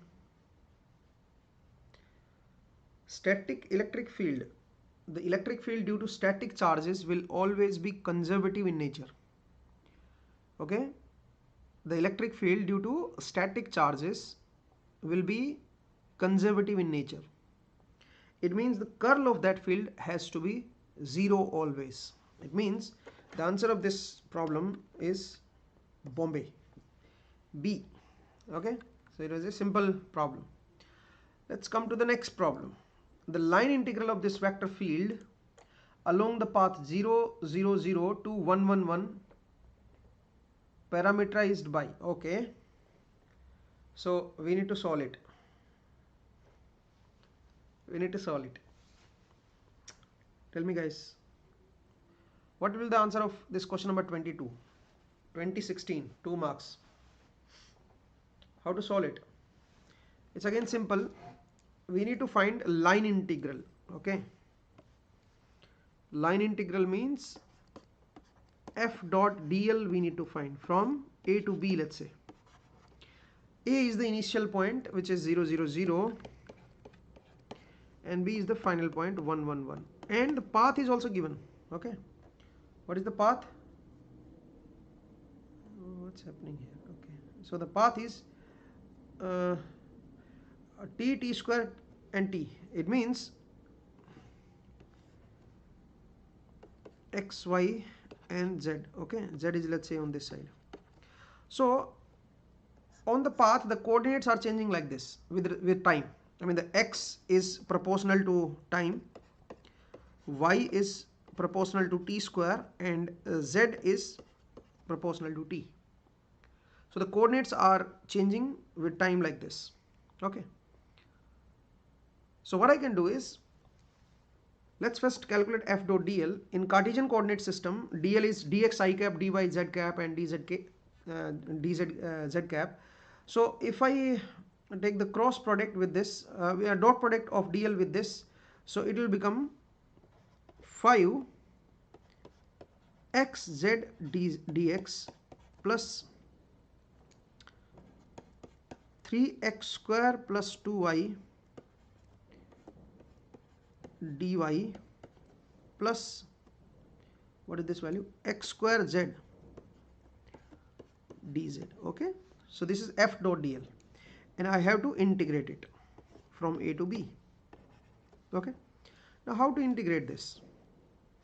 How to integrate this? It's very simple. First let's do it. 5xz dx, let's find it from A to B. Since x is changing, because we are integrating with respect to x now, and x is changing from 0 to 1. You can say that initial position was 0, 0, 0, and the final is 1, 1, 1. Okay, so x is changing from 0 to 1, so we have to put the limit as 0 to 1. But the problem here is,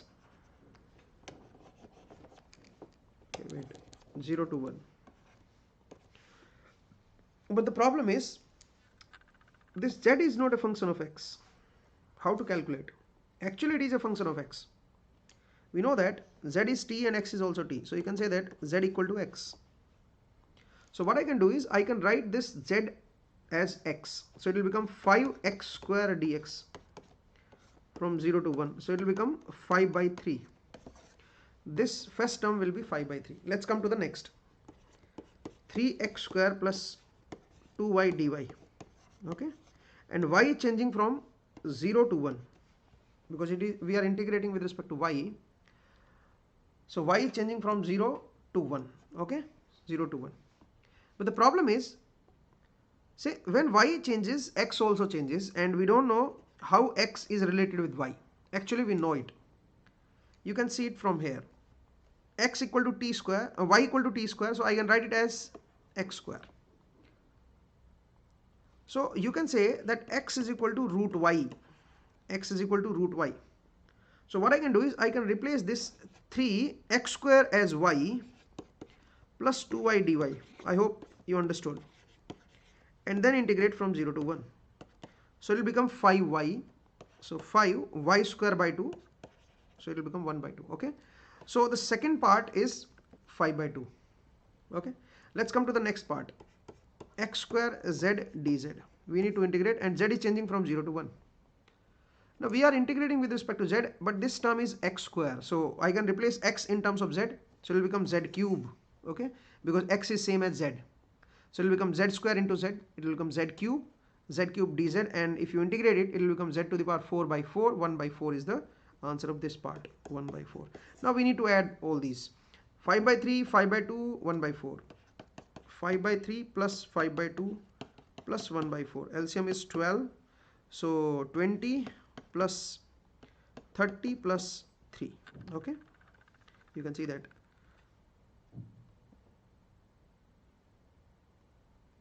Okay, so it will become 53 upon 12. Is it fine? 53 upon 12. Okay, so line integral of this field will be 53 upon 12. So the answer given is 4.41. You can check. It will be 4.41. Okay, so this is the correct answer. Let's come to the next question. Question number 23. Guys, two electric charges Q and minus 2Q are placed at 0, 0 and 6, 0 on XY plane. Okay, wait. Okay, so two charges Q and minus 2Q are placed at 0, 0 and 6, 0 on XY plane. The equation of zero potential curve on XY plane is, okay, so we need to find the zero potential curve. It means equipotential curve we need to find.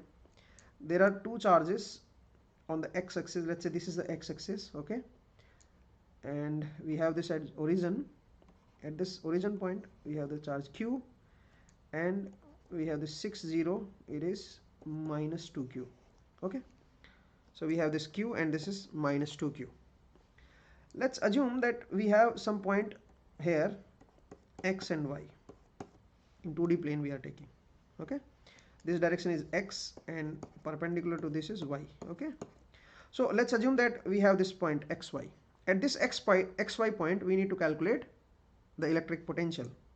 So due to this charge, the electric potential will be Q divided by, let me write it here, Q divided by 4 pi epsilon naught R. And what is the R?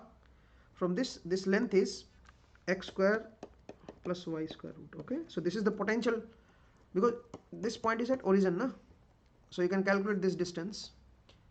Okay, so the potential due to this charge at this point is this. What about this minus 2Q? So the potential due to this minus 2Q will be minus 2Q upon 4 pi epsilon naught root of, what about this distance? This distance is, actually this point is located at 6, 0. So the distance will be x minus 6 square plus y square. Okay, so this is the potential due to this minus 2Q charge at this point, and the total potential, if I superimpose them, the total potential has to be 0. Okay, now you can take this Q upon 4 pi epsilon naught as common, so you will get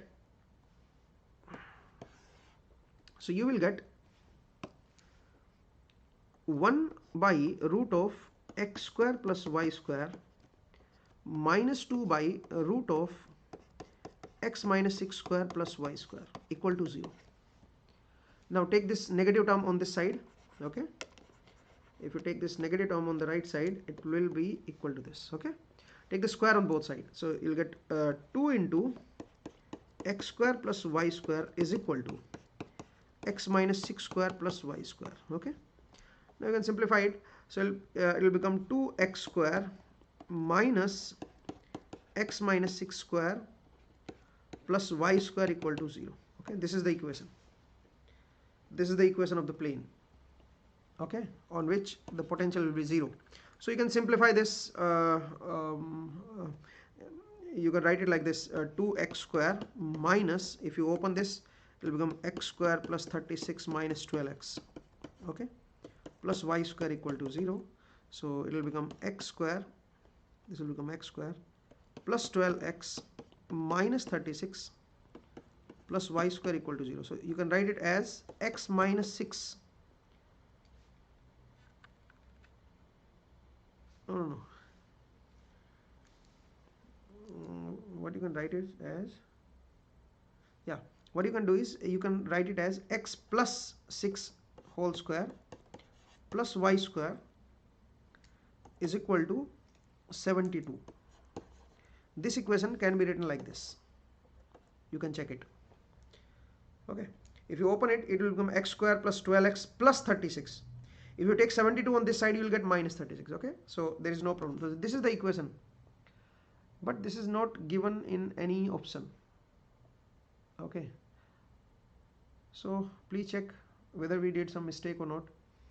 Let me check it again. The potential due to this charge is q upon 4 pi epsilon naught root of x square plus y square, and the potential due to this is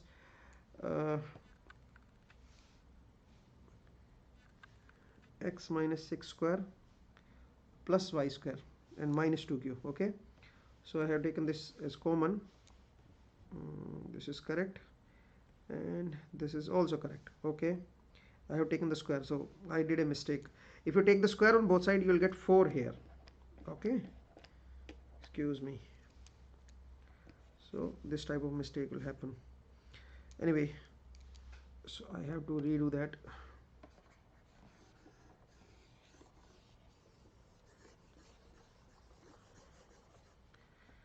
Okay, let's see.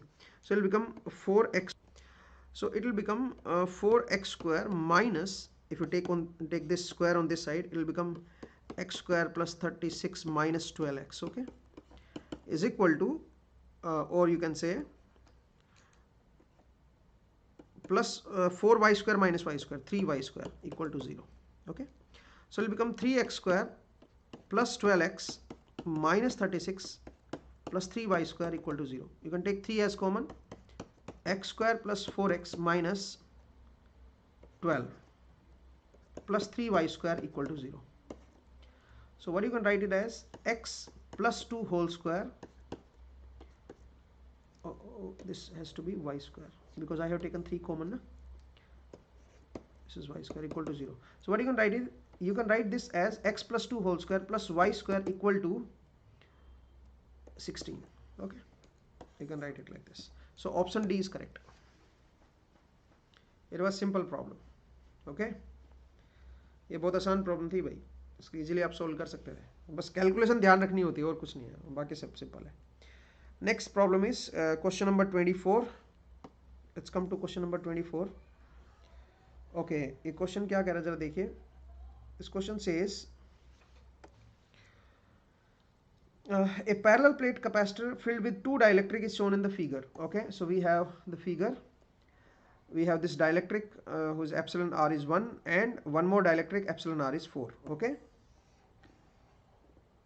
a parallel plate capacitor filled with 2 dielectrics shown in the figure. If the electric field in the region A is 4 kV per centimeter, the electric field in region V will be in kV per centimeter. Okay, so the electric field in this region is provided. Okay, electric field in this region is provided. Wait. Yeah, so the electric field in this region is provided 4 kV per centimeter. What is the electric field in this region? Obviously the tangential component has to be the same because this is the media interface. If you apply the boundary condition, this electric field is tangential to this interface, and we know that the tangential component of electric field has to be the same. So this electric field will also be 4 kV per centimeter. So answer is Calcutta. Okay, very simple. Let's move to the next question. Question number 25. Question number 25.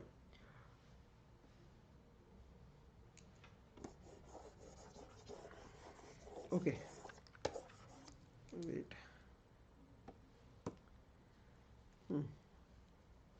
Okay guys, let's see question number 25. So question 25 says two electrodes whose cross section view is shown in the figure below are at the same potential. These two electrodes are at the same potential. The maximum electric field will be at the point. At which point the electric field will be maximum? At which point the electric field will be maximum? So there are two electrodes whose cross section view shown in the figure are at the same potential. They are at the same voltage. The maximum electric field will be at the point A, B, C, D. At what point the electric field will be maximum? We need to calculate that. Tell me which options would be correct. Tell me guys, कौन सा answer इसका correct होगा? बताओ. They have the same potential.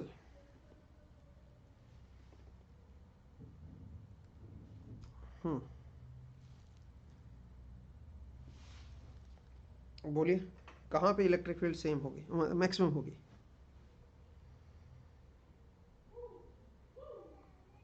कहाँ पे electric field maximum होगी बताइए.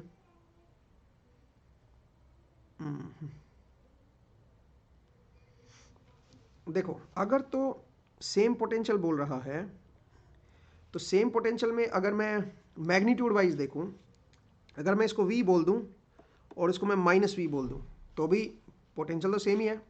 ठीक है, I mean the magnitude same ही है. तो उस केस में C पॉइंट पे मैक्सिमम इलेक्ट्रिक फील्ड होगी. बिकॉज एक पॉजिटिव है एक नेगेटिव है, तो जितना ज़्यादा नज़दीक होगा वहाँ पे इलेक्ट्रिक फील्ड उतनी ज़्यादा स्ट्रॉन्ग होगी. तो उस केस में C आंसर करेक्ट होगा. In case they have the same potential of opposite polarity. But यहाँ पे क्योंकि ऑपोजिट पोलैरिटी बोला ही नहीं कहीं पे. सो अगर मैं इन दोनों को सेम लेता हूँ, देन जो इलेक्ट्रिक फील्ड मैक्सिमम होगी दैट विल बी एट ए. तो उस केस में इलेक्ट्रिक फील्ड जो है ए पे मैक्सिमम होगी, बिकॉज सारा का सारा चार्ज जो है रिपेल होके इधर आ चुका होगा. बिकॉज अगर दोनों पे सेम चार्ज है, इस पे भी क्यू है और इस पे भी क्यू है, जब उनको नज़दीक लाओगे then they will repel each other. The same charge will repel. So the maximum charge will be in this zone. Okay, and because of that electric field will be maximum at this A point if they have the same potential of same magnitude, I mean of same value, positive, I mean they are not opposite. ठीक है, अगर same है तो A पे होगा, अगर opposite है तो C पे होगा. अब आई डोंट नो इसका क्या आंसर दिया है, लेट मी चेक. 2016 वैसे देना चाहिए, otherwise you can claim it. ठीक है, कि भाई सेम पोटेंशियल का मतलब क्या है फिर? सेम पोटेंशियल V और -V और V और V. ठीक है, तो वो चीज़ है. Let me check. The answer given is at C. Okay, C is given as. So it means he is taking one at V and one at -V. Okay, he is taking like this. Then only at this C point, because उस case में क्या होगा कि ये जो negative charge होगा और ये वो पॉजिटिव चार्ज होगा अट्रैक्टेड होगा. यहाँ पे बहुत ज़्यादा विसिनिटी में चार्ज बहुत ज़्यादा हो जाएगा. ओके, और इधर आपका नेगेटिव चार्ज बहुत ज़्यादा होगा, तो यहाँ पे बहुत ज़्यादा स्ट्रॉन्ग इलेक्ट्रिक फील्ड आपको देखने को मिलेगी. Okay, so then only C option is correct. I hope ये आपको समझ आया. Okay, let's move to the next question, and the next question is 26, question number 26. Okay, question 26 says, let's check question 26. Consider an electron, a neutron and a proton. Okay, electron has negative charge, neutron is neutral, and proton has the positive charge. Initially at rest and placed along a straight line. Okay,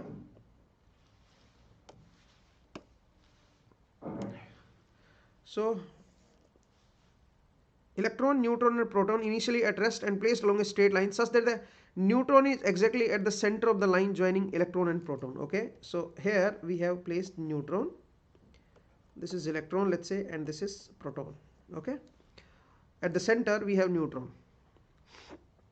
At t equal to 0 particles are released but are constrained to move along the same straight line. Which of these will collide first? कौन सा पहले collide करेगा? ठीक है, इस पे भी force है, इस पे भी फोर्स है, कौन सा कोलाइड करेगा? देखो दोनों पे फोर्स सेम है. ओके, दोनों में फोर्स सेम है, तो कौन सा जल्दी ज़्यादा एक्सेलरेट होगा, न्यूट्रॉन से कौन सा कोलाइड करेगा ये पूछा है आपसे, which will collide first. So we know that force upon mass, ये आएगा acceleration of electron, and force upon mass of proton ये आएगा acceleration of proton. Since the mass of proton is higher than the mass of electron, so the acceleration of electron will be more. Okay? और क्योंकि इसकी acceleration ज़्यादा है तो ये जल्दी स्पीड गेन करेगा and it will reach at this position first. Okay, ये यहाँ पे जल्दी पहुँचेगा और इसे कोलाइड करेगा. So electron will collide, electron and neutron. D option should be correct. Okay, D option is correct. So it was a simple problem, 1 mark. Next, let's come to the next question. Question number 27. Consider a solid sphere of radius 5 cm placed made up of a perfect electric conductor. If 1 million electrons are added to this sphere, these electrons will distributed. Okay, so we have a conducting sphere of radius 5 cm. And the sphere is made up of ideal conductor. Okay, so we have the situation like this. We have a sphere of ideal conductor. Okay, 1 million electrons are added to the sphere. 1 million electrons means 10 lakh.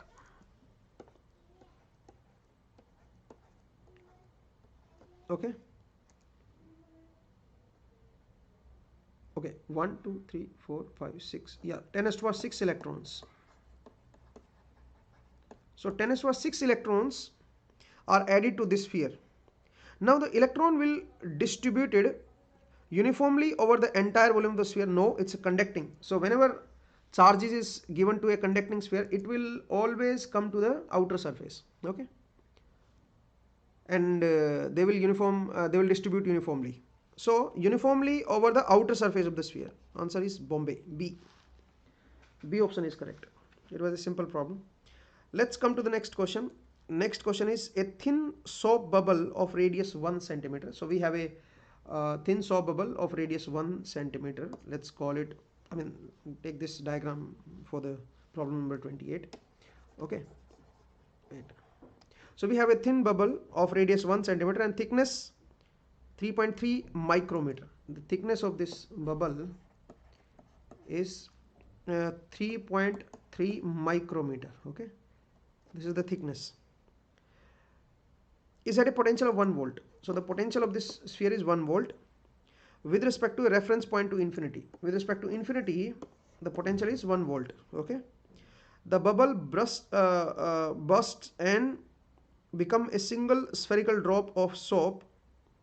Okay, so it bursts and then it will become a single drop. Okay. The bubble bursts and become a single spherical drop of soap, assuming all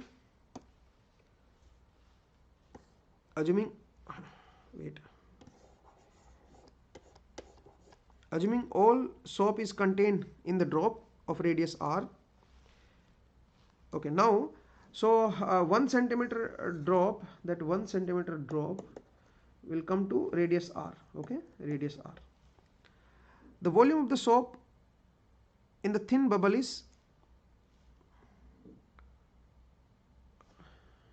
and this thickness was very small, thickness was A, it was 3.3 micrometer. Okay, and the radius was 1 centimeter. Now it will become of radius r. The volume of the soap in the thin bubble is 4 pi r square A. This is the volume. Okay, and that of drop. Okay, in this case the volume of the soap was this, it is given as r. Okay, r was 1 centimeter. So the volume of the soap in this case was this, and when it comes to like drop, then the volume will become 4/3 pi r cube. Okay, the potential in volts of the resulting single drop with respect to the same reference point. Okay, so it's a simple problem. In this case the potential was, come to the previous problem, potential was at 1 volt. Okay, it means when this was the situation, the potential was 1 volt with respect to infinity, and the volume of the soap was this. Okay, now when it is burst into this single drop, the potential the volume of the soap become this. We need to find the potential. Okay, now what we can do is, let's first compare the volume, because volume has to be the same. So 4 by 3, let me write it here, 4 by 3 pi r cube has to be equal to 4 pi r square into A. Okay, so 4 pi will cancel. Now you can say that r is equal to r cube equal to 3 r square A. So r has to be 3 r square A raised to the power 1 by 3. This is the radius of this soap, and we know that the charge will remain same, so the charge will be q charge was here, the same charge will be here. Okay, it is given that the voltage in this situation was q upon 4 pi epsilon naught r. R is the radius, so the potential of this is 1 volt. Total charge on this sphere is q, radius is r, so the potential will be 1 volt. Now the radius has become small r, so the potential will become q upon 4 pi epsilon naught r. This is the potential. We need to find this. Okay, now how to find it? It's very simple. We can replace this r with this. Okay, let's replace it. So q upon 4 pi epsilon naught r is 3 r square A raised to the power 1 by 3. So this is the new voltage, this is the new potential. We need to find this. How to find it? Let's first calculate the value of this, q upon 4 pi epsilon naught. So q upon 4 pi epsilon naught is capital R.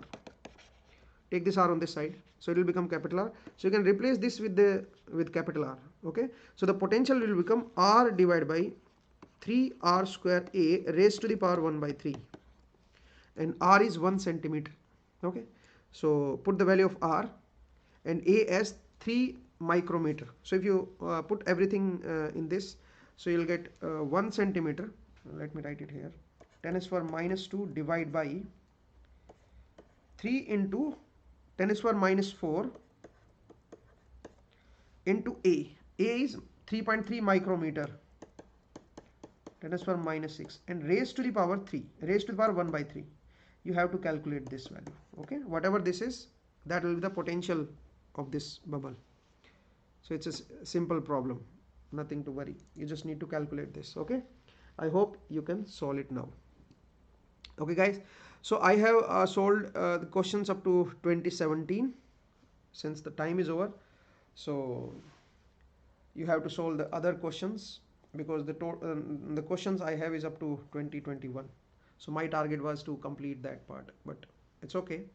You have to solve the remaining questions, because the questions are repetitive. The questions are repeating every year. Okay, so you can solve all these questions, and these are very easy problems. So guys, it's time to pause now. I'll see you in the next class. Next class will be of power electronics. Okay, and it will be on Monday. Okay, tomorrow there is an exam of instrumentation students, so best of all for all the instrumentation student, and good luck. Okay, so that's all for today. If you have any doubt, any problem, you can ask me. बोलिए भाई, कोई भी किसी को कुछ पूछना है तो आप पूछ सकते हो दोस्तों.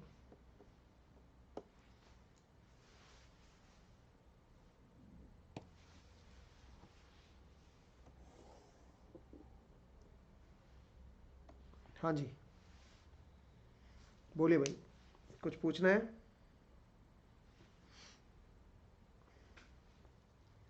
किसी को भी कुछ पूछना है भी पूछ लीजिए. आज का क्लास हो गया है, तो मैंने आप इलेक्ट्रोस्टैट और वेक्टर कैलकुलस कंप्लीट करा दिया है. ठीक है, मतलब जो बेसिक ऑफ जो होता है वो मैग्नेटोस्टैट रह गया, मैक्सवेल इक्वेशंस रह गया. अब ये दोनों जो चैप्टर थे, ये देखो, अब ईसी वालों के लिए इनमें से 3-4 नंबर का आता है. ठीक है, इलेक्ट्रिकल वालों के लिए तो मेन इंपॉर्टेंट है ही है. ठीक है, तो इसको अच्छे से तैयार कर लें भाई. मैग्नेटोस्टैट थोड़ा बहुत रह गया है, तो कोई बात नहीं, उसको हम नेक्स्ट टाइम करेंगे. ठीक है, जब भी कोई सेशन होगा EMFT का, तो उसमें हम कवर करेंगे. ठीक है, तो आज के लिए इतना ही करते हैं दोस्तों. नेक्स्ट क्लास में फिर से आपसे मुलाकात होगी. अपना ख्याल रखिए, पढ़ते रहिए, मुस्कुराते रहिए, नेक्स्ट टाइम मिलेंगे। Thank you and take care, bye.